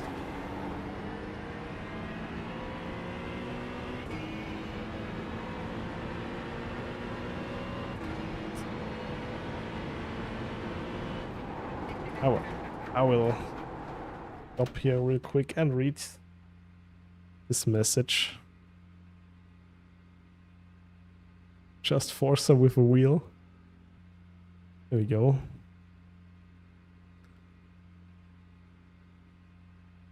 Ah, okay. Follow us only, chat. The streamer was German, which is okay. I speak basic German. Okay. Ah, okay. You're welcome. Happy that you're here and having fun. Yeah. I have to say, Sebring is my all-time favorite. It's the first Treq I bought in iRacing. Because when I reached, was it B? I think when I reached B license back then, there was the 12 hours of Sebring coming up, and me and a buddy jumped into the BMW M8 GTE. It was new back then, and did a 12-hour race together, and we ended up in P7.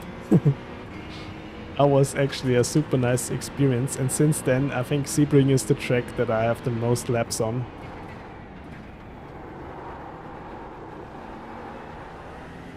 You own the Porsche and the Mustang?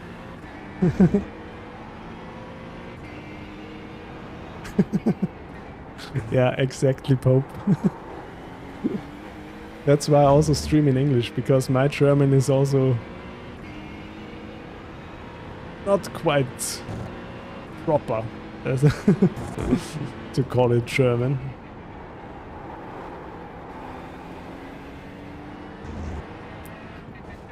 But if you want to ask me something in German, that's also fine. I just will reply in English.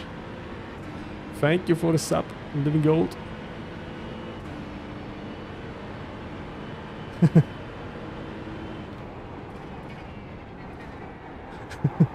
Yeah, the Austrian German has much more in common with the Bavarian German than with the other parts of Germany. 39.398. But it also depends where you live. Some parts of Austria, it's quite understandable. Oh, it feels a bit understeery. Tires are warm already a little. Yeah, they're warm. Can't blame it on the tires. Oh, your first team race was also Sebring 12 hour. Ah, you used the Ferrari, so maybe we were on the same, in the same split even. Back then, 5-6 years ago. I think it was 6 years ago. What wheel do you run? I'm using a Simucube 2. And the wheel I'm using is the Ascher Artura Pro. And as a second rim, I still have my old Fanatec round rim that I converted to USB. I use it for rally and oval racing.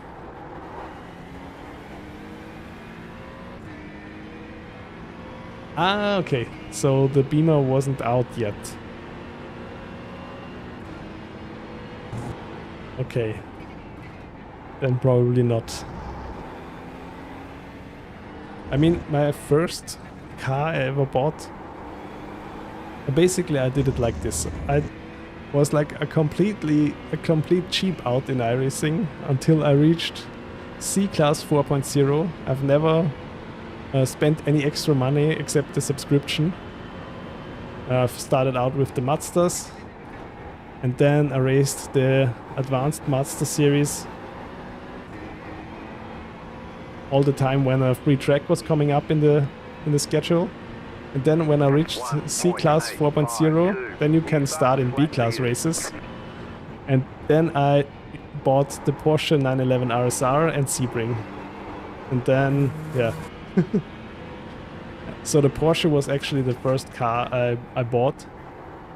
But when a buddy of mine started a bit later, the Beamer was coming out, and the BMW M8 GTE first was it was the first time, I think, that BMW got its own series, and it was a D class, like after the Rookie series, what is normal now.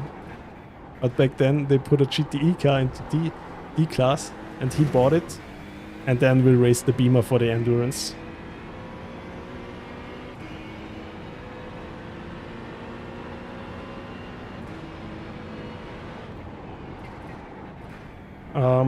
I have tried VR. At the university I was in, we could rent out VR goggles. And I had a MetaQuest 3 at home for a while, and I tried iRacing. And it actually felt supernatural, looking into corners, and yeah, it felt quite easy because you have a distance, a natural distance that you know, okay, now I have to brake. It felt good and it was fun, but for me, yeah, when I cannot race longer than 2 hours, that was a bit annoying, and you start to sweat and feel the weight of it. And you need a beefy PC. It was also, my PC was a bit struggling with the VR. 0.133. Okay. That was your fastest lap of the session. Now we're actually getting a bit faster, and the understeer is back. The 5th lap. But other than that, handling wise, the Acura feels pretty good. Quite nimble.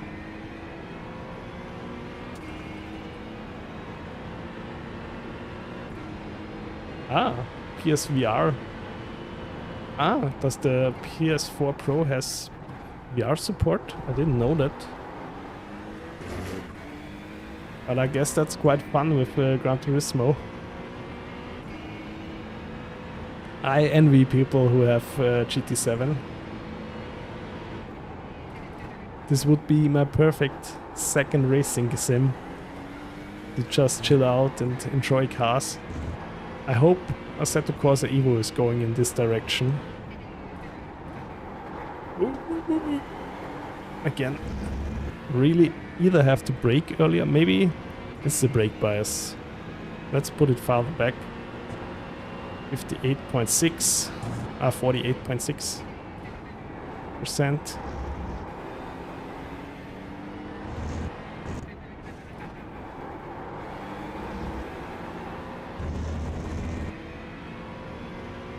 Assetto Corsa Evo, it would be nice if they have like at least some direction as Gran Turismo. Because in the single player of Gran Turismo, no matter which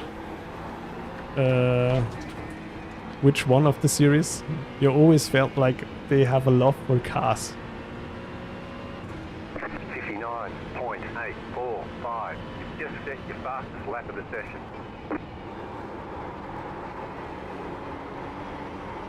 Maybe I need to shift down in 3rd gear. So far, no luck. I'm sorry. Can't help you with that either.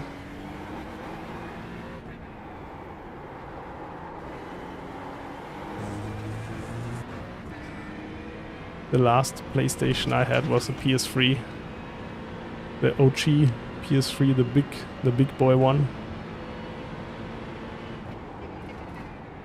And I waited for ages for Gran Turismo 5 to come out. But in the end it took too long and I sold it by then.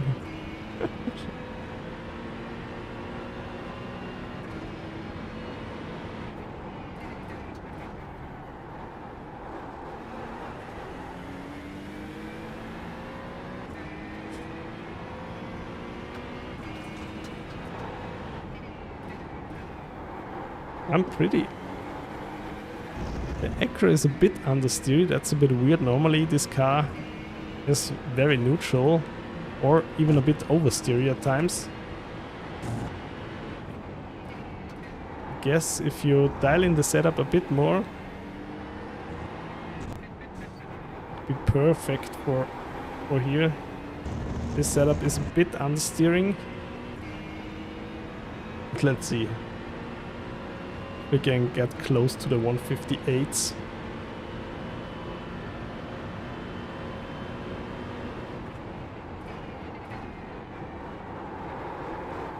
Oh, come on.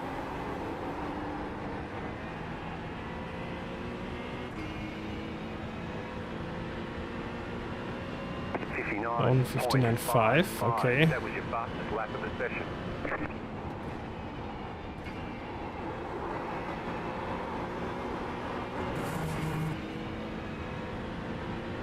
Let's try to shift down one more gear.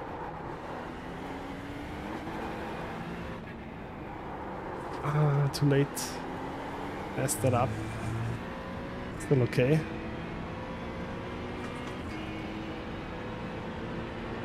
Second gear is quite long in this car.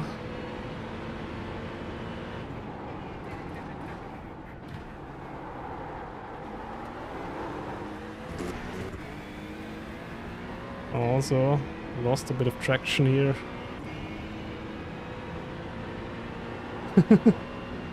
Plug it in, it's wireless.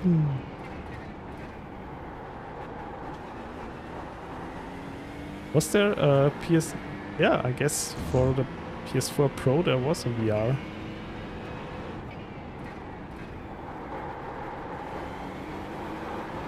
I'm not sure.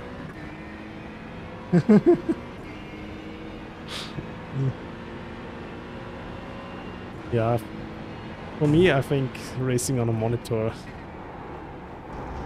the rig is still a better option when you're planning to do more racing. I haven't checked out the big screen beyond, the small VR goggles. Every video review is pretty positive about them, so maybe that's a thing. They seem pretty light. But they're also quite expensive. Okay. 59.4. Flat for you. There's still a bit of time that I can gain, I feel it.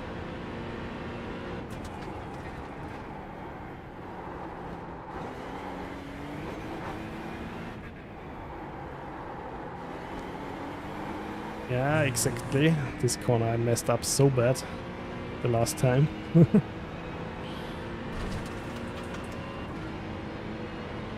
So I guess the only two cars who will be compared in the rain are the Lambo and the Corvette then.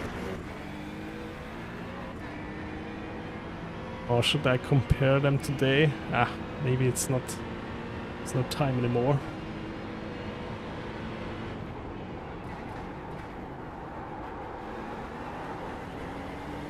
Oh, now I'm gaining. Just took the car a bit to warm up. Or to wake up even. Oh no. Oh, it was 4 tenths faster. Okay, let's try it again. Traction control, put it on 5. Should be also decently fast still.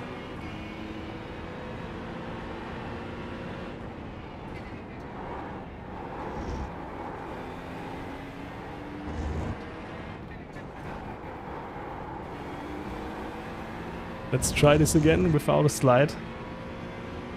Ah, this could have been the lap. Acura, not too bad.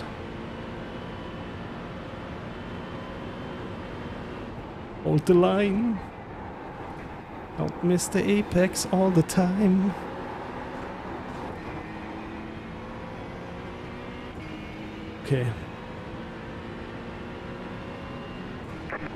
29.067.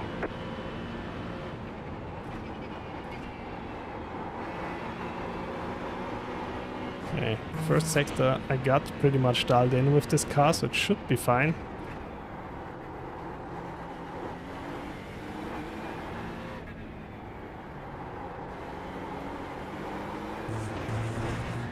Ah, Pete, come on! That's still fine.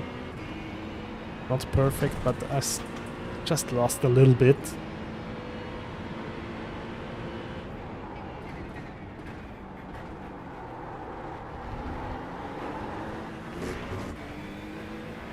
Okay, that felt good.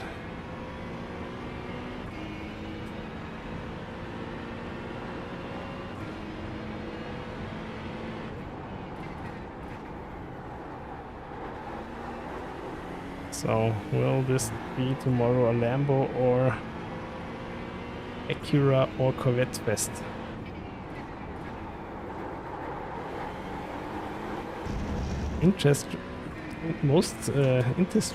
Interestingly enough, all mid-engine GT3s. Normally, there's at least one front-engine GT3 in the mix. I mean, we have with the Ford.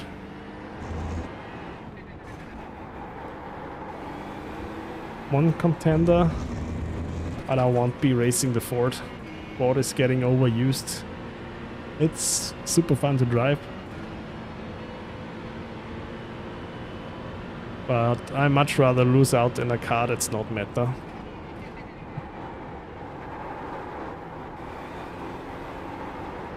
Messed up the last corner.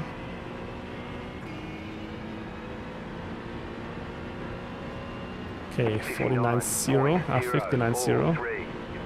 Let's give it one more lap.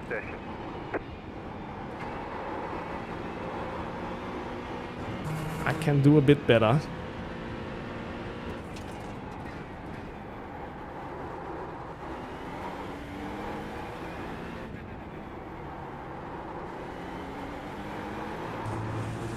Oh, okay. You've got about 5 laps of fuel. Yeah, with the Mustang I could have been a lot faster. It felt like a 158.7 is possible. But yeah, I couldn't put a lap together. So then it's also fine, I have to accept it.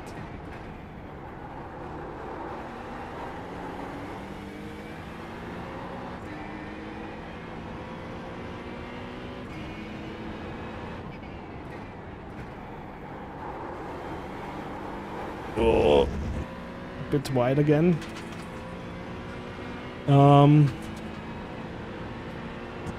Yeah, if I switch right now, there still would be time. Do you want to see it? I could rain test them.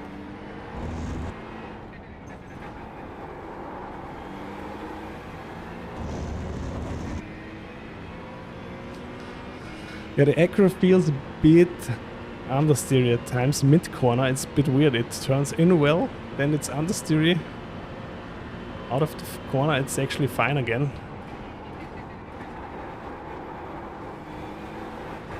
Okay. Okay, but then I will write down the 159.0 for the Acura, even though that would be still something better possible. Just like the Castro livery. Okay, 159.043. 159.043. Handling wise, I give it a 4 stars. Stability, it was very stable. Oh, I lost it twice. Also a 4-star rating.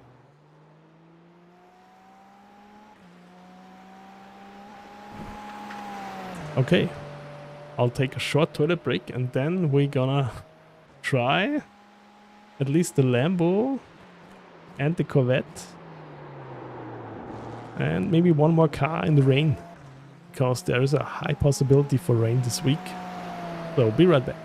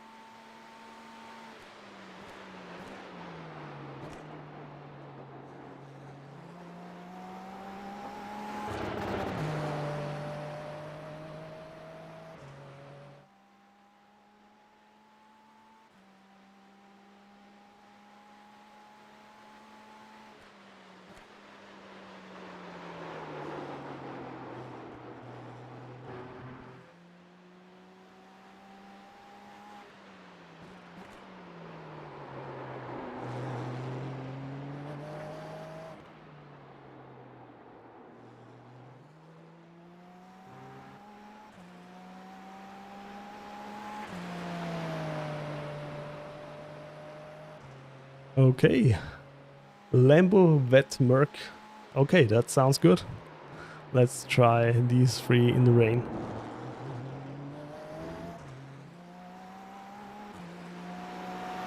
The Porsche was a bit faster than the Merc. Maybe...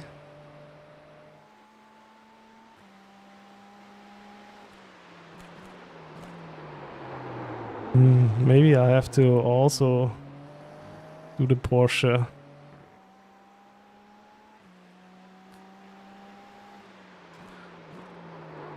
Wet lap. I'll just add another column. And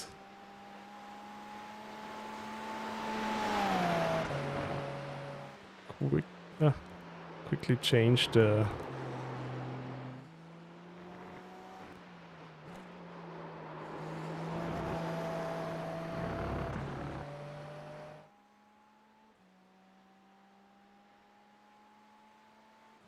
still not quite. Bit more.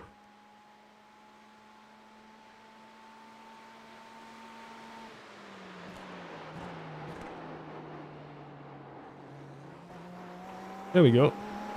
Wet lap.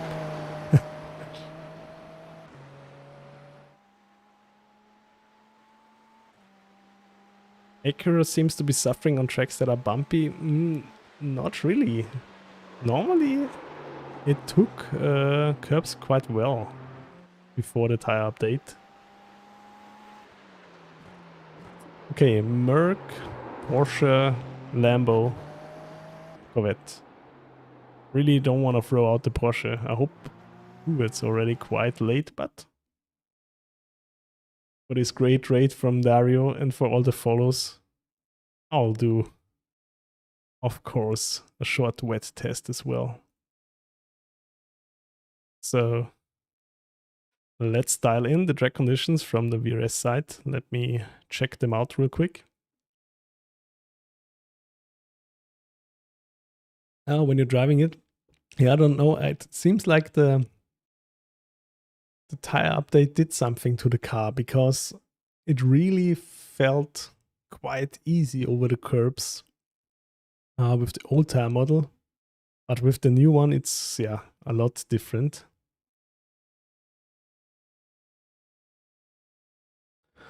Okay, track conditions in the wet. Still 22 degrees. But we have overcast. And speed is the same, track state is the same.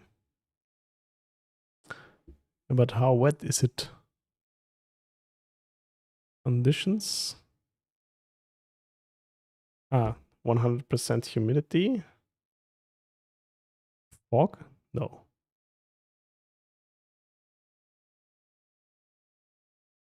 It's overcast.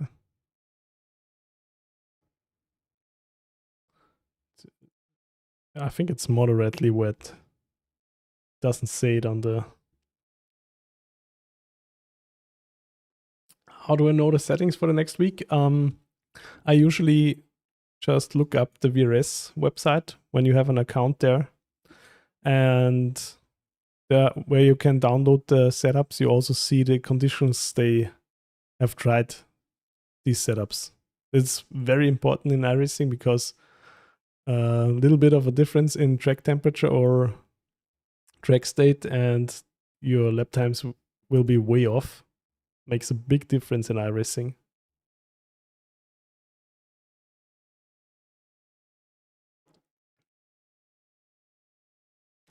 Which car will do the iRacing center delivery? I'm not sure yet. I'm leaning towards the Lambo, to be honest. Okay, let's try the Merc first.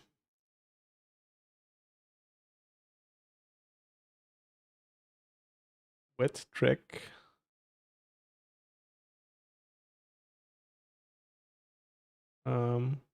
It should be fine. Track moisture. Okay. Here we go.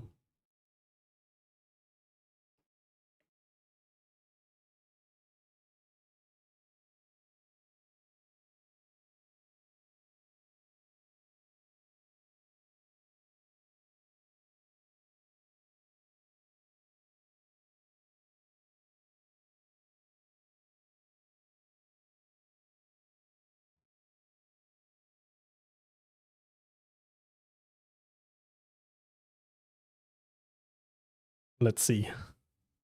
I'm mostly interested in the Lambo in the wet, to be honest.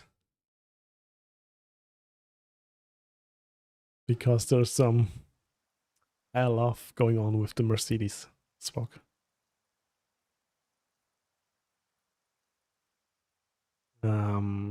Wet race, wet alternative. What does it mean? Okay, let's.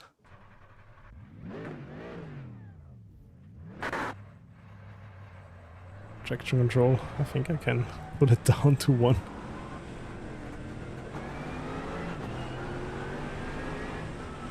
It's still quite... Oh my god. Damn, it's wet.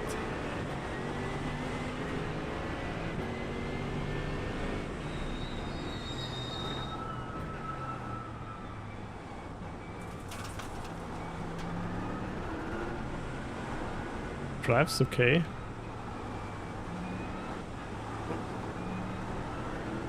Looks better than it feels. Looks worse than it feels. No. Just out of curiosity. There's the dry line. I'm doing my top picks in the rain, and also because so many people stayed here from the raid and followed. That was super nice of Dario.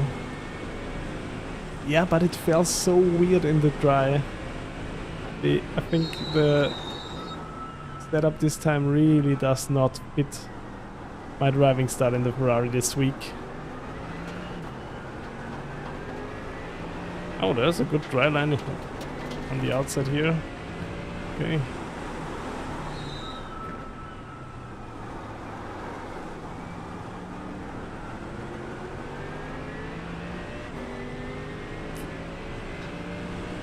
The Merc even has a different HUD speed overlay that shows speed wet.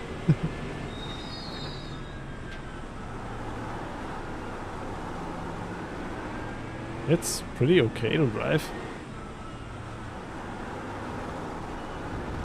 Let's see where my lap times will be.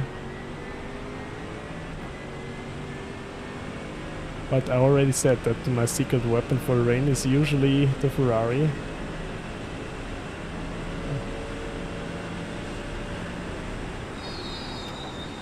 Oh, totally didn't find the dry patch there.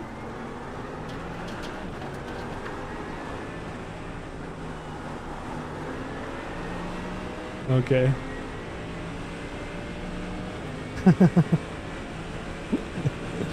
Ah.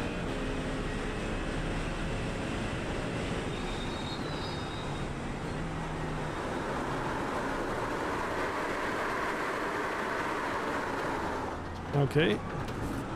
Brake bias a bit more to the front.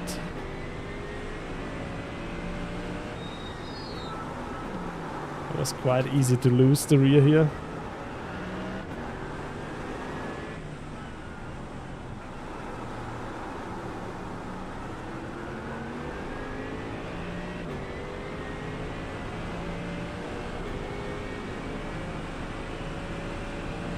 Yeah, in the dry it feels like I could choose a lot of cars.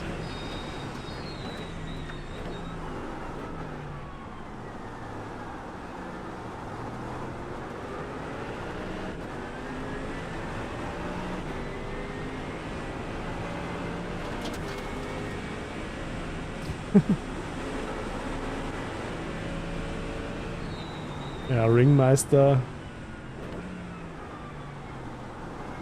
Then you have to do more Ringmeister again. You even let them pass and then they crash in front of you. Classic.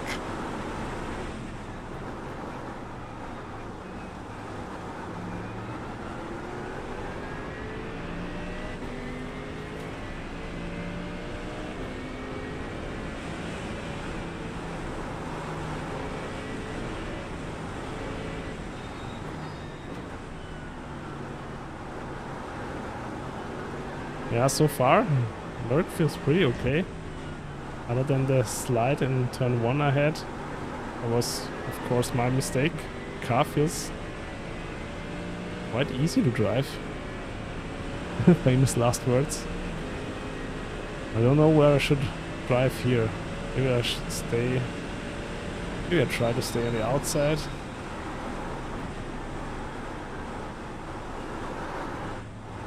Oh, sunset corner. This is quite tricky in the rain. I hope you can get your E-license this week. 23.677.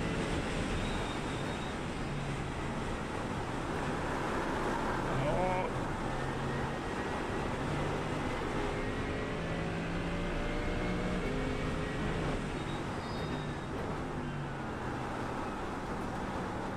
But I won't do too many laps with these cars.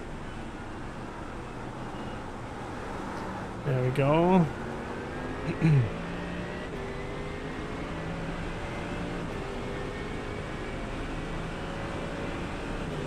Yeah, true, you only need a license for IMSA. But it's still, I feel you, it's still a good feeling to have your license blue. IMSA sounds nice. I hope you will catch a race this week when I do an IMSA race here. Usually it's quite mad because the aerating spread is quite big.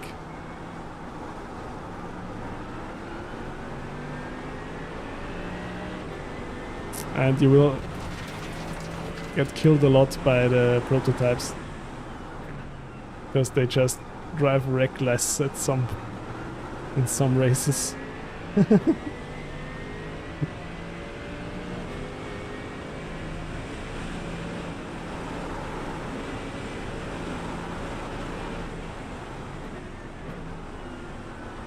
Okay.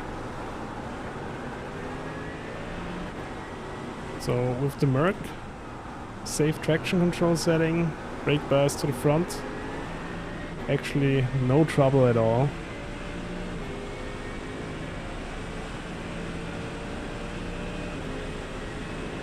Is this my third lap? Yeah, this should do. Rain tires still take a bit longer to warm up. Oh my god, a bit too fast again.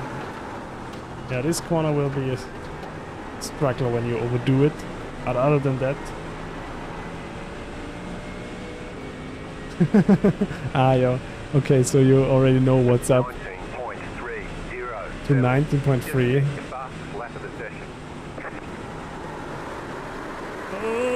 Okay, shifted down too much. Let's get to the Lambo. The Merc feels fine here. Let's check the weather state as well. Very wet. Okay, that's why I'm so slow.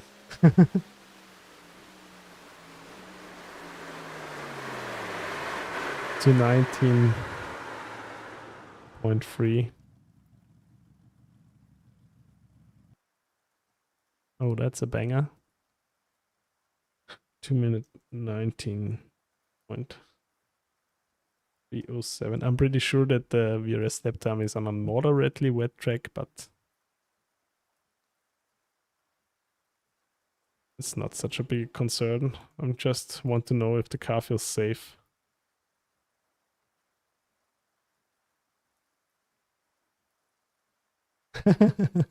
Alright, Swag. Oh, I want to try to turn on this graphic setting here. Now when it's raining, screen space reflections. Let's try to turn it on and jump into the Lambo.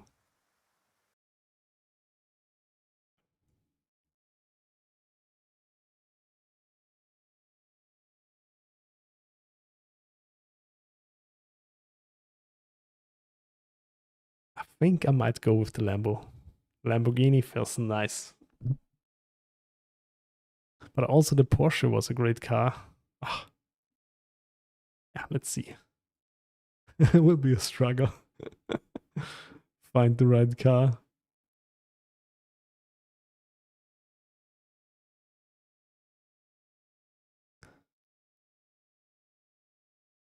Tough choice, yeah.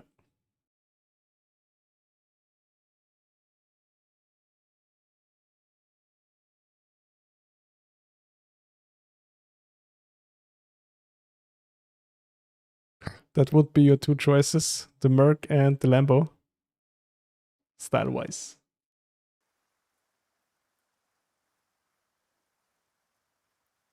The Lambo was feeling pretty safe in the dry, so let's hope that's also the same in the wet.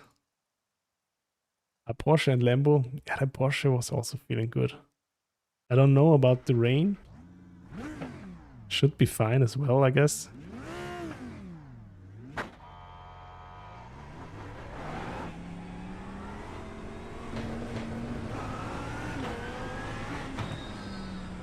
Hi, Almixer, welcome. Oh, everything is good so far.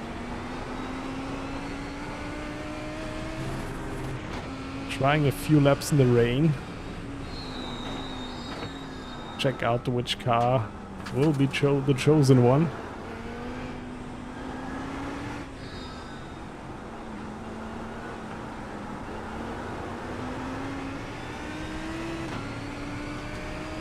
So far the Mercedes felt pretty easy to drive in the rain, with the adjusted traction control of course. Oh! With the screen space reflections on, you see the dry patches not so good. That's interesting. Here just everything looks wet.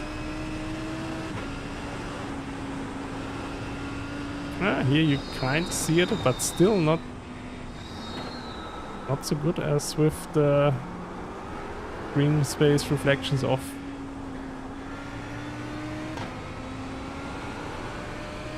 Interesting. Good to know.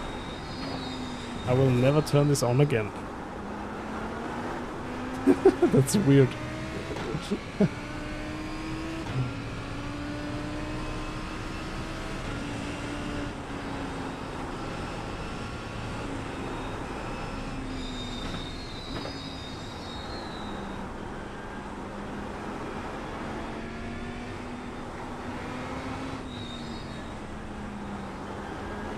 I still will find my way around here.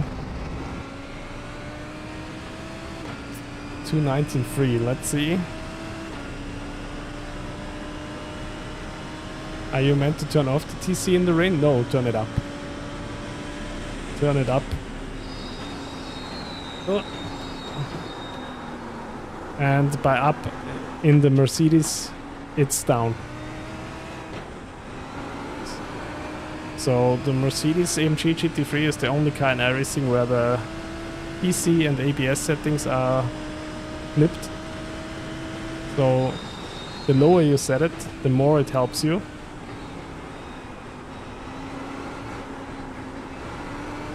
And with all the other GT3s, the higher you set it, of course, the more it helps you. It's only different in the Mercedes. We don't know why.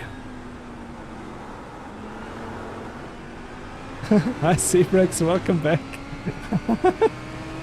Hope you had a good dinner. Yeah, but I'm just like doing the top 3 cars. Try them in the rain real quick. Just to see.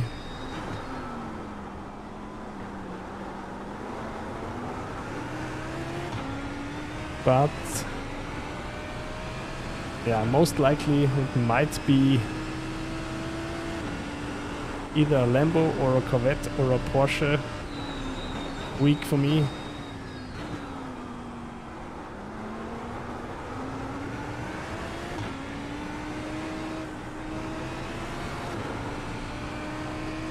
Lambo's looking good, yeah, let's see. And I understeered into oblivion.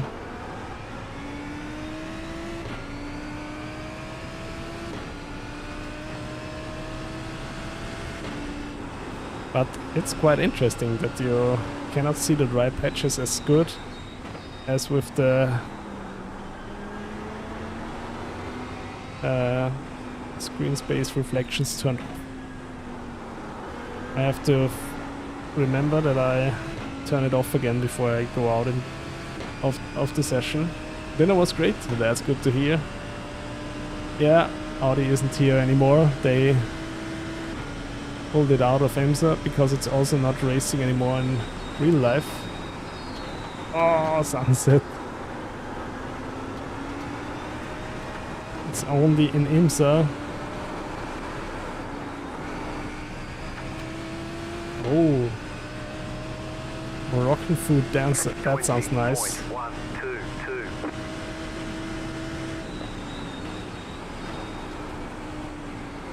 Okay, also turn 1, the Lambo feels a bit safer than the Mercedes, to be honest. First time for you?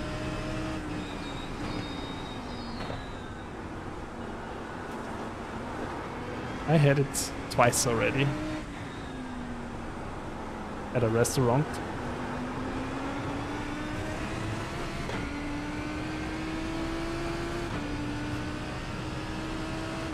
Thank you for the follow, Traveler. Really appreciate that. Thanks a lot.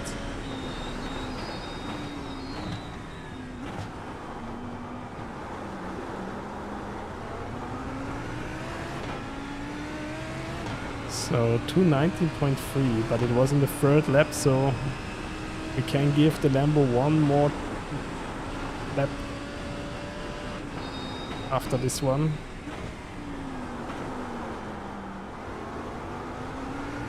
Feels okay.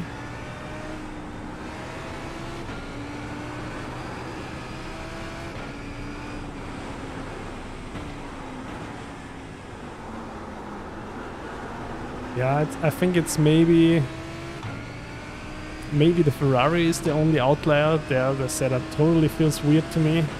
All the other cars were quite fine to drive actually.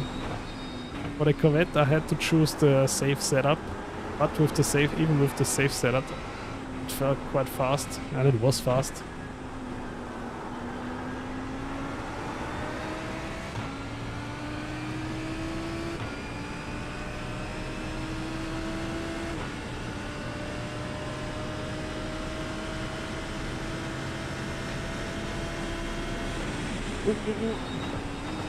Let's try to brake a bit earlier here to make the corner. There we go.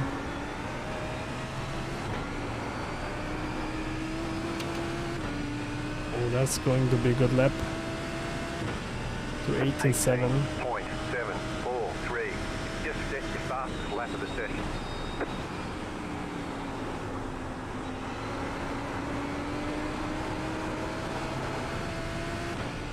Yeah, the Lambo is quite drivable in the rain. It's not too bad feeling. I have the traction control pretty high, to be honest. I have it at 9 right now, but still. Yeah, I was never a wet race Merc fan.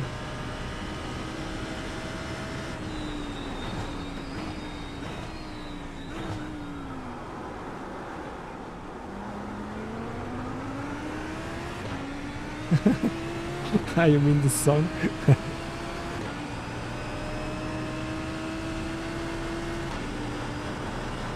But there's still way more pace in the Merc as well.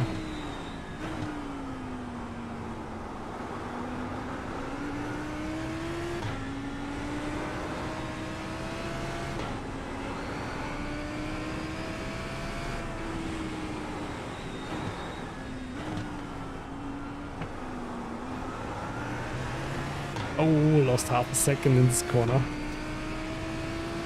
Looks like I got it perfectly the first time around. Ah, no.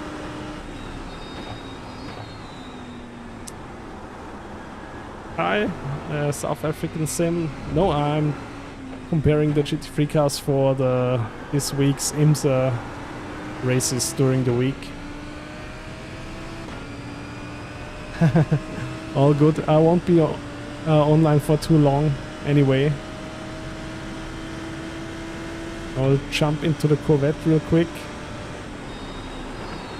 Ah. Missed the corner. Oh, it's still fine. And test the Corvette also in the rain. 18.3. But 5, maybe mate. this You've just set your fastest lap of maybe the this is a session. Lambo week for me. I need to get another livery. Oh, wanted to change the screen space reflections to off again. To 18.358. Where is it? Where is it? Lambo.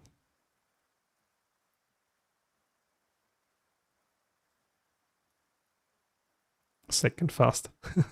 Yeah, but again, there's definitely pace in the Merc as well. Okay, then let's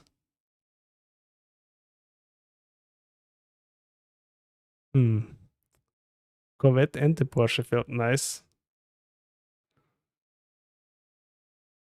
Let's try the Porsche.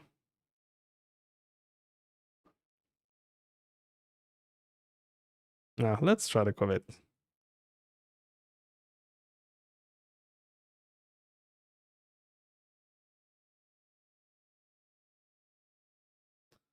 Yeah, the Lambo was pretty stable, also in turn 1.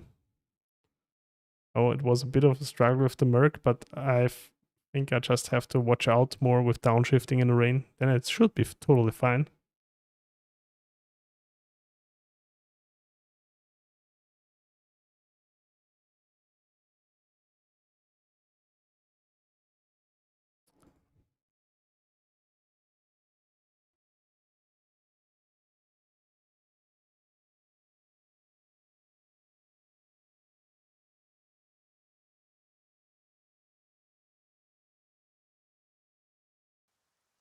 Okay, let's see.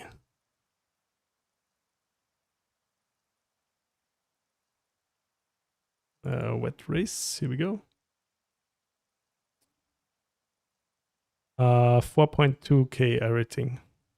JM. Since last week. I lost almost 100 in week 1. Ja, 4,2k.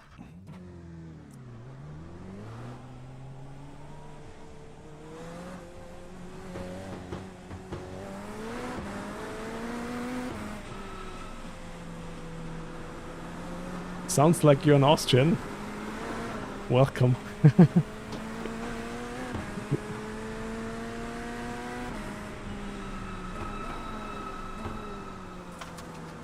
Okay, let's see. How is the Corvette in rain? Is it also sketchy or is it fine actually? Welcome into the stream. Always feel free to ask in German. It's not a problem at all. I'll just try to reply in English. Yeah, it is true. Without screen space reflections turned on, you see the dry patches way better.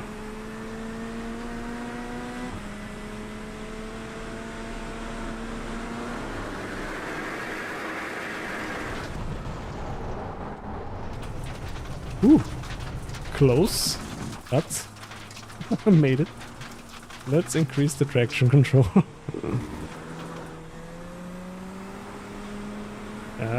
I guess I would need a safe wet setup for the Corvette. Let's see, maybe it gets better when the tires warm up.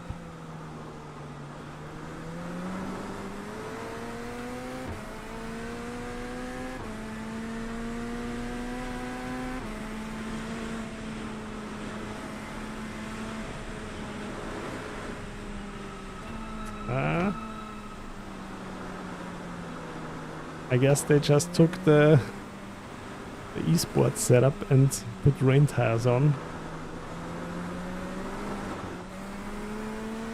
Let's see.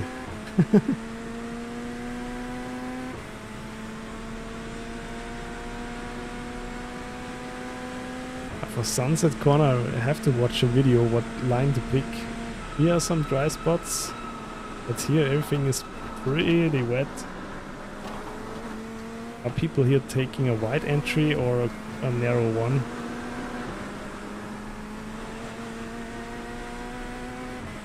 Okay, let's see if I'm flying off turn 1 in turn 1 with the Corvette.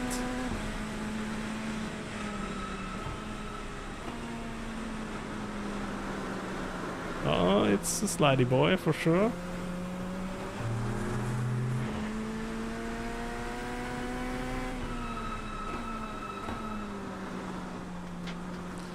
Yeah, also the rear wanted to step out again. So I definitely was feeling safe in the Lambo, I can tell you that. Let's see how fast we are.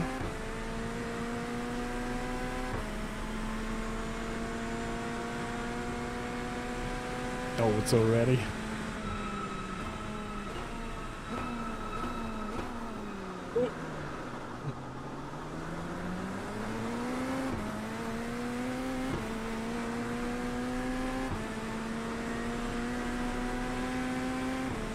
Okay.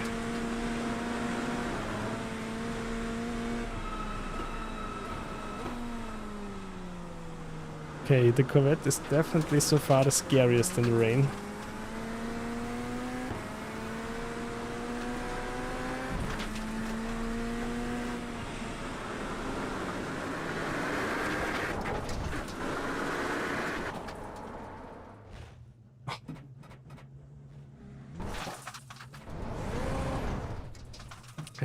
I don't want to race this car in the rain, to be honest. This is too scary.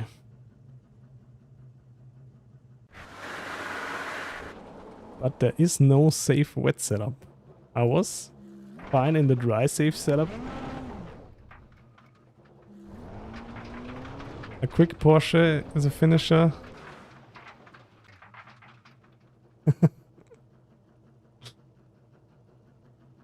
Yeah, it gets a did not finish. It feels like this wet setup is derived from the eSport setup from the Corvette, which I also couldn't drive at all.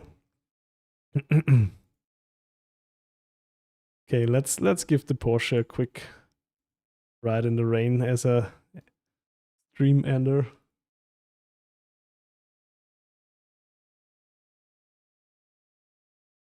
I'm already online for so long.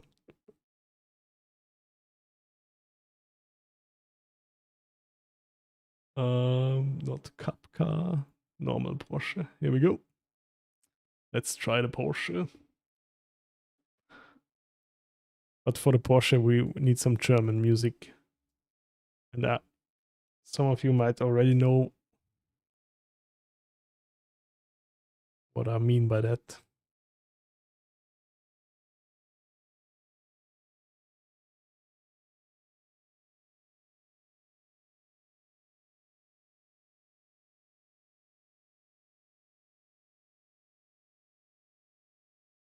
I think the Porsche will be fine. It's also easy, has easy traction in the dry. And let's see.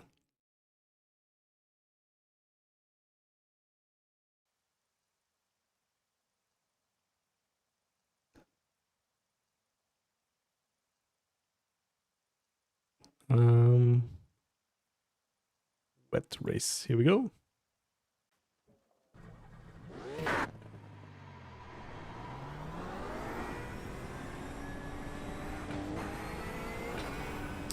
Traction control, let's put it on 7 for now. The brake bias to 52% should be fine.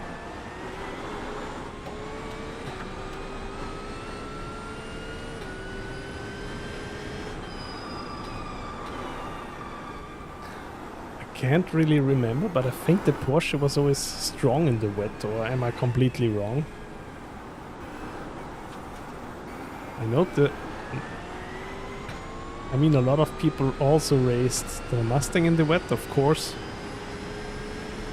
When you know this car so well, you also can race it in the wet.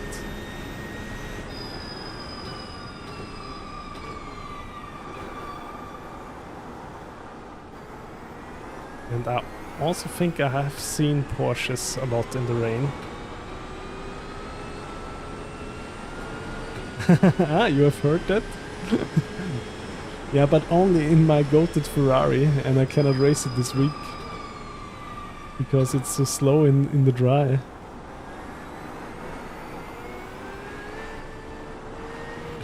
So I will have to find a new secret weapon for the rain. Yeah, Porsche's feeling stable already with cold tires. The Corvette is really a blast in the dry with the safe setup.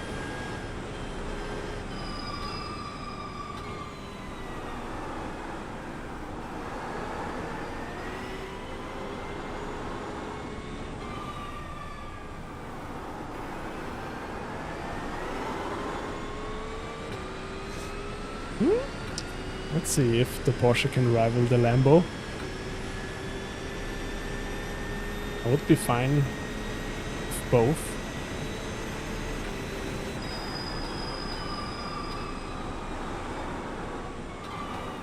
The Porsche feels strong on the brakes.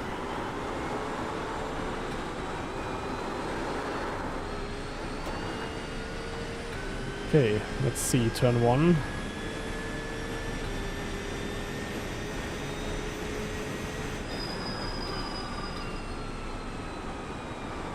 Can I turn it in? Easy, it doesn't wanna kill you at all.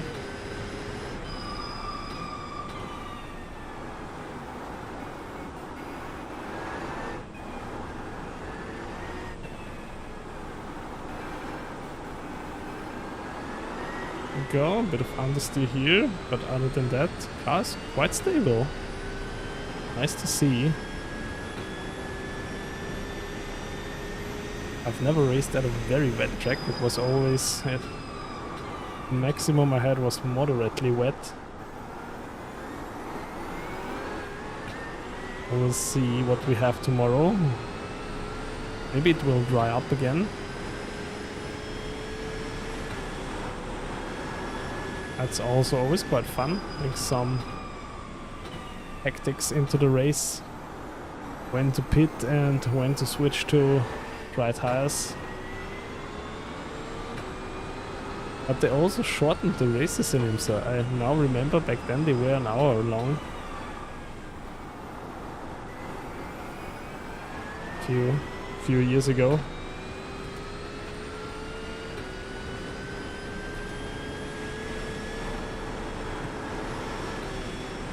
But I think that's still good that they're not that long anymore. If you want to join longer races, you have the endurance.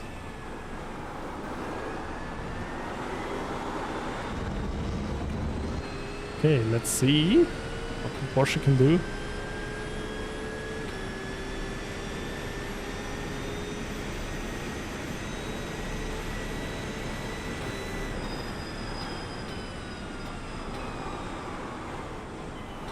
I feel quite comfortable in sunset here with the Porsche. I don't know if I'm braking earlier, but it feels like 19.8, okay.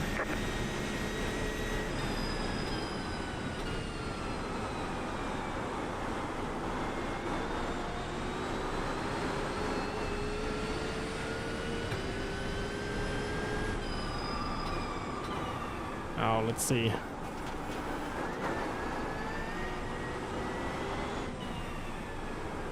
Oh, come on.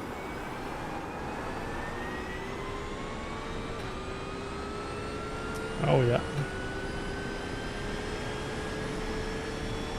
1.5 from Lambo. Yeah, this lap is going to be a lot faster. The rain tires also grip up quite differently when they warm up a little bit. So this should be really the lap we take in consideration here.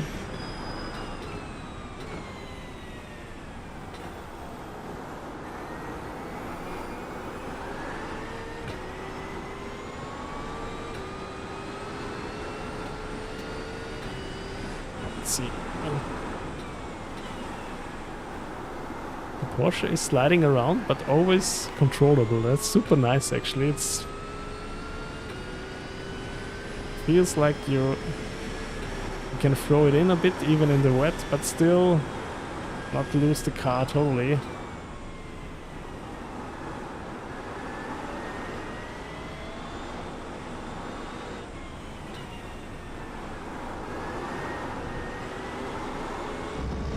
Oh, that's going to be a fast lap. Or am I wrong? Let's see.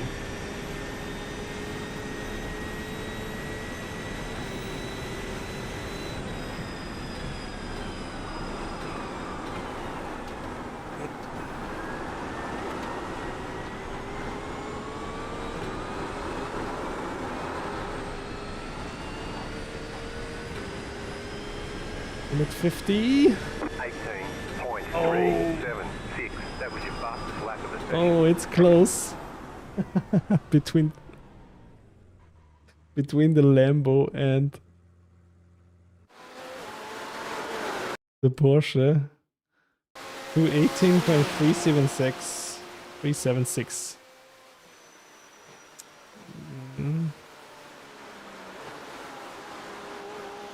To 18.376.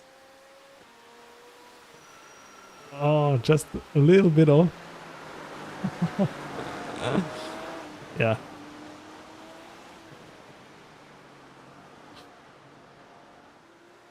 How is it in the rain? Yeah, I would maybe going with the Lambo for this week. I'm feeling all right, and also it feels good in the rain. Also, Porsche feels fine. I guess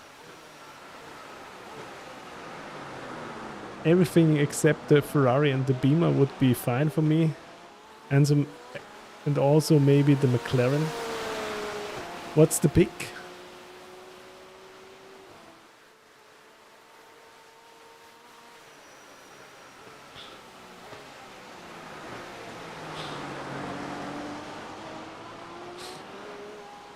Oh yeah, exact.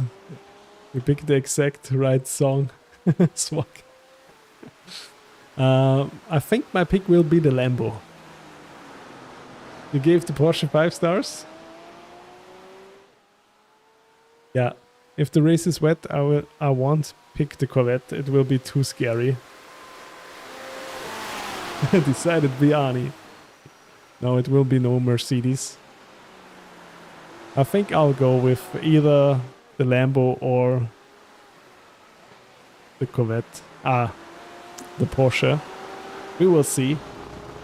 I hope I will do more than one race.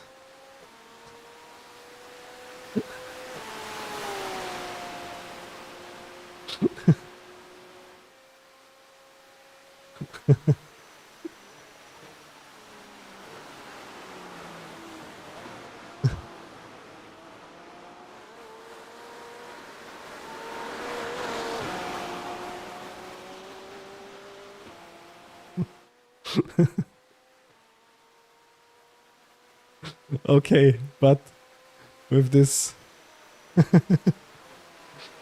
with these images from a wet Sebring, I will end my stream for today. Thanks again for the big raid.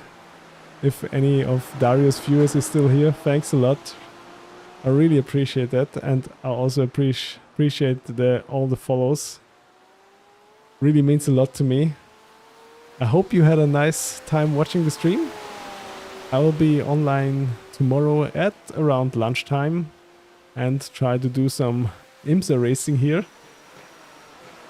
You're still here, so then please forward to him. Big thanks for the raid. And yeah, to all of you guys who stayed and followed my channel, I really appreciate that. And yeah, now I hope you have a nice rest of your day or evening. And I will be back online tomorrow at lunchtime, so quite a bit earlier than today. And I hope I can have some good racing here. So, thank you for watching, and I hope you see you soon. Bye bye, have a good time.